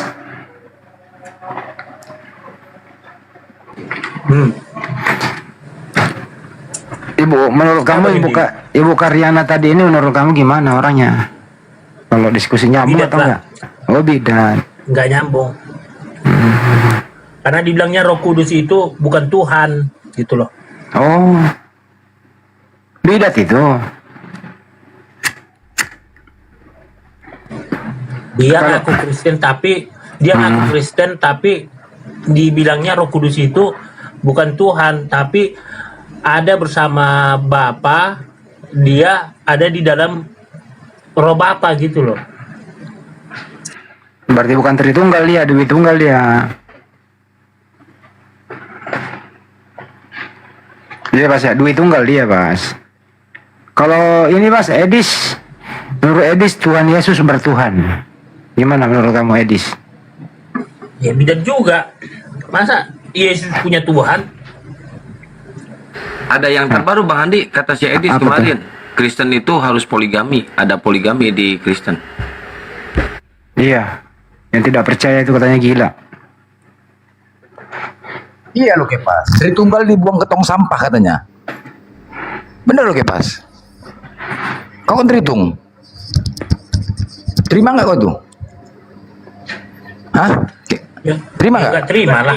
Nah, dia mengatakan berarti Edis itu apa tuh? Bidat lah. Nah ini sekarang ini kan Kepas, sebentar lagi tanggal 25 nih. Kamu tanggal 25 Desember ngapain Pas? Natal merayakan hari kelahiran Tuhan Yesus ke bumi. Emang yang lahir tanggal 25 itu siapa sih? Tuhan. Oh, Tuhan lahir. Kalau perayaan Natal itu apa? Mengucapkan selamat hari lahir Tuhan gitu? Apa gimana sih Pas seremoninya? Kita menyambut hari kelahiran Yesus Kristus, yang dimana Yesus Kristus adalah juru selamat kepada umat manusia dan mau menebus dosa-dosa manusia. Oh itu. Tapi di Bible nggak tertulis tanggal segituan. Memang nggak tertulis tak? Ya tapi ya itulah bapak-bapak gereja lah. Nanti kalau kita kapasitas kita kan terbatas Bang Hendy, kan bapak-bapak gereja ke situ. Fungsinya pohon cemara apa itu? Pohon hias Natal itu, Mas. Ada pohon-pohon lampu-lampu. Itu kan melambangkan bintang terang. Orang Majusi itu waktu Yesus lahir kan ada bintang. Oh, jadi pohon-pohon itu ada lampunya menandakan orang Majus ya? Iya, kan dituntun oleh bintang orang Majus itu. Baru paham saya itu ya Pas. Aku pun baru paham sekarang Bang Hendy. Ya saya baru paham, lu yang ngasih tahu kok. Kan gua nanya sama lu. Iya, ini ada tamu. Sudah ada tamu host. Bang Kepas. Oh justru tamunya pengen ngobrol sama Kepas nih. Bang Kepas. Ya silakan. Saya mau tanya, ini kalau dosa. Sebelum kau nanya Jimmy, kau Muslim Kristen Jimmy? Oh Muslim. Oh ya udah. Ya, Assalamualaikum. Waalaikumsalam warahmatullahi wabarakatuh. Ini Bang Kepas, saya mau tanya, kalau dosa kalian sudah ditebus, kenapa kalian masih sembahyang? Itu kan memuliakan nama Tuhan. Kalau ibadah. Memuji dan memuliakan memang benar sih. Iya itu pendapat Anda. Saya nggak bisa membantah juga sih. Cuman kalau kita beribadah setiap saat dan memohon permintaan ampunan dosa, ada nggak itu di dalam keyakinan Bang Kepas? Ya, adalah. Oh, Kan ada doa Bapak kami ampunilah dosa kami, kan ada. tapi dosa kalian sudah ditebus loh. Lewat penyalipan. Makanya enak jadi agama Kristen dari tebus dosa kami, makanya kami anting di dunia ini. Ya itu pertanyaan saya, Pak. Selamat sore, host. Sore, Jimmy sebentar ya. Selamat sore Bu Arianti. Kristen apa Muslim? Iya, ini aku Oten mau ngomong sama Kepas. Iya, silakan Bu. Kepas, tanggal 25 Desember itu ada dasarnya Kepas. Bukan Bapak Gereja cap-cip-cup nentuin tanggal 25. Dasarnya mau tahu ya Kepas. Kamu buka di Lukas 1 ayat 10. Di Pak Lukas Andi, saya 1 sholat ayat dulu ya, Pak Andi. 10. Iya. Halo, Pak Kepas kedengeran enggak? Ya Lukas 1 10 ya Bu ya. Iya, ini Pak Kepas kedengeran enggak? Kedengaran Bu, baru makan saya. Silakan. Iya, oke, yang penting Pak Kepas denger ya. Pertama di Lukas 1 ayat 10. Hari itu ya Zakaria sedang merayakan hari raya ukupan, itu disebutnya hari raya Yom Kippur. Nah, saat merayakan hari raya Yom Kippur itu, Zakaria ditemui sama malaikat Gabriel bahwa Zakaria, doamu tuh akan dikabulkan, istrimu bisa hamil. Nah, di hari Yom Kippur tuh waktu si Zakaria merayakan ukupan jatuh di tanggal 23 September hari raya ukupan. Itu dilihat di Google aja teman-teman yang mau ngeliat. Di Google, di AI itu jatuhnya di tanggal 23 September. Enggak, ini aku kasih tahu si Kepas. Enggak juga, saya juga kedengarkan di Lukas 1:10 ini enggak ada tanggal 25 tertulis. Nah, 23 September, gini tulisannya gini. Itu tuh Zakaria sedang melakukan hari raya pembakaran ukupan. Enggak ada juga nama Zakaria di sini Bu, enggak ada. Ada itu Zakaria. Enggak ada, saya bacakan. Dari Ini Injil data Lukas nih. itu dibaca deh, terus deh, baca. Sementara itu seluruh umat berkumpul di luar dan sembahyang. Waktu itu adalah pembakaran ukupan. Enggak ada Zakaria, Terus enggak ada baca tanggal di 25. sebelahnya, terus ke sebelahnya. Itu Enggak menjelaskan hari itu hari ukupan. Baca terus 11, 12, Enggak ada 13. titik Bu. 11-nya. Itu semua dibacakan, aku tadi udah membaca tadi. Terus sampai ke bawah itu terus. Itu di situ Zakaria membakar ukupan tuh. Di situ malaikat Gabriel, aku udah membaca tadi. Ukupan apa sih Bu? Ukupan itu apa? Nah, itulah hari raya pembakaran ukupan itu. Yom Kippur itu adalah ucapan syukur gitu dari Zakaria orang Yahudi. Lah terus kan saat itu malaikat Gabrielnya, halo Imruz. Lalu malaikat Gabrielnya itu menemui Zakaria, bilang bahwa istrimu akan hamil, itu tanggal 23 September, berarti dia hamil. Baca terus di ayat bawahnya. Pada bulan ke-6, nah berarti bulan ke-6 kehamilan istrinya Zakaria, malaikat Gabriel menemui Maria bahwa dia akan mengandung. 6 bulan dari September itu jatuhnya di tanggal 23 Maret April. Nah, berarti itu Maria 1 bulan. Nah, kalau 1 bulan berarti 9 bulan lebih dikitnya di tanggal 25 Desember. Nah, tanggal 25 Desember, nah tuh Gusti Yesusnya lahir. Baik. 8 hari, entar dulu. 8 hari harus disunat karena tradisi Yahudi. Berarti 8 hari dari tanggal, iya bentar. 8 hari dari tanggal 25 itu tanggal 1 Januari. Nah, itu Yesusnya disunat. Tanggal 1 Januari disunat. Kepanjangan tuh. Kok bukan, itu memang rinciannya, itu cross checknya. Iya, yang terlalu panjang. Kalau dia kesunat, ini kita membahas 25 Desember, kenapa nanti kesunat? Kan udah sampai disunat dia ceritanya jugu-jugu-jugu. Gantian ya Bu ya? Iya. Gantian Bu, Ibu jangan ngomong sendiri ya tuh. Iya, ini apa? Yang jelas sih Bu.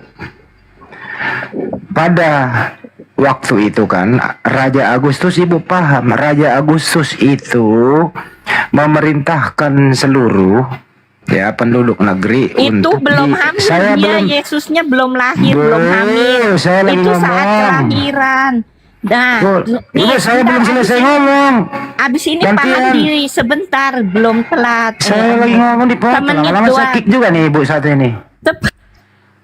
Kau ini gimana kau ini naik? Di sini kamu gantian. Memang itu rinciannya. Iya saya lagi ngomong Kan dulu. sampai Habis saya ibu lagi gitu loh. iya nanti Pak Handi yang Nanti Bu Hayati diam komentarin. dulu dengerin Bang Handi ngomong, nanti gantian biar enak, silakan. Iya gitu loh. Jadi pada waktu itu ya saya ke Kepas aja deh. Jangan ke ibu. Ibu tutup kuping aja. Kepas. Pada waktu itu Raja Agustus memerintahkan seluruh penduduk dunia untuk disensus. Pergilah Pak Yusuf sama Maria. Ya. Di malam hari perjalanannya dari Nazaret ke kota Daud. Maria udah hamil. Ya. Dalam perjalanannya di malam hari. Bulan berapa itu? Bulan berapa? Tunggu dulu. Bulan yang hamil itu bulan berapa Bang Hendi? Enggak tertulis bulannya, enggak ada bulan ditulis. Ya, lanjut ya. Enggak ada bulan ditulis. Di sini enggak berbulan-bulan, enggak ada. Dalam perjalanannya, di tengah perjalanan dia menemukan gembala mengembalakan dombanya di malam hari. Sampailah dia di kota Daud di malam hari. Karena dia tidak mendapat penginapan, dia tidur di luar. Akhirnya dia melahirkan di luar penginapan di seputaran kandang domba. Makanya lahirlah itu bayi, ditaruh di palungan, dibungkus kain lampin, ditaruh di palungan. Pertanyaannya adalah, pantas nggak ada pengembala domba menggembalakan dombanya di bulan Desember? Iya, aku jawab ya Pak Handi. Pak Handi itu bukan di Eropa Barat. Kalau Eropa Barat bulan Desember suhunya minus. Itu di Yerusalem sampai kemarin berapa hari lalu. Kakakku juga pulang dari sana. Ini tahun kedua kalinya ke sana. Bulan Desember itu suhunya cuma 16 sampai 17. Kalau Pak Handi nggak percayaan nama aku lah, tanyain aja sama ahli-ahlinya. Jadi bulan Desember itu 16-17 itu ya kayak orang di Bandung gitu Pak Handi. Jadi memang Saya nanya itu Bu, Ibu dengarkan dulu pertanyaannya Bu. Pantas kan enggak? kata Anda Dengarkan pantas dulu pertanyaan enggak? saya. Iya. Orang mengembalakan domba di malam hari, sedangkan pagi aja itu domba belum bisa digembalain, bencer dia makan rumput, ada embunnya gitu loh. Nah ini gimana ceritanya Ibu? Ya kau ngomong lagi. Nah, aku jawab ya Pak Handi. Iya silakan. Pak Handi, tiap orang beda-beda. Artinya di sana itu rumputnya itu ya Pak Handi ya, nggak masalah berembun nggak berembun. Lagi pula kalau Pak Andi ngomong rumput berembun, aku juga di kampungku miara kambing, nggak ada istilah kayak mati makan rumput begitu. Jadi suhu di sana itu 15-16 derajat. Jadi orang tetap mungkin mengembalakan kambing di bulan segitu. Nah kalau yang tadi aku ngomong kan ahli apa ya, 8 hari Yesus disenat tanggal 1 Januari Saya jangan ngomongin sunat dulu. dirayakan Kristen Anglikan sunatan Yesus pada tanggal 1 Januari. Itulah buktinya 25 Desember 8 hari kemudian 1 Januari Yesus disunat, tanggal 1-nya dirayakan oleh Kristen Anglikan hari sunatan Baik. Yesus. Gitu dah. Gantian ya Bu Titik. ya. Iya ya udah aku diam. Ibu tahu itu Raja Agustus itu memerintahkan seluruh penduduk negeri untuk disensus. Ibu tahu Raja Agustus itu berkuasa dari tahun berapa dan berakhir tahun berapa Ibu? Buka aja di sejarah Pak. Ini nggak ngomongin, nggak ada kaitannya terlalu erat dengan kehamilan Maria antara dia. Yang Ibu tahu penting apa kan enggak? saat dia lahir Ibu dia tahu apa enggak? dikejar-kejar gitu. Ibu pertanyaannya Ibu tahu apa enggak? Lihat aja di Google mana saya Enggak tahu, hafal. enggak tahu. Yang Ngomong dong enggak penting tahu kan, gitu loh. iya kan skrip Ya, saya kasih kehamilan tahu. tadi kayak gitu. Nggak Kan masalah, saya tanya, juga bisa buka Ibu ini AI diskusi begitu, gimana Bapak. sih? Ibu kalau nggak tahu bilang aja nggak tahu, jangan ngoceh. Ya udah buka AI, buka Ya AI udah diam, aja. makanya diam nggak tahu toh. Ya buka AI, Nggak Bapak tahu. juga buka AI. Saya ulang kembali lagi, Ibu tahu atau tidak? Nggak tahu, Bapak aja Nggak juga tahu buka ya. AI. Nah kalau nggak tahu berarti Anda diam. Ibu nggak tahu tapi ngoceh. Kan nggak enak didengar, Bu. Nggak Nah, apa-apa. saya kasih tahu. Raja Agustus itu ya secara keseluruhan 27 Masehi resmi mengambil gelar Agustus. Periode pemerintahnya selama 40 tahun. Akhir kekuasaan Raja Agustus adalah 19 Agustus 14 Masehi. Jadi mustahil dia masih berkuasa di bulan Desember. Sedangkan akhir kekuasaan Raja Agustus itu di bulan Agustus. Jadi Lukas 2 nomor 1 sampai ke bawah itu di bulan, kalau Raja Agustus yang memerintahkan berarti di bulan Agustus. Karena akhir kekuasaannya dia wafat 14 Agustus. Jadi kalau Desember bukan lagi Raja Agustus. Ibu belum baca itu. Tanya Bambang Nursena, sono belajar sono sama Bambang Nursena. Enggak, Pak, enggak perlu Bambang Nursena, Pak.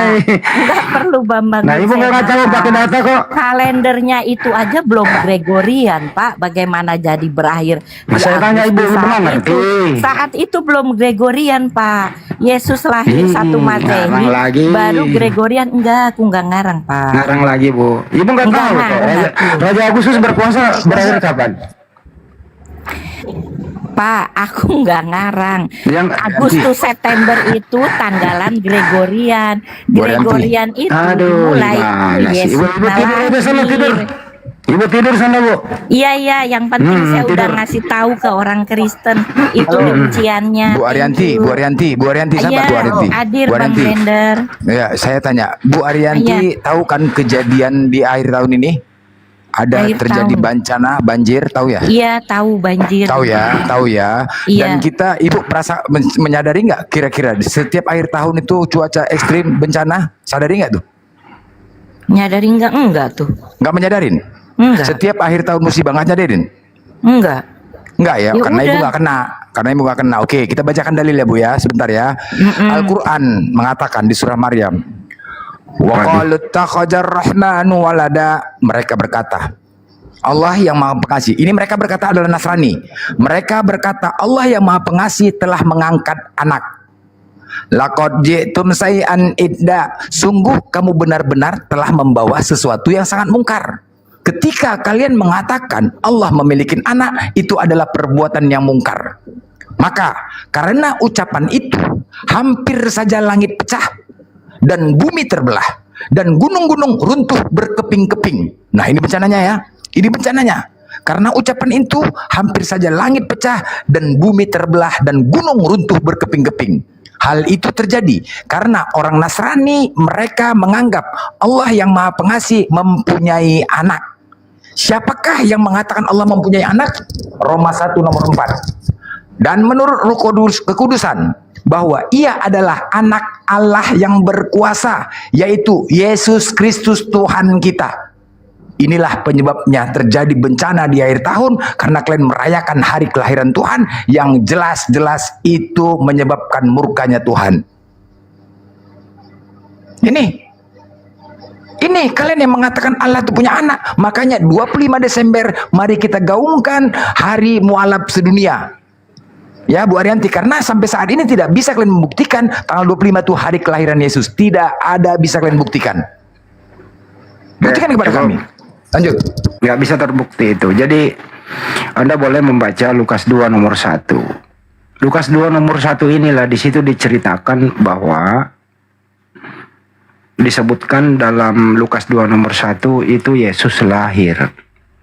Jadi di pemerintahan Agustus inilah, pemerintahan Raja Agustus inilah Yesus lahir.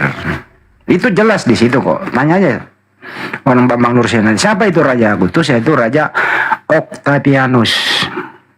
Dia itu berkuasa selama 40 tahun, berakhir tahun 14 Agustus 1014 Masehi. 19 Agustus 14 Masehi. itu wafatnya dia. Jadi di bulan Agustus, September, Oktober, November, Desember itu tidak ada yang berkuasa. Di dalam Lukas 2 nomor 1 ke bawah itu Raja Agustus memerintahkan seluruh penduduk negeri untuk disensus. Pergilah Bunda Maria sama Santo Yusuf perjalanan jalan kaki dari kota Nazaret ke kota Daud. Di situ udah hamil, Bu. Udah hamil besar dia. Dalam perjalanannya saya sudah jelaskan tadi, sampai di kota Daud, melahirkan di luar penginapan. Dibungkuslah bayi itu kasih lampin, taruh di palungan. Jadi kalau Desember siapa Raja Agustus? Raja Desember gitu? Jawabannya gampang, Kaisar apa Agustus jawabannya? tidak pakai kalender yang Gregorian. Kalendernya Sok-sok jadi Julian. pengacaranya. Buka di dalam Google aja, Bang Andi. Setelah kelahiran Yesus, kalender Gregorian dimulai. Baru ada Januari, Februari, begitu. Kalau kalender Julian itu tidak pakai itu, udah itu aja jawabannya. Dah, aku pamit turun ya, Kak. Dia terpamil lah, Bu. Iya. Kalau saya pakai data, Ibu. Aku pakai data. Makasih ya, Bapak, Mbak buka Arianti, kalender. makasih ya.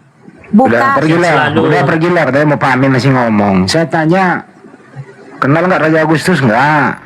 Tahun berapa berkuasa? Nggak. Tahun berapa berakhir berkuasa? Nggak.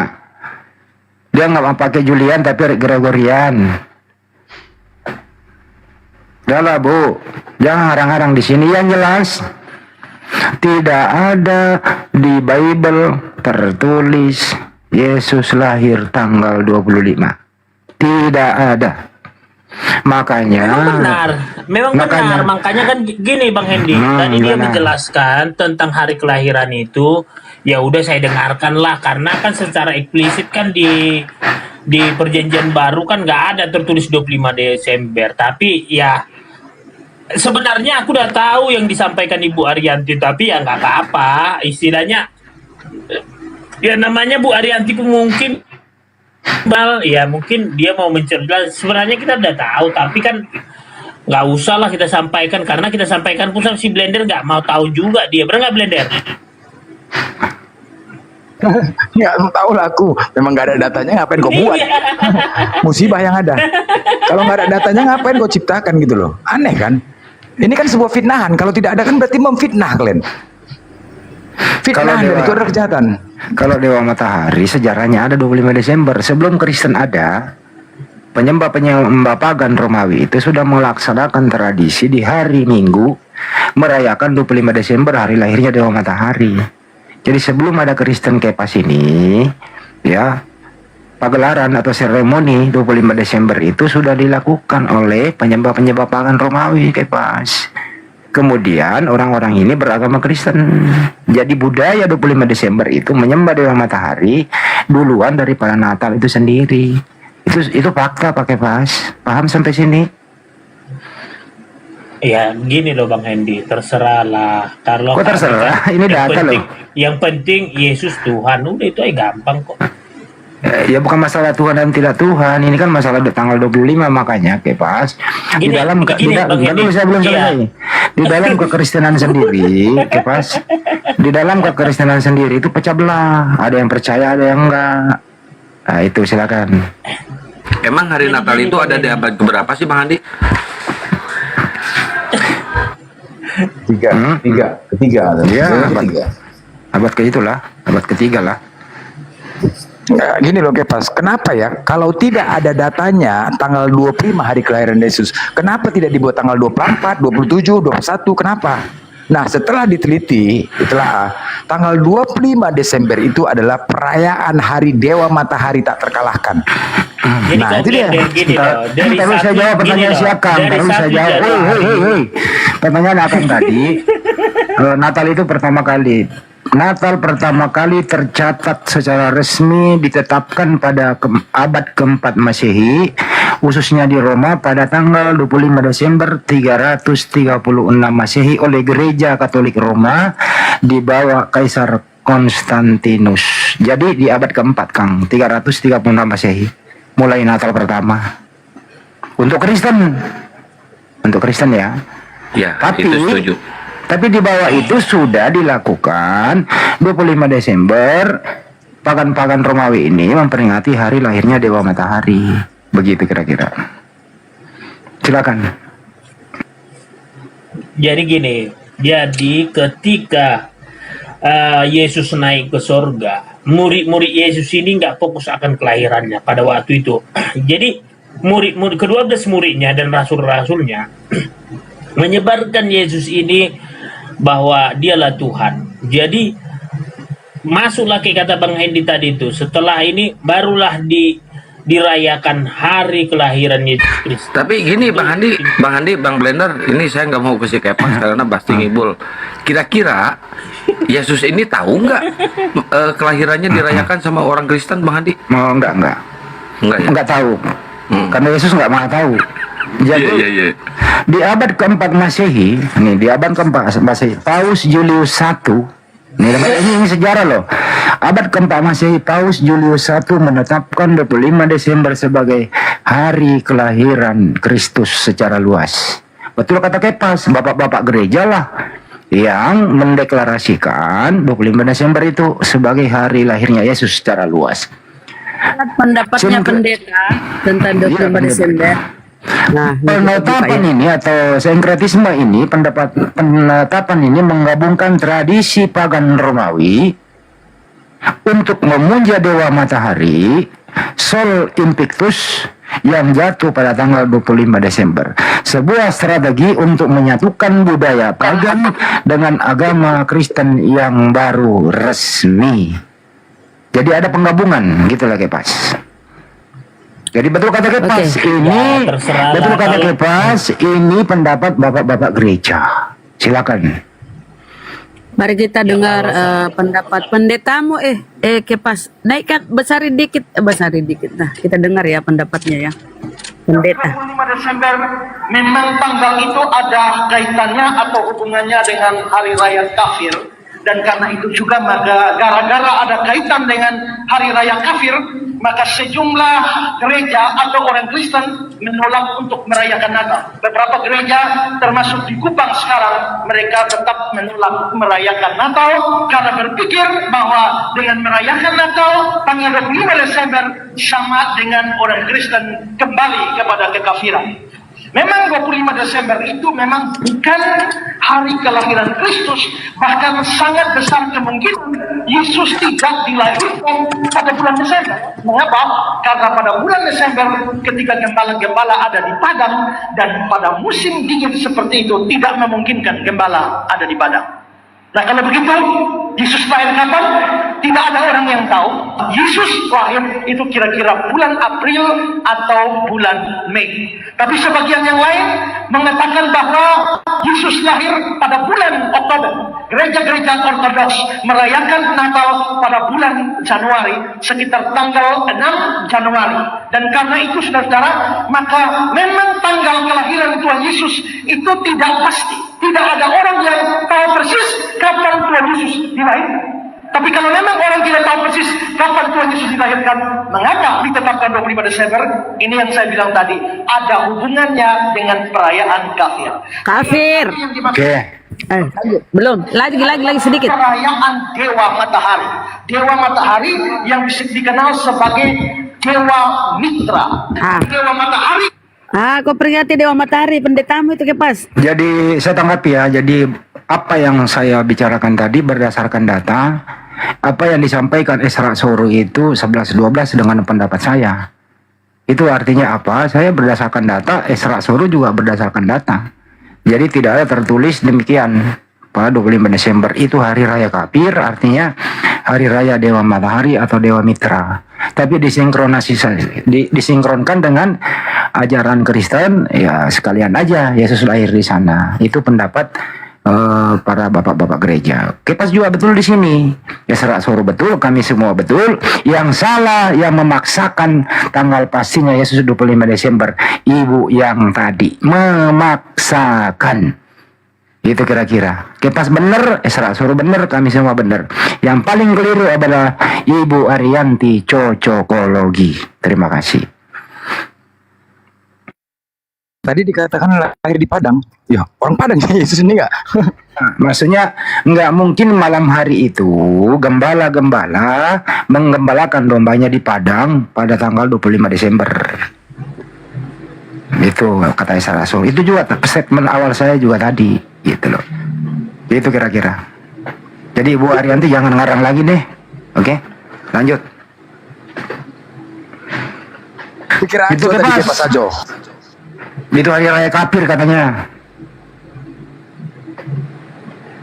Enggak ini loh, apa kalau mau ditanya kapan sih Yesus lahir? Kalau nggak bulan 6, ya bulan 7. Hanya itu doang, 2. Cukup. Ada buktinya nanti ya. Yang benar itu apa yang sering diucapkan Bang Blender, hari ini Yesus itu lahirnya hari ini. Benar nggak Bang Blender? Itu Wak Daud. Telepon Wak Daud pada hari ini. Tadi di Patang gue pikir orang Awak Yesus. Orang Awak gue pikir. Meriah ini hari kelahiran Yesus ini 25 Desember, meriah ini. Banyak yang masuk Kristen, meriah.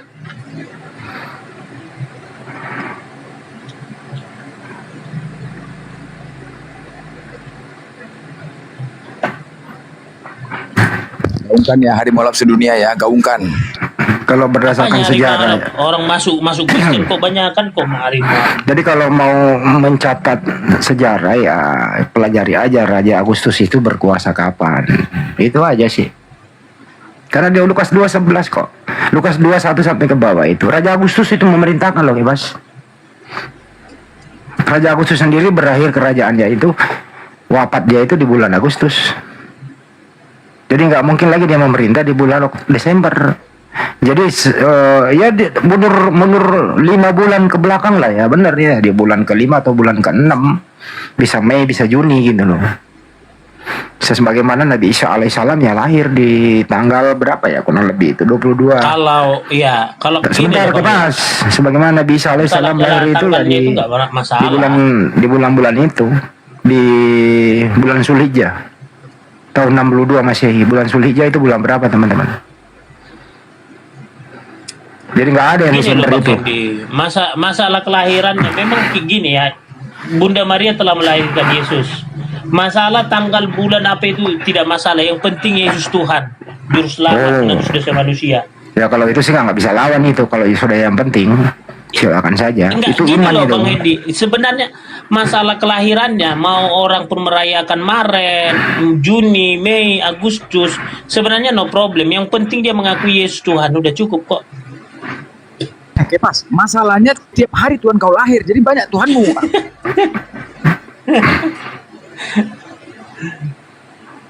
Kau yang di mana ya? Kau yang di kelapa sawitnya? Kau dikejar-kejar Pak Pol, kau suara hujung kali Blender? Yang di kebun kelapa sawitnya kau?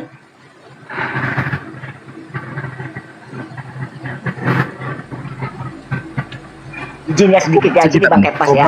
Kalau pada hari ini telah lahir. Pada hari enggak lah. Gini loh. Ini orang-orang gereja ya, nggak usah di Indonesia. Gereja sedunia itu dia punya tim semua untuk menggali, meneliti, mempertahankan isi Bible.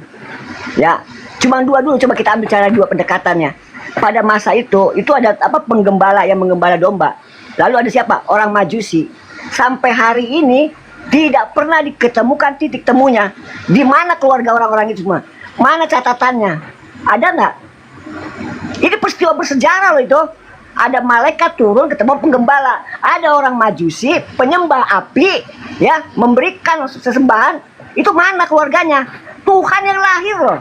Orang Majus peramal bintang, orang Majus peramal bintang. Bukan itu orang penyembah Majus. api kan? Itu kan bintang itu kan. Aduh, berarti nggak tahu Imbrus nggak tahu. Baca Jadi dulu, gini Kepas, jadi gini loh ya, karena kita ini Kepas, karena kita ini diskusi persahabatan. Jangan sampai menganggap kami ini anti Natal gitu ya. Karena di Indonesia ini kan ada beberapa agama. Kan kami tetap toleransi. Ya silahkan Anda merayakan Natal Anda sendiri. Kami itu tetap tidak akan pernah mengganggunya. Itu kepercayaan Anda.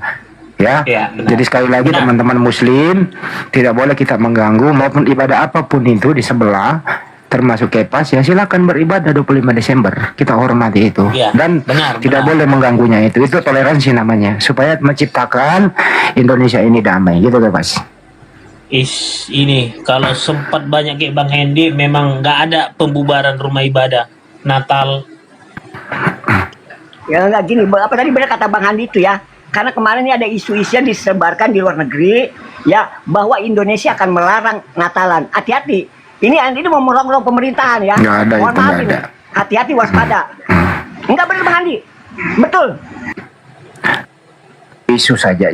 Yang jelas, tolong juga tema Natal kalau bisa segera diganti, itu besar-besaran gitu Kepas. Saya juga berjalan ke sana kemari, terutama di Bekasi itu gede banget tertulis itu tema Natal, Allah turun menjadi manusia. Nah, ini penghinaan juga terhadap sembahan umat Islam. Kenapa nggak Theo saja atau Bapa atau Tuhan turun menjadi manusia? Kenapa sembahannya umat Islam tertulis besar di sana Allah turun menjadi manusia? Itu tema Natal loh itu. Ini himbauan loh. Iya. Himbauan Itu jangan aneh sampai. itu. Enggak, itu aneh itu Bang Hendy, aliran aneh itu. Nggak, himbauan juga bahwa ya jangan sampai umat Islam juga marah. Nah, marah karena ada sebabnya begitu. Kenapa nggak Theo saja turun menjadi manusia? Kenapa Allah gitu loh? Apa dia nggak tahu kalau Allah itu sembahannya umat Islam? Cari gara-gara ini tema ini gitu loh. Menurut saya cari gara-gara gitu loh. Jangan sampai juga umat Islam marah. Ya kalau bisa diganti dong. Setuju teman-temannya, tema Natal diganti, jangan Allah turun menjadi manusia, tapi Tuhan lah atau dewa lah turun menjadi manusia, terserah. Yang penting jangan sembahannya umat Islam, itu kira-kira. Benar. Itu yang membuat bencana Kepas. Itu yang membuat bencana gempa tsunami. Jangan. Ya iyalah. Loh, betul. Itu Allah katakan. Kau itulah ada bencana Kristen yang kau salahkan. Bukan, Allah katakan loh itu. Allah yang mengatakan. Allah kami harus meyakini loh. Apa jangan nih? Karena mengangkat Allah itu memiliki anak, makanya Allah melulu lantakkan gunung dan bumi. Bumi hampir pecah. Kalian yang mengatakan Allah itu punya anak, kurang ajar. Janganlah, silakan. Gininya itu blender. Misalnya kayak anak Jakarta. Jakarta itu kan sebuah kata. Misalnya anak Jakarta, anak Medan. Nggak bisa. Kota Allah Jakarta punya itu nama anak, Tuhan begitu kami. Woi, harus kau hargai, bukan negara. Tuhan loh, yang kami imani, kami yakinin. Ini hanya kiasan blender. Kok kiasan cemana kiasan? Karena apa? Allah itu tidak serupa dengan apapun, baik itu nama ataupun hakikatnya. Kenapa kau serupakan? Makanya izin salah dulu, sih izin lu. dulu. Ini saya luruskan. Bunda Rama monitor Bunda Rama. Bunda Rama buka dulu di Google itu tema Natal aja, terus lihat gambarnya Bunda. Bener nggak sih? Itu ada kata Allah turun menjadi manusia gitu. Siapa yang bisa on cam? Bunda Rama dia ikutin nggak ada nih, saya yang buka dah. Tunggu ya, aduh berat juga nih gue nih. Tunggu ya teman-teman, kita baca dulu nih supaya nggak. Tunggu ya.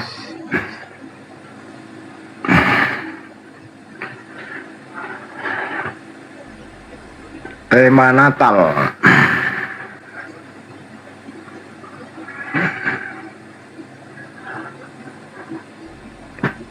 Gue nggak bisa on cam ya.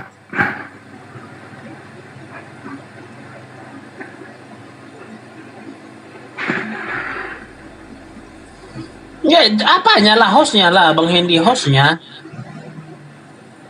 kan bisa on cam. Siapa bisa Bu Oka? Yang jelas itulah temanya lah. Tema Ya udahlah, Natal. ya, nggak apa-apa lah, udah tahu kita. Kalau udah, udah tahu, ya. udah itu kata Bang Hendy udah tahu. Kepas. Apa? 2 Samuel 7 nomor 22. Sebab itu engkau besar ya Tuhan Allah. Sebab tidak ada yang sama seperti engkau dan tidak ada Allah selain engkau. Apalagi Ulangan 4 nomor 39. Sebab itu ketahuilah pada hari ini dan camkanlah bahwa Tuhanlah Allah yang di langit, di atas dan di bumi, di bawah tidak ada yang lain. Kenapa kau samakan seperti Yesus? Permasalahannya apa? Kenapa Allah itu kalian katakan Yesus? Yesus itu kan firman, Yohanes 1 ayat 1, Yohanes 1 Masuk ayat lagi si 4, firman. Nggak ada Yohanes urusan si 1 firman. ayat 14, Yohanes 13 ayat 13. Artinya blender, Yesus itu bagian dari Bapa, yaitu Allah kalau di bahasa Indonesia, kalau di Yudaisme Elohim. Loh, Gitu loh. sedangkan Nah, di sini tidak ada yang sama seperti engkau. Dan tidak ada Allah selain engkau. ku tanya lu kok blender, ada apa yang sama seperti Yesus? Ketika kau samakan Allah dengan Yesus, itu udah sama namanya, menyamakan. Sekarang ku tanya kok ada sama seperti Yesus? Gak ada kan? Enggak, kalian mengatakan Allah itu adalah Yesus, benar enggak? Allah itu bagian dari Bapa. Nah, ya Yesus itu bagian dari udah, Bapa. mau apapun dikatakan di sini tidak sama, hanya Allah satu-satunya. Dan ini tidak ada Memang dalilnya, nggak kalian sama. paksakan. Ya udah, kenapa kalian paksakan? Makanya kan udah saya bilang tadi itu 3 kepribadian, 1 hakikat. Jangan kau Tidak paksakan, terpisahkan. Kepas. Gini ya, kalau seandainya di Yohanes 1 itu pada mulanya Allah bersama-sama dengan Yesus, boleh. Allah itu adalah Yesus, boleh. Tapi kan tidak. Ini kan firman. Nah, merujuk, oke, kita anggap firman itu adalah Yesus. Firman Yohanes 1:14, firman telah menjadi Yesus. Boleh. Ini firman telah menjadi manusia. Nggak ada tertulis Yesus. Itu kan Kenapa Yesus. harus kau Di paksakan? Filipi Loh, 2:5-11 kan udah jelas. di Yohanes 1:14 dulu, jangan kau paksakan manusia itu menjadi Yesus. Saat itu aku juga manusia, kau manusia, tapi kita membedakan punya nama. Gitu loh. Firman telah menjadi manusia. Kenapa harus jadi Yesus? Gini blender, kau samakan kedagingan kita dengan Yesus. Yesus itu memang manusia, tapi nggak sama dagingnya. Dia suci. Bedanya aku sama Yesus, Yesus makan, aku makan. Apa bedanya? Iya, tapi itu hanya seremonial aja itu. Tuhan seremonial, cemana Tuhan seremonial? Aduh, mak nggak ngerti aku, Bang. Cemana Tuhan seremonial nih? Gini, seperti manusia makan, dia makan, tidur, dia tidur. Gitu loh. Apa bedanya dengan aku? Bedanya kau berdosa, Yesus gak berdosa, gimana sih? Di situ bedanya blender. Dari mana kau tahu dia nggak berdosa? Ya, kan ada tertulis dia Tuhan. Mana ada Tuhan berdosa? Ada aja kau.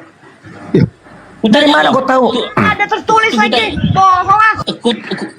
Ku tanya ke blender, Tuhan berdosa atau enggak? Berdosa ya, ada dosanya Yesus, bro. Dia mengutuk pohon ara itu apa? Enggak dosa itu mengutuk pohon ara. Sama siapa dia berdosa, Bang Hendy?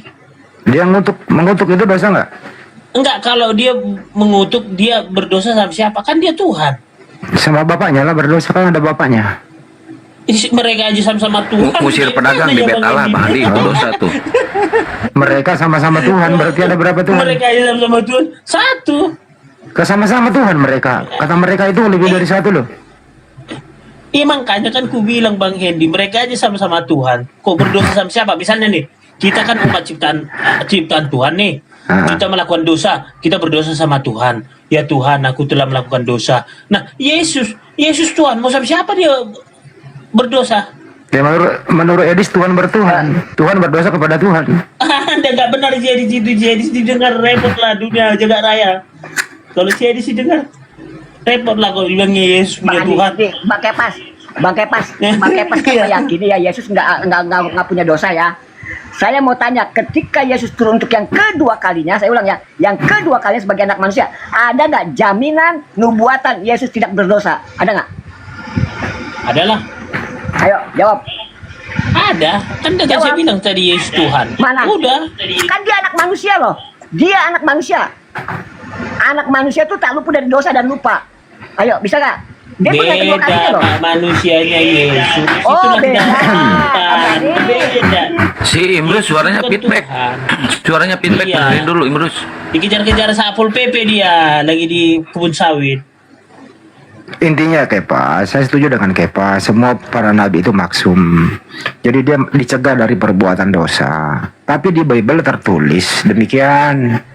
Ya, itu membalikkan meja pedagang, mengutuk pohon ara, kalau ada orang belum dibalikin dan seterusnya begitu. Kita setuju kok, semua, apalagi anaknya Maria mulia, tanpa cacat dia begitu. Persoalannya Kepas, orang yang kayak gini, kenapa kau percaya dia mati terkutuk? Artinya apa? Ada dua Yesus di sini. Yang kau tuhankan itu bukan anaknya Maria. Gitu Ini agenda Kepas. Tuhan ini, Bang Hendy. Agenda Bapa ini semua. Rancangan Bapa. Rancangan siapa Yesus mati di salib? Rancangan Bapa, Elohim. Kau bertentangan pula dengan yang katanya rancangan iblis. Ya ini nggak juga lah benar semua apa katanya. Jadi menurut kamu yang menghendaki Yesus mati di salib Bapa di surga? Kehendak Bapa, makanya kan Yesus berdoa 3 kali di Gunung Getsemani. Dari situ kan dibilang bukan kehendakku tapi kehendakmu, kan kata Yesus. Berarti doanya tidak didengarkan gitu, ditolak doanya. Tidak dikabulkan. Tidak dikabulkan. Nah ini kan bentuk konsep penyaliban ini kan ketaatan Yesus Tapi kepada Bapa. Ibrani 57 doanya didengarkan kok. Iya didengarkan, tapi kan dalam konsep apa ini penyelamatan ini menebus dosa manusia, ini khusus ini gak didengarkan Bapa karena apa? Karena ini manusia sudah jatuh ke dalam dosa dari Adam dan Hawa, makanya tadi dibahas. Enggak gitu ya Pas. Ibrani 57 doanya didengarkan karena kesolehannya ia diselamatkan dari maut. Artinya apa? Yesus orang soleh, doanya didengarkan, diselamatkan dari kematian. Itu Ibrani 57 loh, tertulis loh jelas. Jangan dibantah dong, Bebas. Iya, gini Bang Hendy. Yesus mati di kayu salib, kan dia bangkit lagi pada hari yang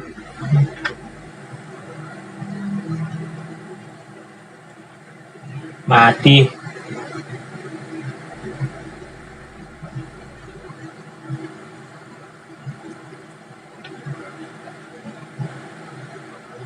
Untuk disalib. Tapi Yesus berkata, tulisan lain berkata, anak manusia sudah duduk di sebelah kanan yang maha kuasa. Sudah diangkat dia, tapi di bumi ada penyaliban. Siapa yang disalib itu? Yesus sudah anteng duduk di sebelah kanan Bapaknya. Tapi di bumi ada yang disalib, Kepas. Siapa itu? Ayo.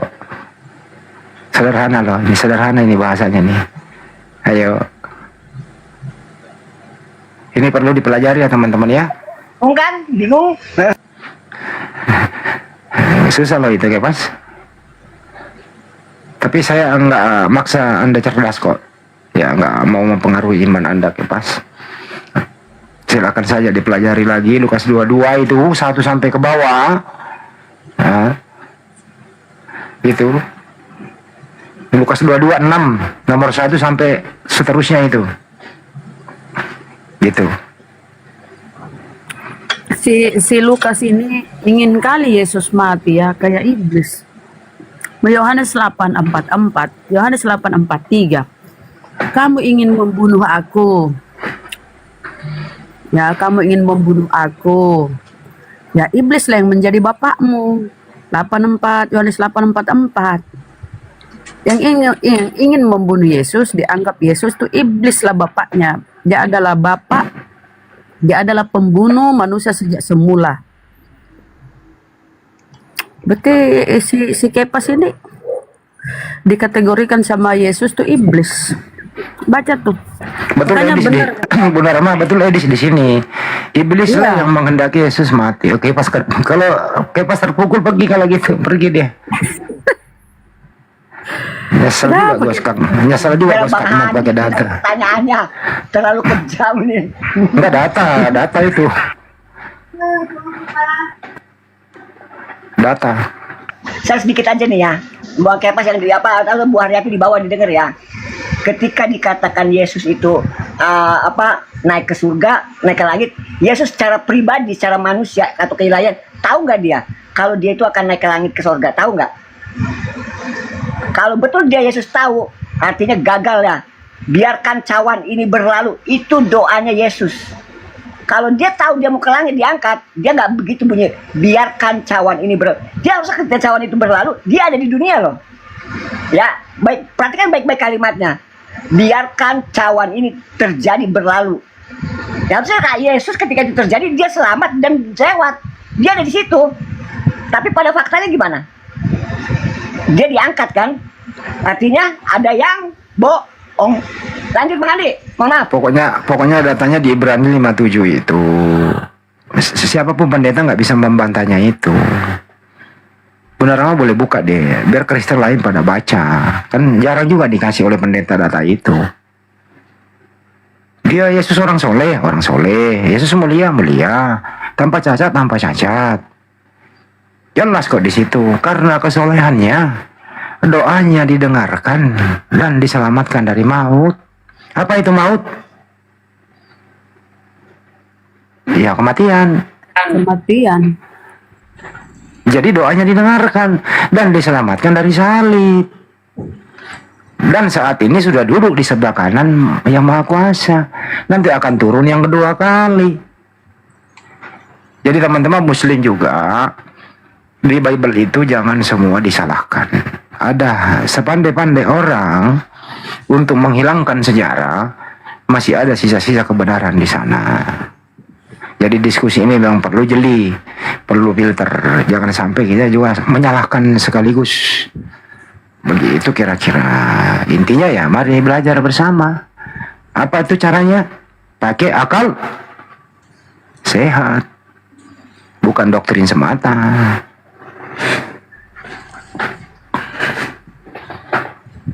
Nah, ini lagi nih pertanyaan, boleh nggak umat Islam mengucapkan Natal? Yang nggak penting-penting juga kali. Anda perlu juga tahu, sebelum kita mengucapkan itu ya tahu dulu apa arti ucapan kita. Gitu ya. Tapi kalau udah tahu, saya rasa Anda akan tidak mengucapkannya lagi. Bukan tidak toleran, bukan tidak mau berbagi. Kami menghormati kok, saudara kita silakan Natal, tapi jangan paksakan saudara kami untuk mengucapkan itu. Karena kalau saudara saya mengucapkan itu artinya mengiyakan ada Tuhan lahir. Apakah kalian umat Islam masih mau mengucapkan selamat hari lahir Tuhan bebas? Berarti Anda mengiyakan dong ada Tuhan lahir. Nah, waspada di sini gitu. Oke? Lebih baik nanti tanggal 25 Desember kita merayakan hari apa teman-teman? Hari apa kira-kira? Nah, pinter. Oh iya, buat teman-teman yang merasa dirinya pernah syahadat di roomnya API, buat nanti tanggal 25 silakan hubungi langsung Bang Handi ya teman-teman ya, di WA atau di DM Bang Handi. Kalau bisa di WA langsung, karena ada kejutan buat kalian semuanya, bagi teman-teman mualaf yang pernah mualaf di roomnya API. Langsung ya ke Bang Handi. Jangan ditunda-tunda lagi, soalnya waktunya udah dekat ini. Takutnya nanti nggak kecatat. Wow, jadi ini nanti ya. Silakan langsung hubungi. Udah ada lebih 120 yang tercatat itu kok. Ya, sudah mendapatkan sertifikat selama api berdiri gitu ya, 120-an. Nah, dan undangan kita sudah edarkan ya, sebagian ke toko-toko mualaf kita. Insya Allah nanti tanggal 25 Desember kita start pada Isya ya, kurang lebih jam 19.30 atau jam 20.00 gitu ya. Di room di Komar Resmi Apologet Islam Indonesia. Tentu dimulai dengan pembacaan ayat suci Al-Quran dan sambutan-sambutan dari ketua pembina, ketua, dan para tokoh-tokoh masyarakat. Kemudian habis itu silakan para mualaf naik satu persatu untuk berstatement, untuk berbagi. Di balik itu semua, insya Allah kami akan memberikan apresiasi, semacam bantuan atau semacam hadiah buat para mualaf-mualaf kita. Ada sponsor kok itu. Tapi kalau ada yang mau memberikan lagi bantuan lain, misalnya ada, saya memilih mualaf satu orang untuk saya umrohkan, ya silakan saja. Karena Bang As ini memang naik untuk agak berisik sih. Nah gitu ya, kira-kira ada yang ingin kenapa Bunda? Ada yang ingin memberikan hadiah kepada para mualaf, ya silakan, kami terbuka. Saya ingin umrohkan 5 orang misalnya. Ini ya, ada yang semacam bingkisan ya. Ya, gitu ya. Karena berbeda setelah dia mualaf dan sebelumnya. Mungkin ini kita tanya-tanya lah perbedaan dan before dan after kan gitu ya. Wah, gua bisa bahasa Inggris nih. Ngerti gak artinya Bunda before dan after? Sebelum dan sesudah. Nah, pintar. Nah, itu bahasa Bugis itu. Nah, kira-kira begitu teman-teman. Ya, tapi intinya gini, hadiahnya itu bukan berupa permen, roti ataupun coklat, bukan ya? Bukan berupa permen, roti ataupun coklat, bukan. Nah itu kan persembahan di gereja itu. Jadi apa ya, gaungkan ya buat teman-teman yang dimanapun berada, baik di YouTube ya, ketika kalian sering ke masjid, ingatkan kepada BKM. Ayo mari meriahkan, undang para ustadz untuk melakukan ceramah tanggal 25, karena kan toh hari libur kan, buat untuk di kelurahan, kecamatan. Karena apa? Bawa dalil surah Maryam. Kenapa ini tidak pernah disampaikan para ustadz dan ulama ketika berceramah? Sebab di akhir tahun bencana, nggak pernah. Mungkin menjaga toleransi. Kita tidak ingin menghilangkan acara Natal, tidak. Tetapi peringatan ini Allah berikan lebih condong kepada umat Islam daripada orang Kristen. Salah satu tsunami Aceh, mayoritas. Yuk, terkhusus Aceh, Padang, Madura. Jangan sampai kita berdoa di sini. Harus kita sadari. Tahun baru, ya, bawa tema tentang hal ini. Bawa tema. Bukan kita toleransi, enggak. Kita tidak mengganggu. Kita tidak mengganggu ibadah mereka kok. Nggak mengganggu, mereka merayakan, kita nggak pernah mengganggu Natalan. Cuman kita merayakan menurut iman kita. Kita meyakinin, di sini kita meyakinin Allah tidak beranak. Mereka yang mengatakan Allah beranak. Makanya kita buat acara ini, gaungkan di mana-mana, di seluruh Indonesia. Yuk, yang sering ke masjid ingatkan kepada BKM. Ingatkan surah Maryam 88 sampai 91. Karena para ustadz ulama mungkin tidak berani membawa ini karena takut toleransi. Itulah dia. Padahal jelas sekali dalilnya ini, ya. Bumi hampir loh. Dari sekarang diingatkan, ramekan gaungkan. Acara maulid, undang ustadz, toh ibadah kok. Undang para ustadz, buka ceramah di masjid-masjid, hari mualaf. Semoga Allah memberikan perlindungan bencana kepada kita, ya kan? Bagaimana sekarang Aceh, Padang masih dalam keadaan terjerat, kadang belum tidak makan. Tengok.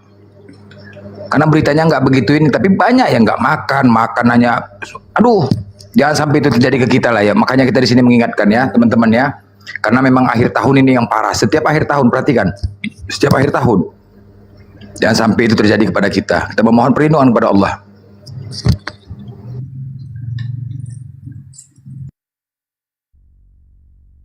Jelas kok di Al-Quran, banyak sekali ayat di Al-Quran itu. Jangan membuat kerusakan di muka bumi ini. Jangan rusak hutan, jangan rusak hablum minan nas, jangan rusak dirimu dengan perbuatan-perbuatan yang mungkar. Gitu ya. Ya, pelihara alam ini. Alam ini adalah berkah Allah Subhanahu wa taala untuk kita nikmati. Jangan dibabat habis satu demi kepentingan perut segelintir orang. Terus orang yang tidak bersalah merasakan dampaknya gitu sih. Ya, kayak lagi di bulan-bulan seperti ini sampai kapanpun gitu ya, mari kita menanam pohon. Jangan merusak alam, jangan membuat kerusakan di muka bumi. Al-Baqarah 205, Al-Arab 56, banyak datanya itu. Teman-teman ya, mari nanam pohon. Hijaukan bumi Indonesia dengan gerakan 1 juta pohon. Bayangkan itu loh. Itu Allah berfirman di surah Asy-Syura ya. Iya. Coba dibacain Bunda. Di surah Asy-Syura ayat 30. Dan apa saja musibah yang menimpa kamu, maka adalah disebabkan oleh perbuatan tangan kamu sendiri.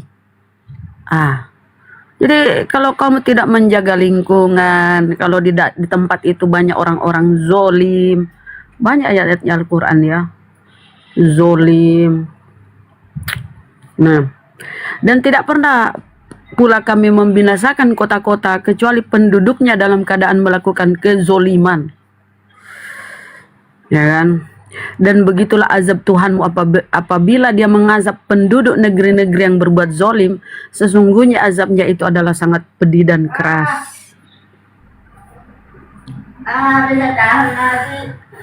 Ada Bunda Rama, ada siapa Bang Aron ini kan, disapa dulu. Betul. Bang Rama. Bang Arum pasti setuju dong itu.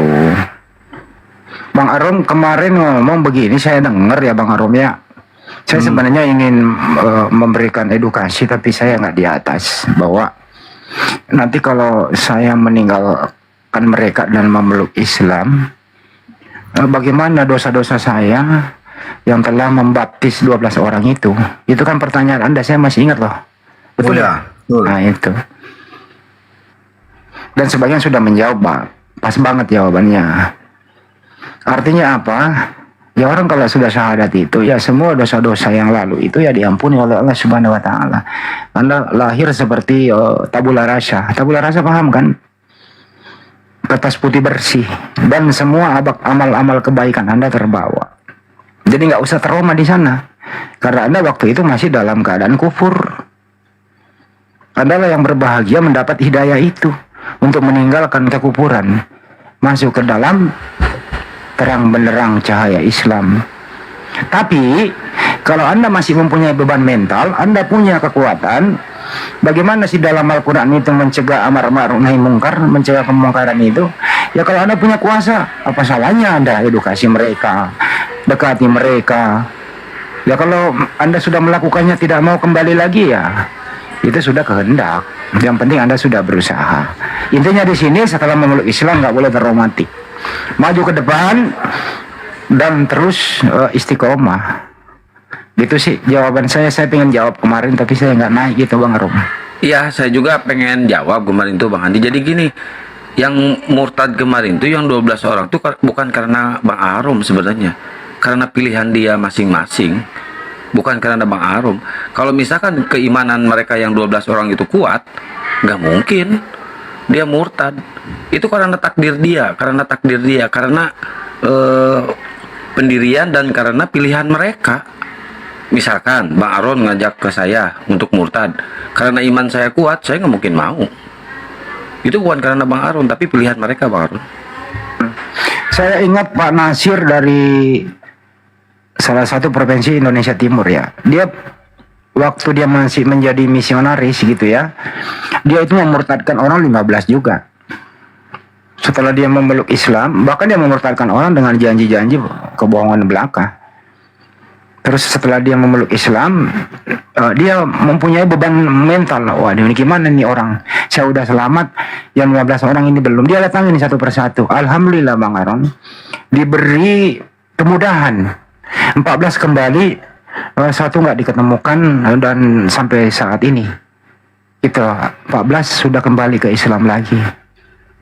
Jadi tidak menutup kemungkinan nanti setelah memeluk Islam, Bang Arum mendekati mereka kalau masih bisa komunikasi, kalau diberi kemudahan, kalau hidayah itu datang, dengan mulus Anda berdakwah, no problem.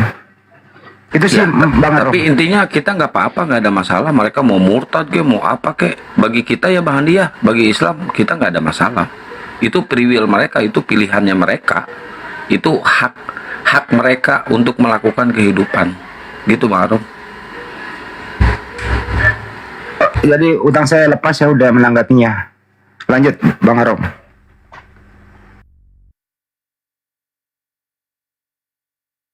Saya nggak tahu malahan kalau ada Bang Andi sama Kang Kian. Sama Bang Dewa kan kemarin tuh. Iya, saya dibawa mendengarkan.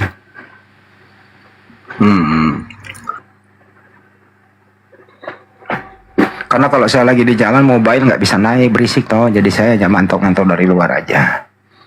Kebetulan ketemu Anda di sini ya, boleh dong nanggapin dikit. Nggak ada salahnya toh. Bang Jimen, Bang Andi, Bang Jimen pernah memurtadkan 5 orang kalau nggak salah ya kemarin tuh. Terus dia mualaf. 6 orang. Nah, saya kan nanya, gimana nasib yang 6? Saya datangin. Yang jauh saya telepon bahwa saya udah mualaf, diterangkan sama dia mualafnya karena bla bla bla bla, dan dia minta maaf telah memurtadkan orang tersebut. Bagus loh dia. Yang paling penting Bang Arom, kalau yang sudah Anda baptis itu terus nggak bisa kembali lagi, nggak ada masalah. Yang penting Anda sudah berusaha. Tapi dengan Anda menjadi mualaf, Anda berbagi gitu ya, terus kemudian orang termotivasi untuk memeluk Islam, melebihi dari itu 1000 kali lipat. Tidak menutup kemungkinan gitu loh. Betul nggak teman-teman? Yang saya bilang kemarin kan, saya udah nggak tahu lagi orangnya itu. Kan banyak nih ya jamaah. Nggak kenal, saya nggak terlalu kenal.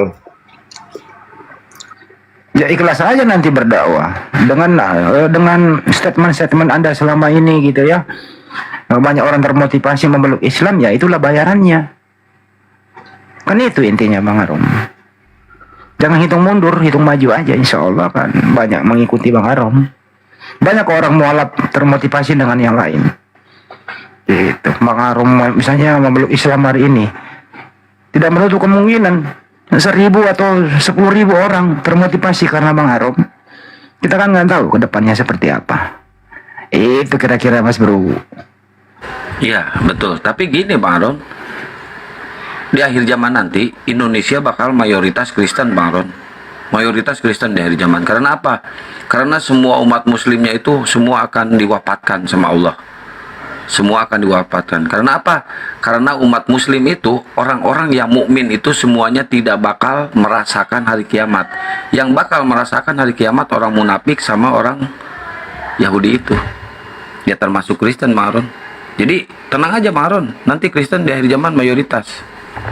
Tapi setelah nanti mendekati kiamat, merasakan hari kiamat, jahatnya hari kiamat, ketirnya hari kiamat, kalian akan merasakan.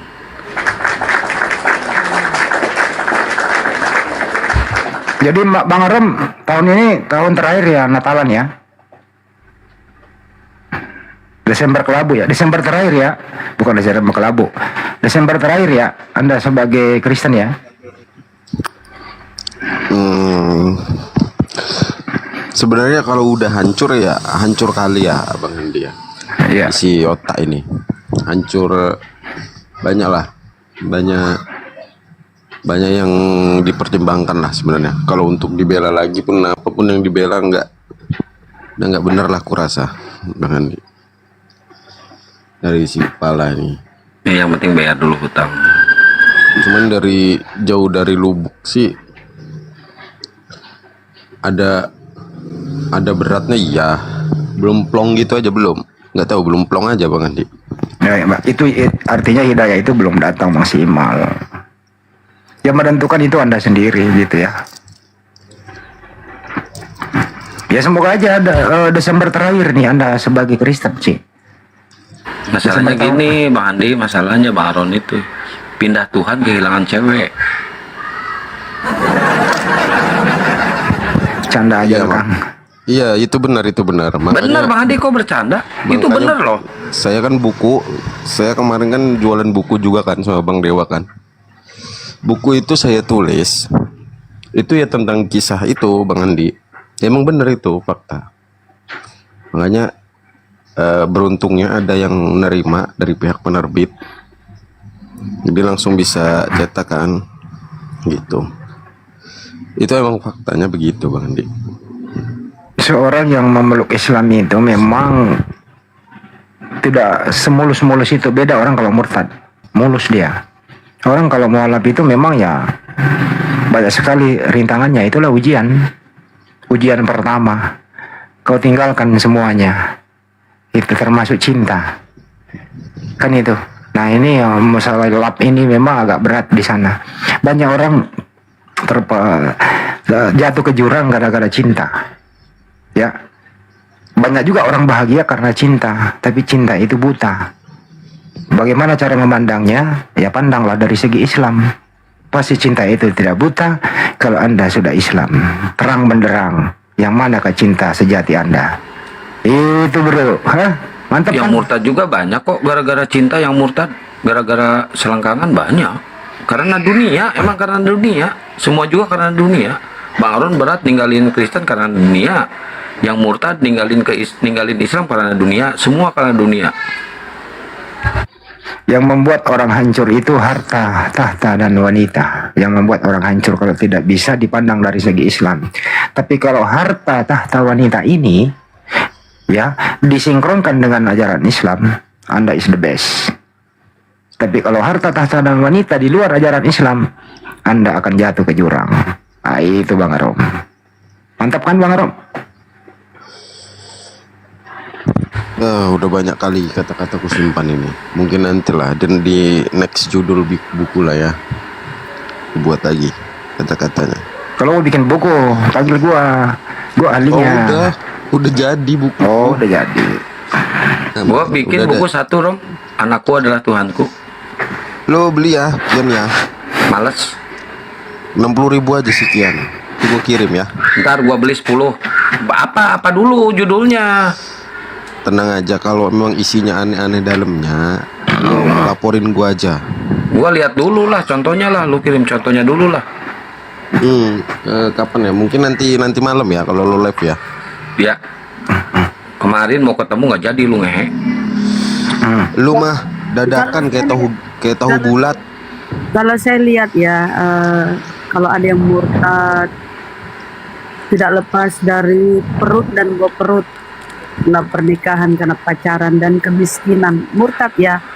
Tapi kalau teman-teman kita yang mu'alaf, Menahan Ali, ustadz-ustadz kita yang lain ya, semuanya yang dia tuh udah paham Bible ya, bukan kaleng-kaleng keilmuannya tentang Bible, dan dia mempelajari Al-Quran. Kang Handi izin bunda. Kang Handi itu yang bentar Bang. Kian. Itu yang besok siang. mu'alaf. Jadi orang mu'alaf itu orang berilmu, ya kan? Gimana Bang Arom? Besok siang janji saya, ayo kita ketemu. Di mana? Aku samperin kalian. Ayo, lu maunya di mana? Ayo sama gua. Maunya di mana lu? Ayo. Saya yang samperin. Di mana? Mau di mana? Di mana serius? Tar dulu. Besok kan hari Jumat. Habis Jumatannya? Ya, habis Jumatan. Hubungi Akang. Karena saya nggak tahu nomor telepon Mang Arom. Ntar hubungi gua aja. Kalau bisa di Jakarta Pusat lah, yang strategis gitu ya. Ntar Bang Handi, mending Bang Handi hubungi Pak Haji. Kan Pak Haji ngebet banget pengen ketemu Bang Aron, walaupun berantakan kayak gini nggak apa-apa lah, lumayan. Dihubungi aja Bang Handi, kan Pak Haji yang ngajak ketemu. Lumayan berantakan siang. Emang berantakan. Assalamualaikum warahmatullahi wabarakatuh. Waalaikumsalam. Boleh aku ngomong sama Bang Andi Slebes? Silakan Bang. Bang Andi, saya Dirman, saya mewakili umat Islam. Saya minta maaf kalau saya punya salah waktu terjadian saya menginjak bibol. Mungkin saya terbawa emosi ketika saya diskusi sama Kiai Murtad itu. Jadi saya juga pernah di sidang sama Bang Blender sama Kak Bunda Nora, jangan lagi kamu melakukan hal seperti begitu. Jadi makanya saya minta maaf kalau kalau saya melakukan hal seperti begitu, karena saya dengar satu hanya umat Islam yang berbuat, kena semua. Jadi saya sebagai orang diri, saya minta maaf sama semua di sini. Bentar saya luruskan Bang, saya potong Bang. Gini, Bang Blender sama Bunda Nora itu Bang, bukan menyidang Abang. Nggak ada satupun manusia yang bisa menghakimi saudaranya sendiri, nggak bisa. Hanya Allah yang bisa menghakimi. Itu menasehati Abang di situ Bang. Perbuatan Abang itu salah. Gini aja Bang, Abang kalau mau minta maaf, Abang bikin bikin video minta maaf ke orang Kristen, bukan ke kita minta maafnya, ke orang Kristen. Betul nggak Bang Andi? Iya betul juga. Saya sudah bikin fiktif Bang, di akun ini saya pakai, tapi tidak ada respon dari saudara Kristen. Tapi saya naiki komal-komalnya bersatu-satu. Kalau saudara Kristen ini tidak ada yang keberatan Bang. Cuma ada yang yang keberatan ini Sandi Perdana itu yang keberatan yang mau laporkan saya. Berarti dia Muslim dong, karena dia saya juga agak merasa jengkel sama dia, karena ketika kita naik kita harus memenuhi syarat-syaratnya. Kalau dia mengatakan passwordnya itu kita harus mengisi Bambang Suma, itu artinya kita harus mengisi Bambang Suma baru kita Bang, jangan melebar ke situ Bang. Saya jijik dengarnya juga Bang. Mending mau masalah Abang aja, nanti misalkan ada Bang Juma nanti malam, Abang naik aja ya. Abang minta maaf langsung ke orang Kristen, bukan ke orang Islam. Minta maafnya ya Bang ya. Iya, tapi saya juga dengar sama Kak Bunda Nora waktu saya ngomong sama dia. Ini ada orang Makassar menginjak. Kayaknya cukup deh, kita kayak orang begini, Kristen. stop dulu. Kayaknya udah cukup, Sudirman. Ya. Kalau bisa, hentikanlah. Cukup, Anda udah minta maaf ya cukup. Itu aja udah, jangan usah diperpanjang, oke?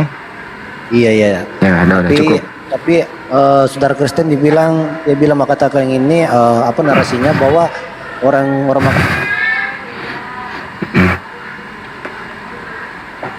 Udah cukup, nggak usah dibahas. Makanya dalam berdiskusi itu kita harus menjaga emosional kita, jangan terpancing. Kalau belum mampu mengendalikan emosional, ya nggak usah diskusi dulu. Karena sepandai-pandainya profesor, kalau dia emosi itu turun IQ-nya menjadi jongkok. Jadi orang kalau emosi itu nggak ada orang pintar, semua jadi di bawah rata-rata gitu.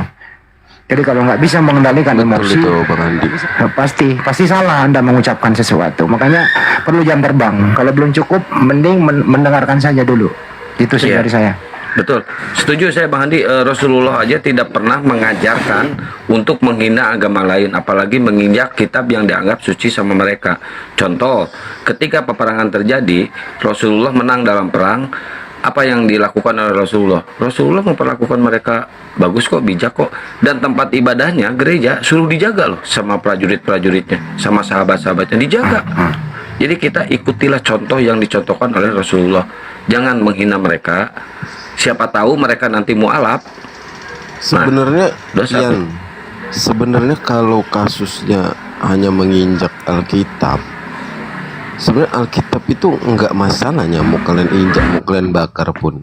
Kita itu mengimani yang di dalamnya, bukan Alkitabnya. Tapi Bang Arom, ini kan sebagai bentuk saling menghormati satu sama lain. Itu kan dianggap kitab suci oleh agama Kristen. Ya harus kita menjaga sikap lah. Itu tidak baik lah. Itu namanya memancing kerusuhan.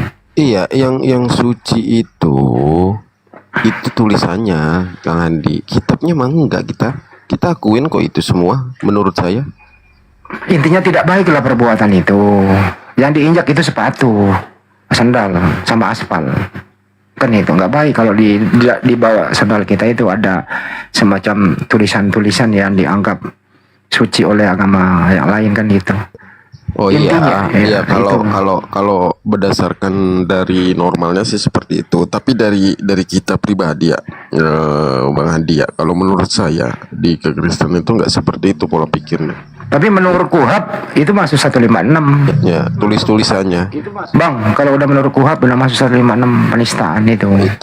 Itu undang-undang. Iya, jadi nggak boleh. Ini negara Indonesia. Ya udah kalau ada begitu. Apalagi melalui media sosial ya udah ada ITE pula lagi kan gitu. Pasal berlapis jadinya gitu. Iya, si logika aja kan di penjara gara-gara nginjak Bible kan. Kita yang melaporkan, Muslim yang melaporkan. Muslim loh yang melaporkan, bukan Kristen. Ya intinya kalau masih labil jangan diskusi dulu. Makanya itu saya tidak pernah memasuki komal yang isinya itu tidak berkesesuaian, karena mendengarkan terpancing kita gitu. Lebih hindari aja. Untuk menyejukkan hati, masuklah ke komal-komal. Misalnya ada Ustadz Tata memberikan kajian-kajian, kan adem toh. Atau mendengarkan Ustadz Abdul Somad, Ustadz Hadi Hidayat, lebih bagus mendengarkan itu. Saya kalau ada di room, ada penghujat, saya turunkan. Daripada memancing umat Islam lain, terpancing kan gitu ya. Tapi kalau masih bahasa toleran ya kita diskusi. Tapi kalau udah nggak bisa edukasi, nggak bisa mendengarkan ya turunkan. Jangan kita mengambil kuantitasnya saja, rame itu komal. Tapi kualitasnya nggak ada, saling hujat. Apa kata dunia kan gitu Mas Arom ya. Jadi memang kalau saya ada itu pasti cenderung kondusif. Saya nggak mau ada tawuran. Dan saya tidak pernah mendengarkan hal-hal yang aneh. Ada teman-teman Muslim, Bang Andi ada yang begini, ada begini, ada begini. Nah kau yang mendengarkan, kau yang selesaikan. Ngapain lapor ke gua? Gua paling nggak suka mendengarkan hujatan. Gitu ya. Kalau ingin masuk di situ mendengarkan hujatan, simpan rekamannya. konsultasikan dengan penasihat hukum. Ya kalau masuk kira-kira deliknya ya laporkan. Itu tindakan yang benar. Kau yang berbuat, kau yang mendengarkan, kita disuruh selesaikan. Nah, no way. Itu kira-kira teman-teman. Saya Ya, nggak akan ada kalau sama. deliknya itu udah kena Bang Andi, itu memicu kerusuhan, memicu perpecahan toleransi dan menyakiti umat beragama. Itu ada. Kalaupun misalkan ya, ada yang melaporkan hal itu kena delik, kena hukum itu. Ada deliknya. Contoh logika langsung masuk. Sekarang Bang Arom ini Natal terakhir ya Bang Arom ya? Itu udah saya jawabkan tadi di awal, Bang Andi. Oke, kalau gitu besok deh. Kan di sini mungkin ada yang sesuatu yang ingin Anda ungkap, tidak layak untuk disiarkan kan gitu ya. Ya pada Jumat lah besok hubungi Akang. Ya kita nanti pertemuannya di mana? Ngobrol santai dulu. Bang Andi mending telepon dulu Pak Haji, Bang Andi. Soalnya Pak Haji yang pesan ke saya, amanat ke saya. Tapi ini nggak ada tendensi apa-apa, Kang Andi. Mau ngobrol, pengen ketemu Kian sebenarnya, pengen kutumbu. Ada kutumbu kok makin berantakan tuh muka tuh sama gua kau. Bukan mau ngobrolin apa-apa. Tapi antum kan Bang Arom lihat kan kemarin ketemu Luga, ketemu Aldo. Ya, itu yang kita harap. Kita ketemu semua. Para debater Kristen kalau bisa saya kemarin mengusulkan itu loh. Kenapa kita nggak ada Saya kan bukan debater. Saya itu bukan debater, Bang Andi. Apa? Kibulin, Al-Kibulin deh. Fasilitator. Enggak, saya itu cuman menanggapi apa yang mau didiskusikan. Enggak kayak mereka debater yang harus bertanya, wajib bertanya. Itu enggak lah. Ya wes lah. Besok lah dilihat situasi dan kondisi ya. Masih ada Jack Daniel saya. Mau dibawa nggak? Kenapa semua yang enak-enak itu diharamkan? Karena itu godaan setan yang terkutuk. Enggak. Termasuk hambar. Kasih kepas. Dia kan pemabuk tuh si Kepas. Kasih. Oh, dia jangan kasih itu, nggak cocok mulut dia. Dia cocoknya ya itu perjamuan kudus aja, amer aja, anggur merah. Murah-murah anjir. Enak aja ya pendeta dapat puluhan besar, dapat minuman yang mahal, giliran jemaatnya kacau anjir. Kasihan tuh. Lagi ada promo di Citraland, Kian, itu jualan itu. Hari ini saya ke sana ada promo, ini saya beli. Wah kemarin lo kalau datang seru itu waktu ada Luga. Bang Andi jangan lupa telepon Pak Haji. Bang Andi ini saya HP-nya dipakai live, nggak bisa nelpon. Emang biasanya tujuannya Kian kemarin ngundang saya itu mau nemuin Luga maksudnya. Bukan, Luga itu yang ngundang bukan saya Bang Handi. Gua mah ngundang cuma satu orang, lu doang. Berhubung lu nggak jadi, Bang Handi nelpon si Luga. Gua nggak ngundang si Luga, najis gua ngundang si Luga. Ngapain ngobrol sama dia saya? Nggak nyambung ya pun. Bang Handi tuh marahin tuh.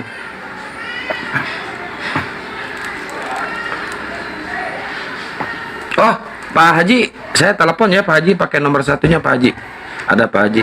Bukan nanti malam, besok siang. Habis Jumatan atau habis. Itu Pak Haji ada di bawah. Biasanya jadwal beliau syuting kalau hari Jumat itu ya. Jadwal syuting Coba beliau.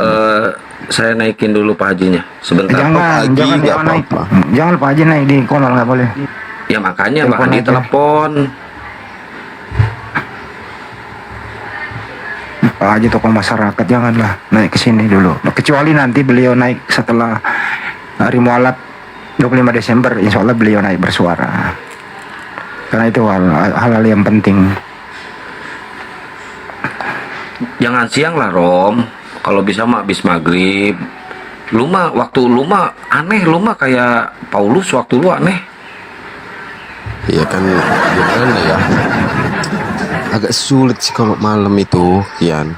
Serius saya itu kalau malam tuh ada kegiatan. Makanya saya siang tuh dipakai kerja pagi sampai sore. Malam itu ada kegiatan. Itu pun kalau senggang bisa selip-selip kegiatan gitu. Susah banget kehidupan lu, ya ngeri ya, pahit. Makanya free-nya itu nanti setelah tanggal 28 tuh free ya. Dimaklumi aja lah Kang, jangan paksa anak orang ternangis lagi ya. Bukan anak orang ini mah, bukan anak orang, dia mah anak Tuhan. Nah itu baru betul. Makasih Kian. Sama-sama Aron, berantakan, muka picek. Ron, lu sebenarnya orang mana sih, asli mana? Lu apa? Lu orang Betawi? Jawa. Kenapa? Lu orang Betawi apa orang Jawa? Bukan, Magelang. Di Magelang sih, tidak. Magelang, ya, Jawa. Orang Jawa lah. Jawa, Magelang ya. Dia jebolan STT Magelang, Mbak Andi. Bukan. Ya. Bukan. Lu STT mana sih? Kepo ya. Enggak juga Kepo. sih. Malas gua nanya sama lu, anjir. Bang Haji monitor di bawah ya. Intinya besok lu abis maghrib bisa nggak, Rom? Waduh. Kan habis maghrib pula. Ya udah, Nih, mending pastiin aja Bang Pak Haji nih, Hajinya Bang. saya Ntar dulu ya. dipakai. Bang Haji, WA saya ada syuting nggak bisa diganggu Bang Haji kalau hari Jumat. Syutingnya saya tahu jadwalnya dari Goldian, syuting beliau. Oh. Udah dapatnya peran yang itunya? Nanti besok saya omongin ke lu. Tuh, besok ada syuting. Nanti malam aja gimana kalau nanti malam? Si Aron malam nggak bisa dia nih. Gua jemput. Bukan nggak bisa ngobrolnya, nggak bisa keluarnya. Jemput.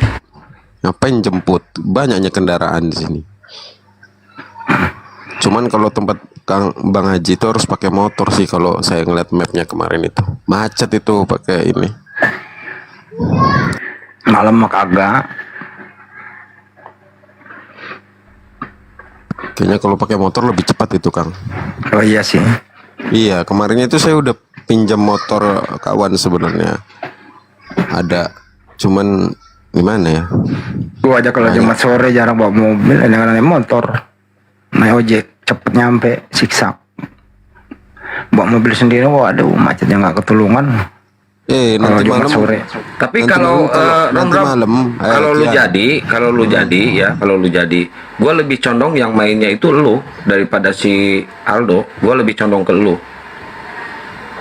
Lu kan mukanya muka memelas, kasihan Siapa? gitu, jadi bisa di ini. Romo Aldo.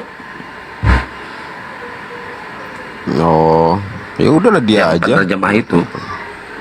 Enggak gua nggak terlalu ini. Saya lagi fokus. Saya lagi Jadi fokus kalau- mencari ini. Rom, jadi malam Sabtu lo nggak bisa. Malam Sabtu lo nggak bisa. Apalagi malam Sabtu. Nggak tau lah, Kang Andi nggak perlu saya cerita lah kalau Sabtu Minggu.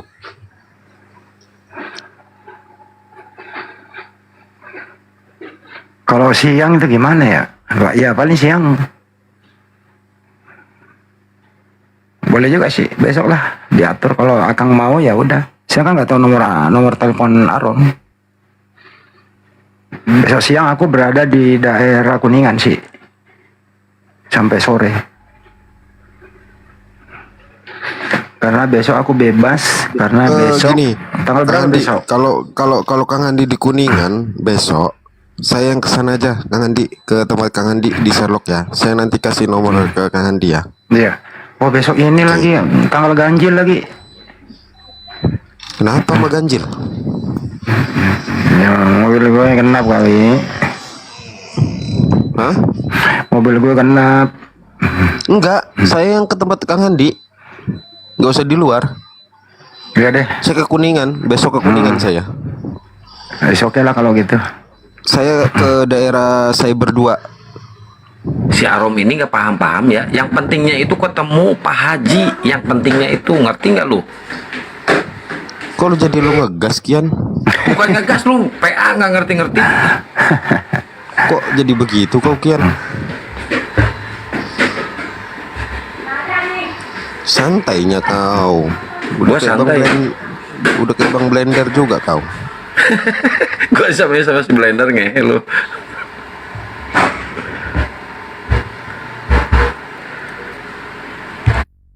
Tapi gua puas Kian kemarinnya itu. Dia Apa tuh naik puas apa? Hah? Yes. Puas. Ih, suara lu putus-putus. Gua masak. Oh, si gua kan. masak. Kenapa? Akhirnya dendamku terbalaskan sama dia, Kian. Ku buat nggak bisa ngomong dia. Pejabat surga.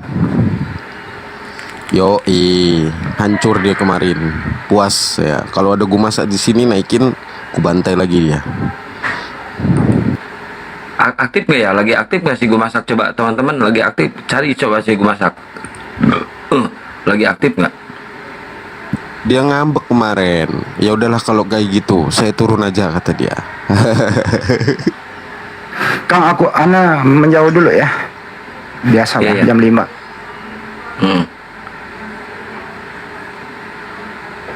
Kasih nomor gue ke Arom aja. Nanti aku jadwal sama dia. Iya. Iya.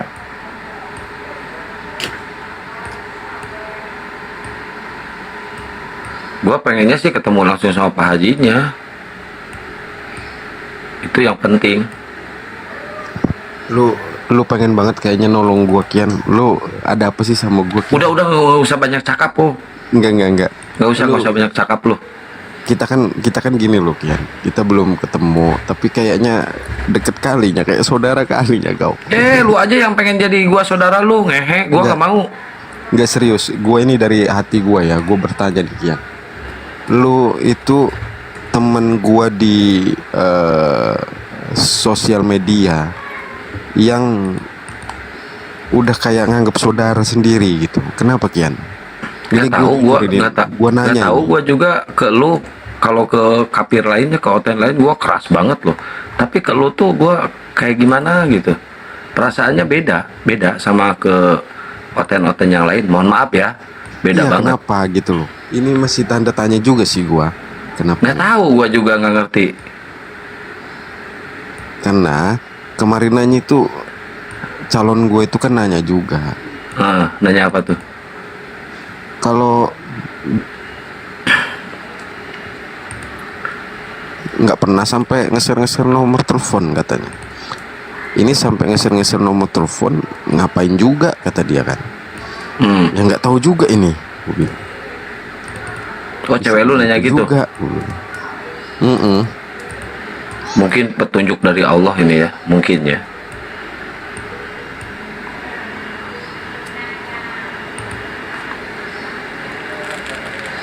Inilah artinya cinta.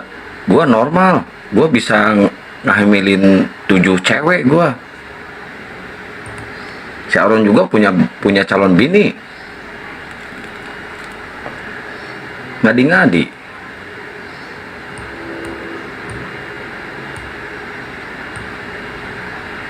Itu terjadi pada si Ronald, Bang Aron, kemarin. Si Ronald anak pendeta kan si Ronald.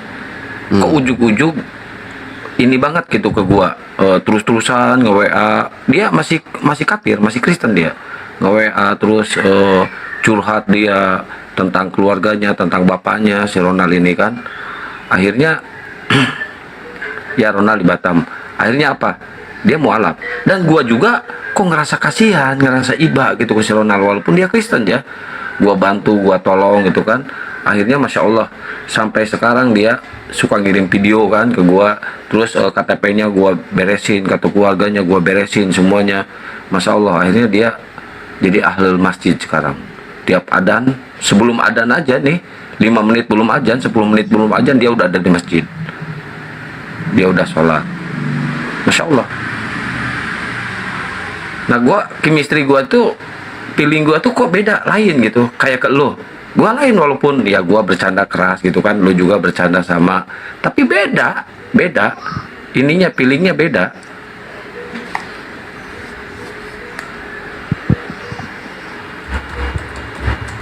Iya sih, makanya.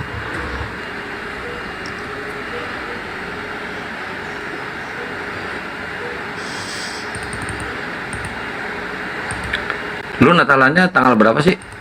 Udah ya, tanggal 16 ya? Kemarin. Tanggal 16 ya? Itu nanti. Enggak, saya tanggal 20 nanti ada lagi. 20. Oh, ada acara lagi? Iya, 20 sampai 28. 20 sampai 28. Terakhir 28? Iya, terakhir 28. Udah gua pikirin matang-matang sih Kang, daripada gua kembaliin gua tuntasin aja lah gitu. Oh iyalah, mending tuntasin aja. Jangan ngecewain orang, nggak boleh ngecewain orang. Bilang juga ke calon lu ya, tinggal pilih aja. Pilih antara dunia atau akhirat. Bagus-bagus nanti lu syahadatnya offline kayak kemarin Bang Randy di tempatnya Pak Haji. Itu Masya Allah, itu sangat apa ya, sangat eksekutif kalau menurut saya ya, sangat eksekutif.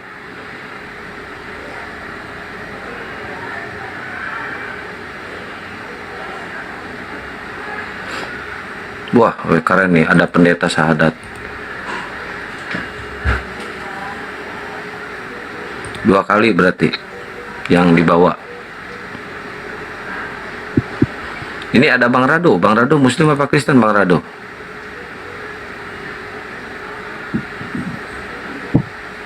Bang Rado, really?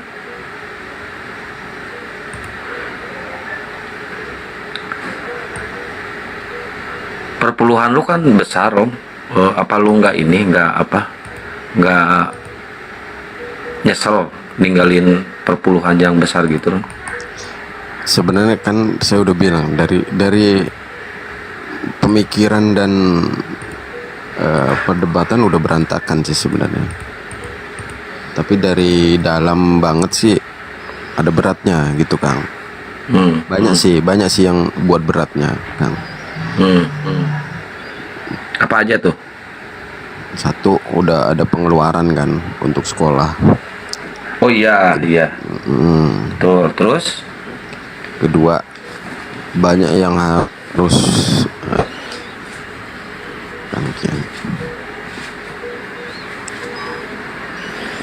memang perputaran kehidupan itu kan pasti berjalan kian. Cuman enggak lagi ada di otak saya gitu, maksudnya apapun itu pembahasannya enggak masuk udah di otak saya. Itu yang buat berantakannya sebenarnya.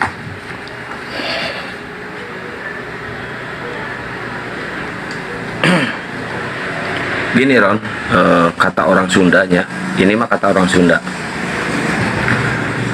Moal pati-pati Allah nyiptakeun beuteung lamun teu jeung eusina. Semua pasti akan ada rezekinya. Ya, tidak serta-merta Allah menciptakan perut kalau tidak sama isinya. Nah terus contoh kecil, Dr. Clarissa Grani, ketika dia mualaf, dia meninggalkan harta yang begitu banyak, harta yang begitu besar ya, termasuk suami dan anak-anaknya. Dia kehilangan pekerjaannya. Dia sekolahnya tinggi sampai dia jadi dokter. Apakah dia jadi sengsara, belangsak, masuk ke Islam? Enggak, malah makin kaya. Di situ banyak yang membantu di situ. Teman Muslim selain Allah langsung yang membantu, teman-teman Muslim juga ikut membantu Bang Harun. Jangan takut kehilangan pekerjaan. Jangan takut kehilangan uang yang tiap bulannya mengalir. Insya Allah nanti akan ada gantinya. Insya Allah. Contoh gua hijrah dari dunia gua yang dulu. Gua bukannya nyombong. Dulu gua termasuk ke kategori seorang bukan pejabat ya, tapi pihak ketiga dari pemerintahan. Gua suka ngeborong proyek-proyek pemerintah. Gua dulu di Kadin, di Gapensi, pernah juga di konsultan B3 lingkungan hidup di Kementerian Lingkungan Hidup di KLHK. Pernah gua dulu, gua tinggalin semuanya. Gua hidup kayak gini, nggak ada pendapatan, tiap bulannya nggak punya pendapatan gua.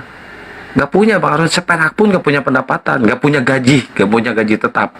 Kecuali ya adalah sedikit dari YouTube gitu, penghasilan dari YouTube itu pun nggak besar.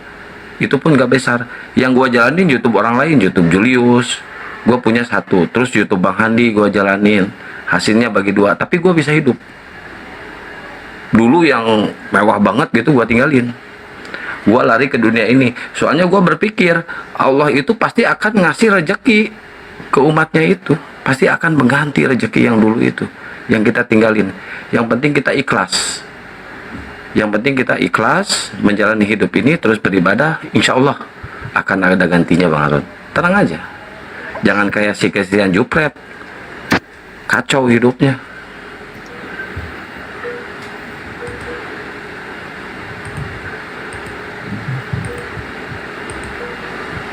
Ini Oten, Christian. Ya, ini Bang Arum mau mualaf. Oh iyalah, mau mualaf, mau menyembah Tuhan yang benar. Oh enggak ke sana pembahasanku tadi, ngobrol biasa aja. Kenapa Christian? Oh gitu. Saya pikir mau mualaf. Kalau ya enggak ya sudah. Tapi seandainya mualaf ya. Enggak, Christian ngapain bahas itu? Jangan bahas itu di sini. Diskusi aja nya. Nggak ada pembahasan itu tadi di sini. Ya, cuma memberi lampu saja. Kalau jadi mualaf itu tidak ada ayat Alkitab. Sebenarnya segini, Christian. Saya itu tertariknya gini karena lagu ini, Christian. Mau ku nyanyiin nggak, Christian? Gimana? Silahkan. Hidup ini betul, bagus loh. Adalah kesempatan.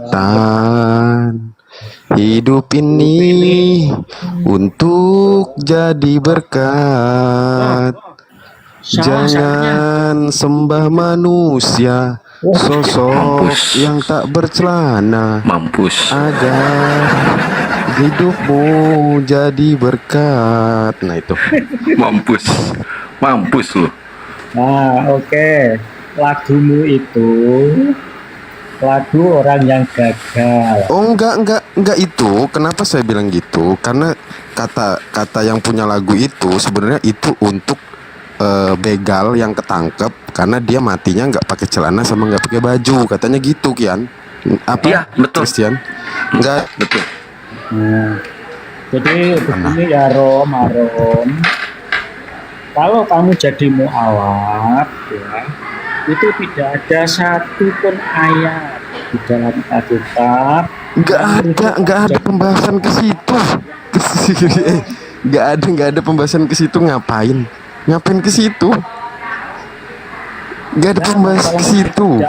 Ngapain sih? Itu no problem. Tapi saya mengingatkan. Ngapain kau bahas-bahas mualaf? Jangan kau bahas-bahas mualaf di sini. Nanti kena marah Kang Handi sama Kian lo. Orang nggak ada pembahasan itu pun. Iya, artinya atit. Cuma apa ya, memberi warning aja, peringatan. Dan kalau saya lihat, enak kau nyanyi dulu, nyanyi aja tadi, Christian, nyanyi lagu tadi bisa nggak kau? Coba nyanyi. Lagumu itu loh bisa membuat kamu jadi mualaf. Lagumu itu sudah tanda-tanda mualaf loh ya, lagumu itu. Oh enggak, bukan. Lagu itu lagu bagus loh. Enggak. Itu. Ya, coba saya nanya dulu si Jupret. Emang kalau misalkan Bang Arun mualaf, emang kenapa? Ya saya mengingatkan saja, itu hak pribadi. Enggak ada pembahasan ke situ. Orang lagi ngobrol santai kok naik langsung mualaf. Orang lagi ngobrol santai kok tadi. Biasa aja. Beritahu aja. Enggak usah. Merujuk jadi mualaf. Mending ajak debat aja. Rom ajak debat aja, Rom. Oke, kita diskusi aja, Christian. Kau bilang enggak ada di Alkitab. Yang merujuk jadi murtad. Oke, gini, ku berikan samamu, sesungguhnya Allah itu menciptakan manusia dan jin hanya untuk menyembah kepadanya. Itu kalimatnya di Al-Quran. Di-share teman-teman, di-share. Kalau di Alkitab itu penciptaan itu ada nggak terikat bahwa manusia itu diciptakan hanya untuk menyembah Yesus? Mana ayatnya? Kasih ke saya baru kita jalan diskusi. Kalau di Al-Quran jelas ya, untuk menyembah kepadaku katanya.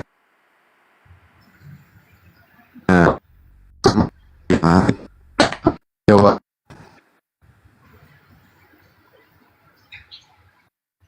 sinyal lu putus-putus, Rom. Diulangi, Rom. Sinyal lu putus-putus. Ini udah belum? Udah belum ini? Udah. Jadi Jupri, di Islam Tuhannya bilang, tidaklah kuciptakan jin dan manusia hanya untuk menyembah kepadaku, katanya. Nah, di sebelah di Alkitab itu ada nggak Tuhan menciptakan manusia untuk apa? Jawab Jupri. Kalau itu kau jawab, kita lanjut diskusi.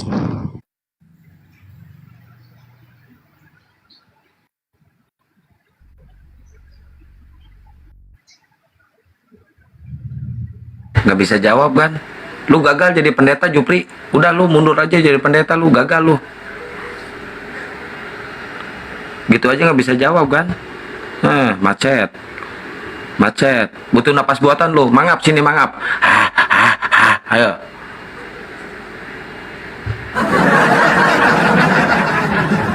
Tapi kalau dia nyanyi, Kang, nyanyi lagu itu tadi, pasti dia bisa jawab. Serius, Kang. Makanya ku ajarin nyanyi. Nggak percaya, itu bukan tentang ketuhanan, itu tentang begal. Betul. Setuju. Setuju gua. Kecuali kau mau samakan begal sama Tuhanmu, itu baru kau salah. Saya udah dapat klarifikasi langsung loh sama yang buat lagunya. Ya, ayo jawab. Pendeta gagal. Jawab. Woi. Tadi saya keluar tadi. Keluar kemana? Waduh, ternyata habis ini dia di kamar mandi. Waduh, parah anjir. Parah. Dengar lagu Tuhan yang nggak pakai celana langsung ke kamar mandi dia. Gua mau beli rokok dulu. Gua tinggal HP di kamar ya. Jangan lama-lama. Ya.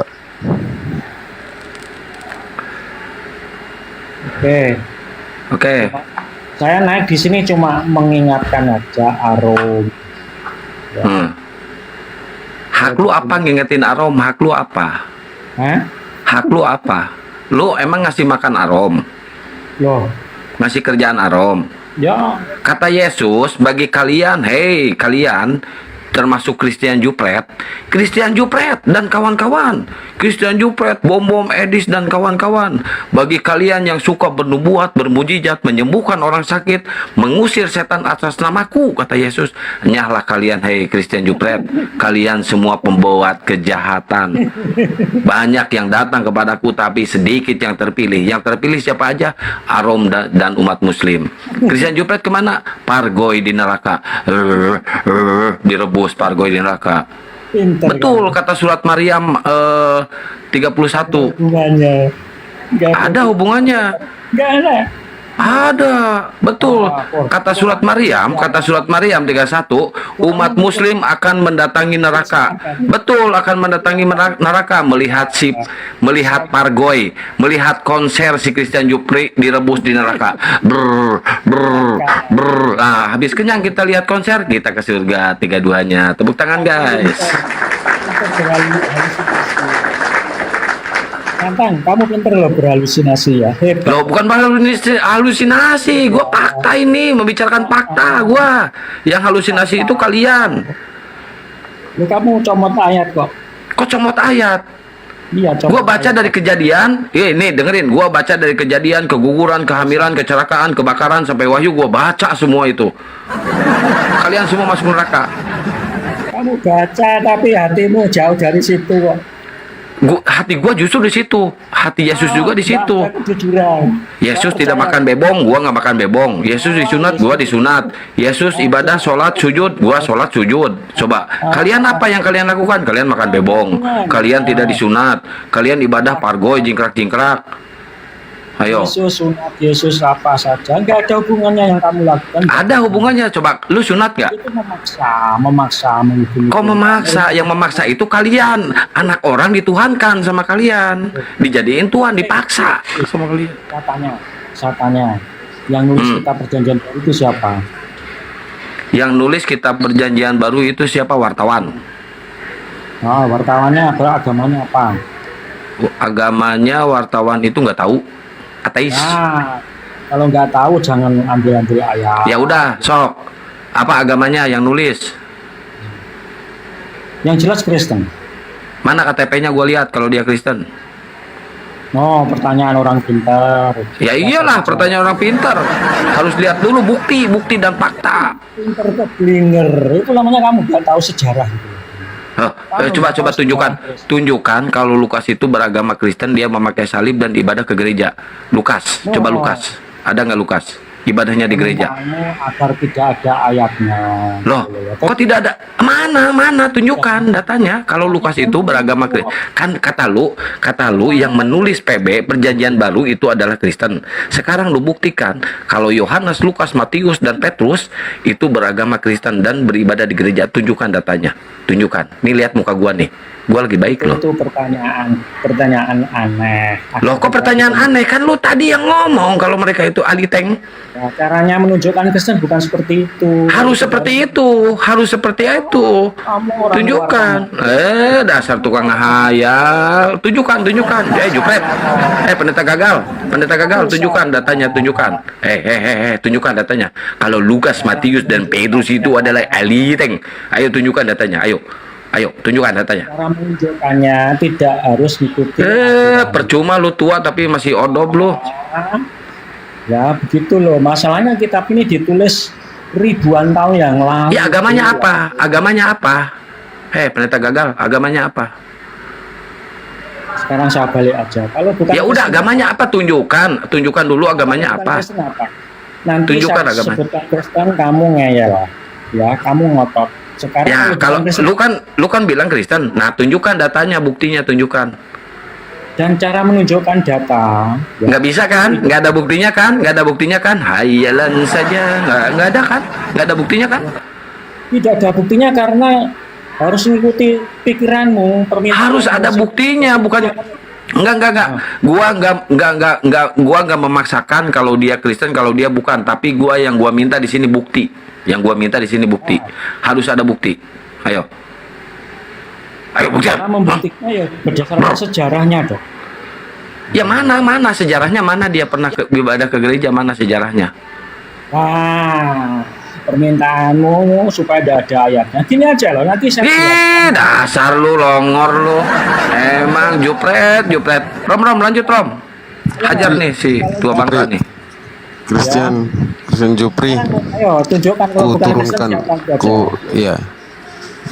ku turunkan levelnya lah diskusi ya. Lagu yang saya nyanyikan tadi, menurutmu benar atau enggak? Kalau benar, kenapa alasannya? Kalau salah, kenapa alasannya? Lagumu apa tadi? Saya lupa syairnya. Ulang ya. Hidup ini adalah kesempatan. Hidup ini untuk jadi berkah. Jangan sembah manusia, sosok yang tak bercelana, agar hidupmu jadi berkat. Nah, haleluya.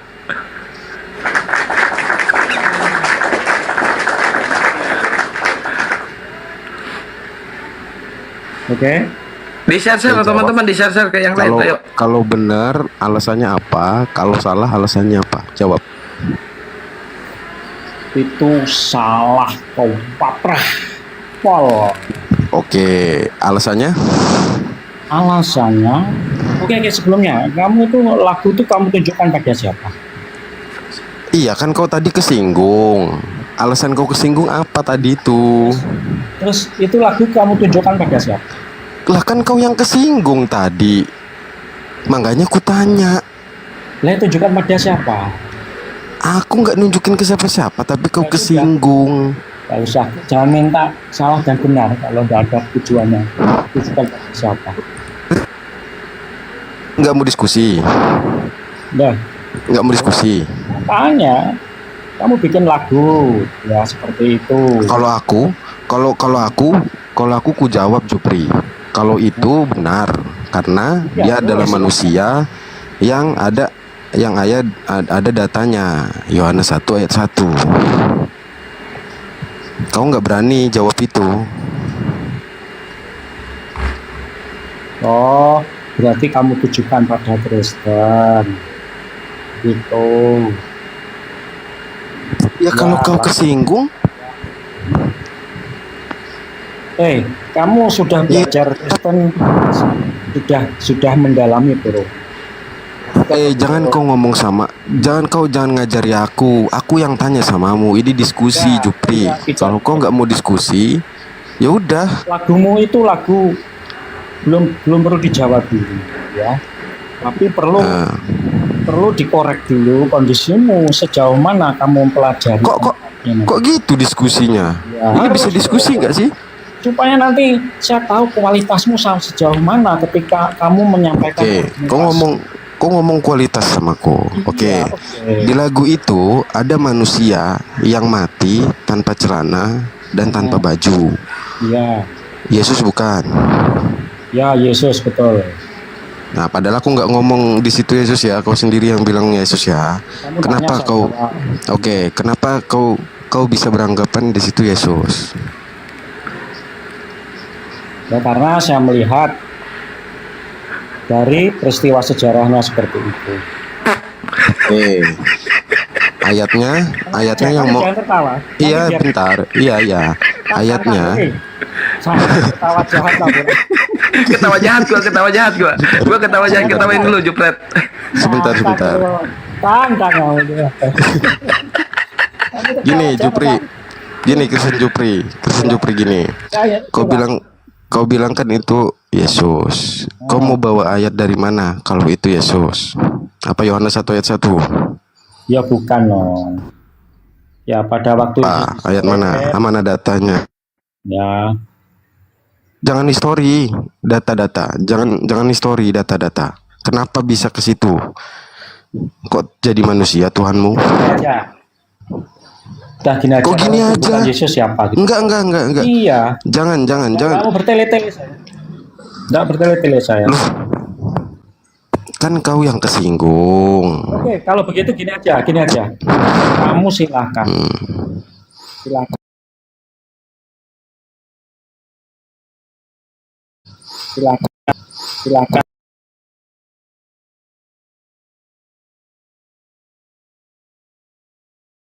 Langsung. Silakan langsung.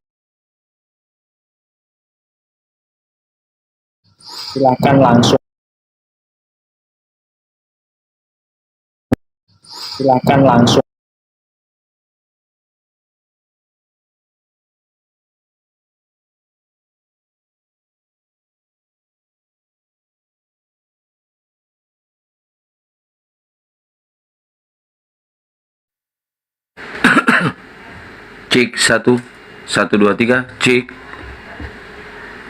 cek 1. Ada suara nggak guys? Ini mau kena nih kayaknya nih. Coba naik lagi Bang Arum, naik lagi Bang Jupri, naik lagi. Ini di tab layar dikencengin teman-teman, di tab layar dikencengin, di posting ulang, di share dan loop oranye digas ya, biar komarnya hidup. Ini pada kemana mereka ini? Naik lagi Bang Arom. Si Kristen Juprinya mana tadi? Ini mau kena tombak barusan ya teman-teman, mau kena tombak. Coba di tab layar dan loporenya digas ya. Yang penting loporenya digas biar komalnya hidup. Enggak, saya nggak mau diskusi sama Jupri nggak nyambung. Itu pendeta loh, Rom. Itu pendeta anjir. Pendeta itu. Ya kan kutanya kalau kesinggung kenapanya? Kan aku nggak bahas itu tadi. Iya, aduh lagi seru-serunya ada aja gangguan ini bener-bener parah ini, main tombak aja nih mereka nih.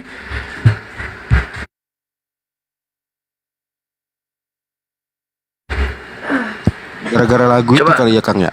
Coba. Gara-gara lagu itu kali ya? Bisa jadi, terus tapi nggak juga sih kalau misalkan nggak ada yang mau nge-report. Ini banyak yang mau nge-report ini. Tapi kalau tab-tab layarnya kenceng dan loporennya digas terus, insya Allah aman. Christian naik lagi, Christian. Naik lagi bang. Ada di bawah bang Christian, naik lagi bang. Mana tadi bang Christian? Naik lagi bang.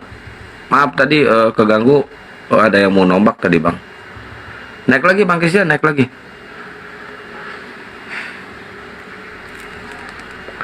Ada-ada aja tuh. Itu ada di bawah, tolong dijambak si Christian Jupretnya. Kepanasan dia. Tiap ada yang mualaf dia kepanasan. Tapi kita nggak ngebahas masalah mualaf kok, dari tadi ngobrol santai. Kenapa dia kejap-kejap? Nggak tahu. Saya pun nyanyi nggak terrujuk ke sana, nyanyi manusianya saya sebut nyanyinya. Dia sendiri yang ngomong Yesus. Iya makanya.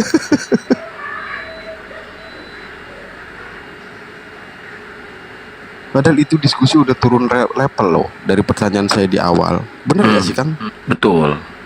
Kalau di awal tadi lebih berat itu, karena di Bible nggak ada manusia diciptakan untuk apa.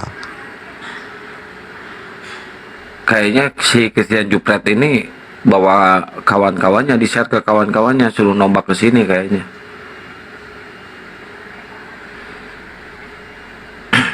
Udah turun level pun masih samanya jawabannya, nggak nyambung.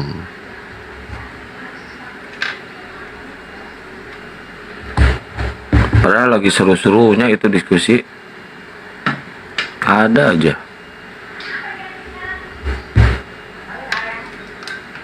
Nggak ada guys, nggak ada yang bahas-bahas mualaf, nggak ada tadi.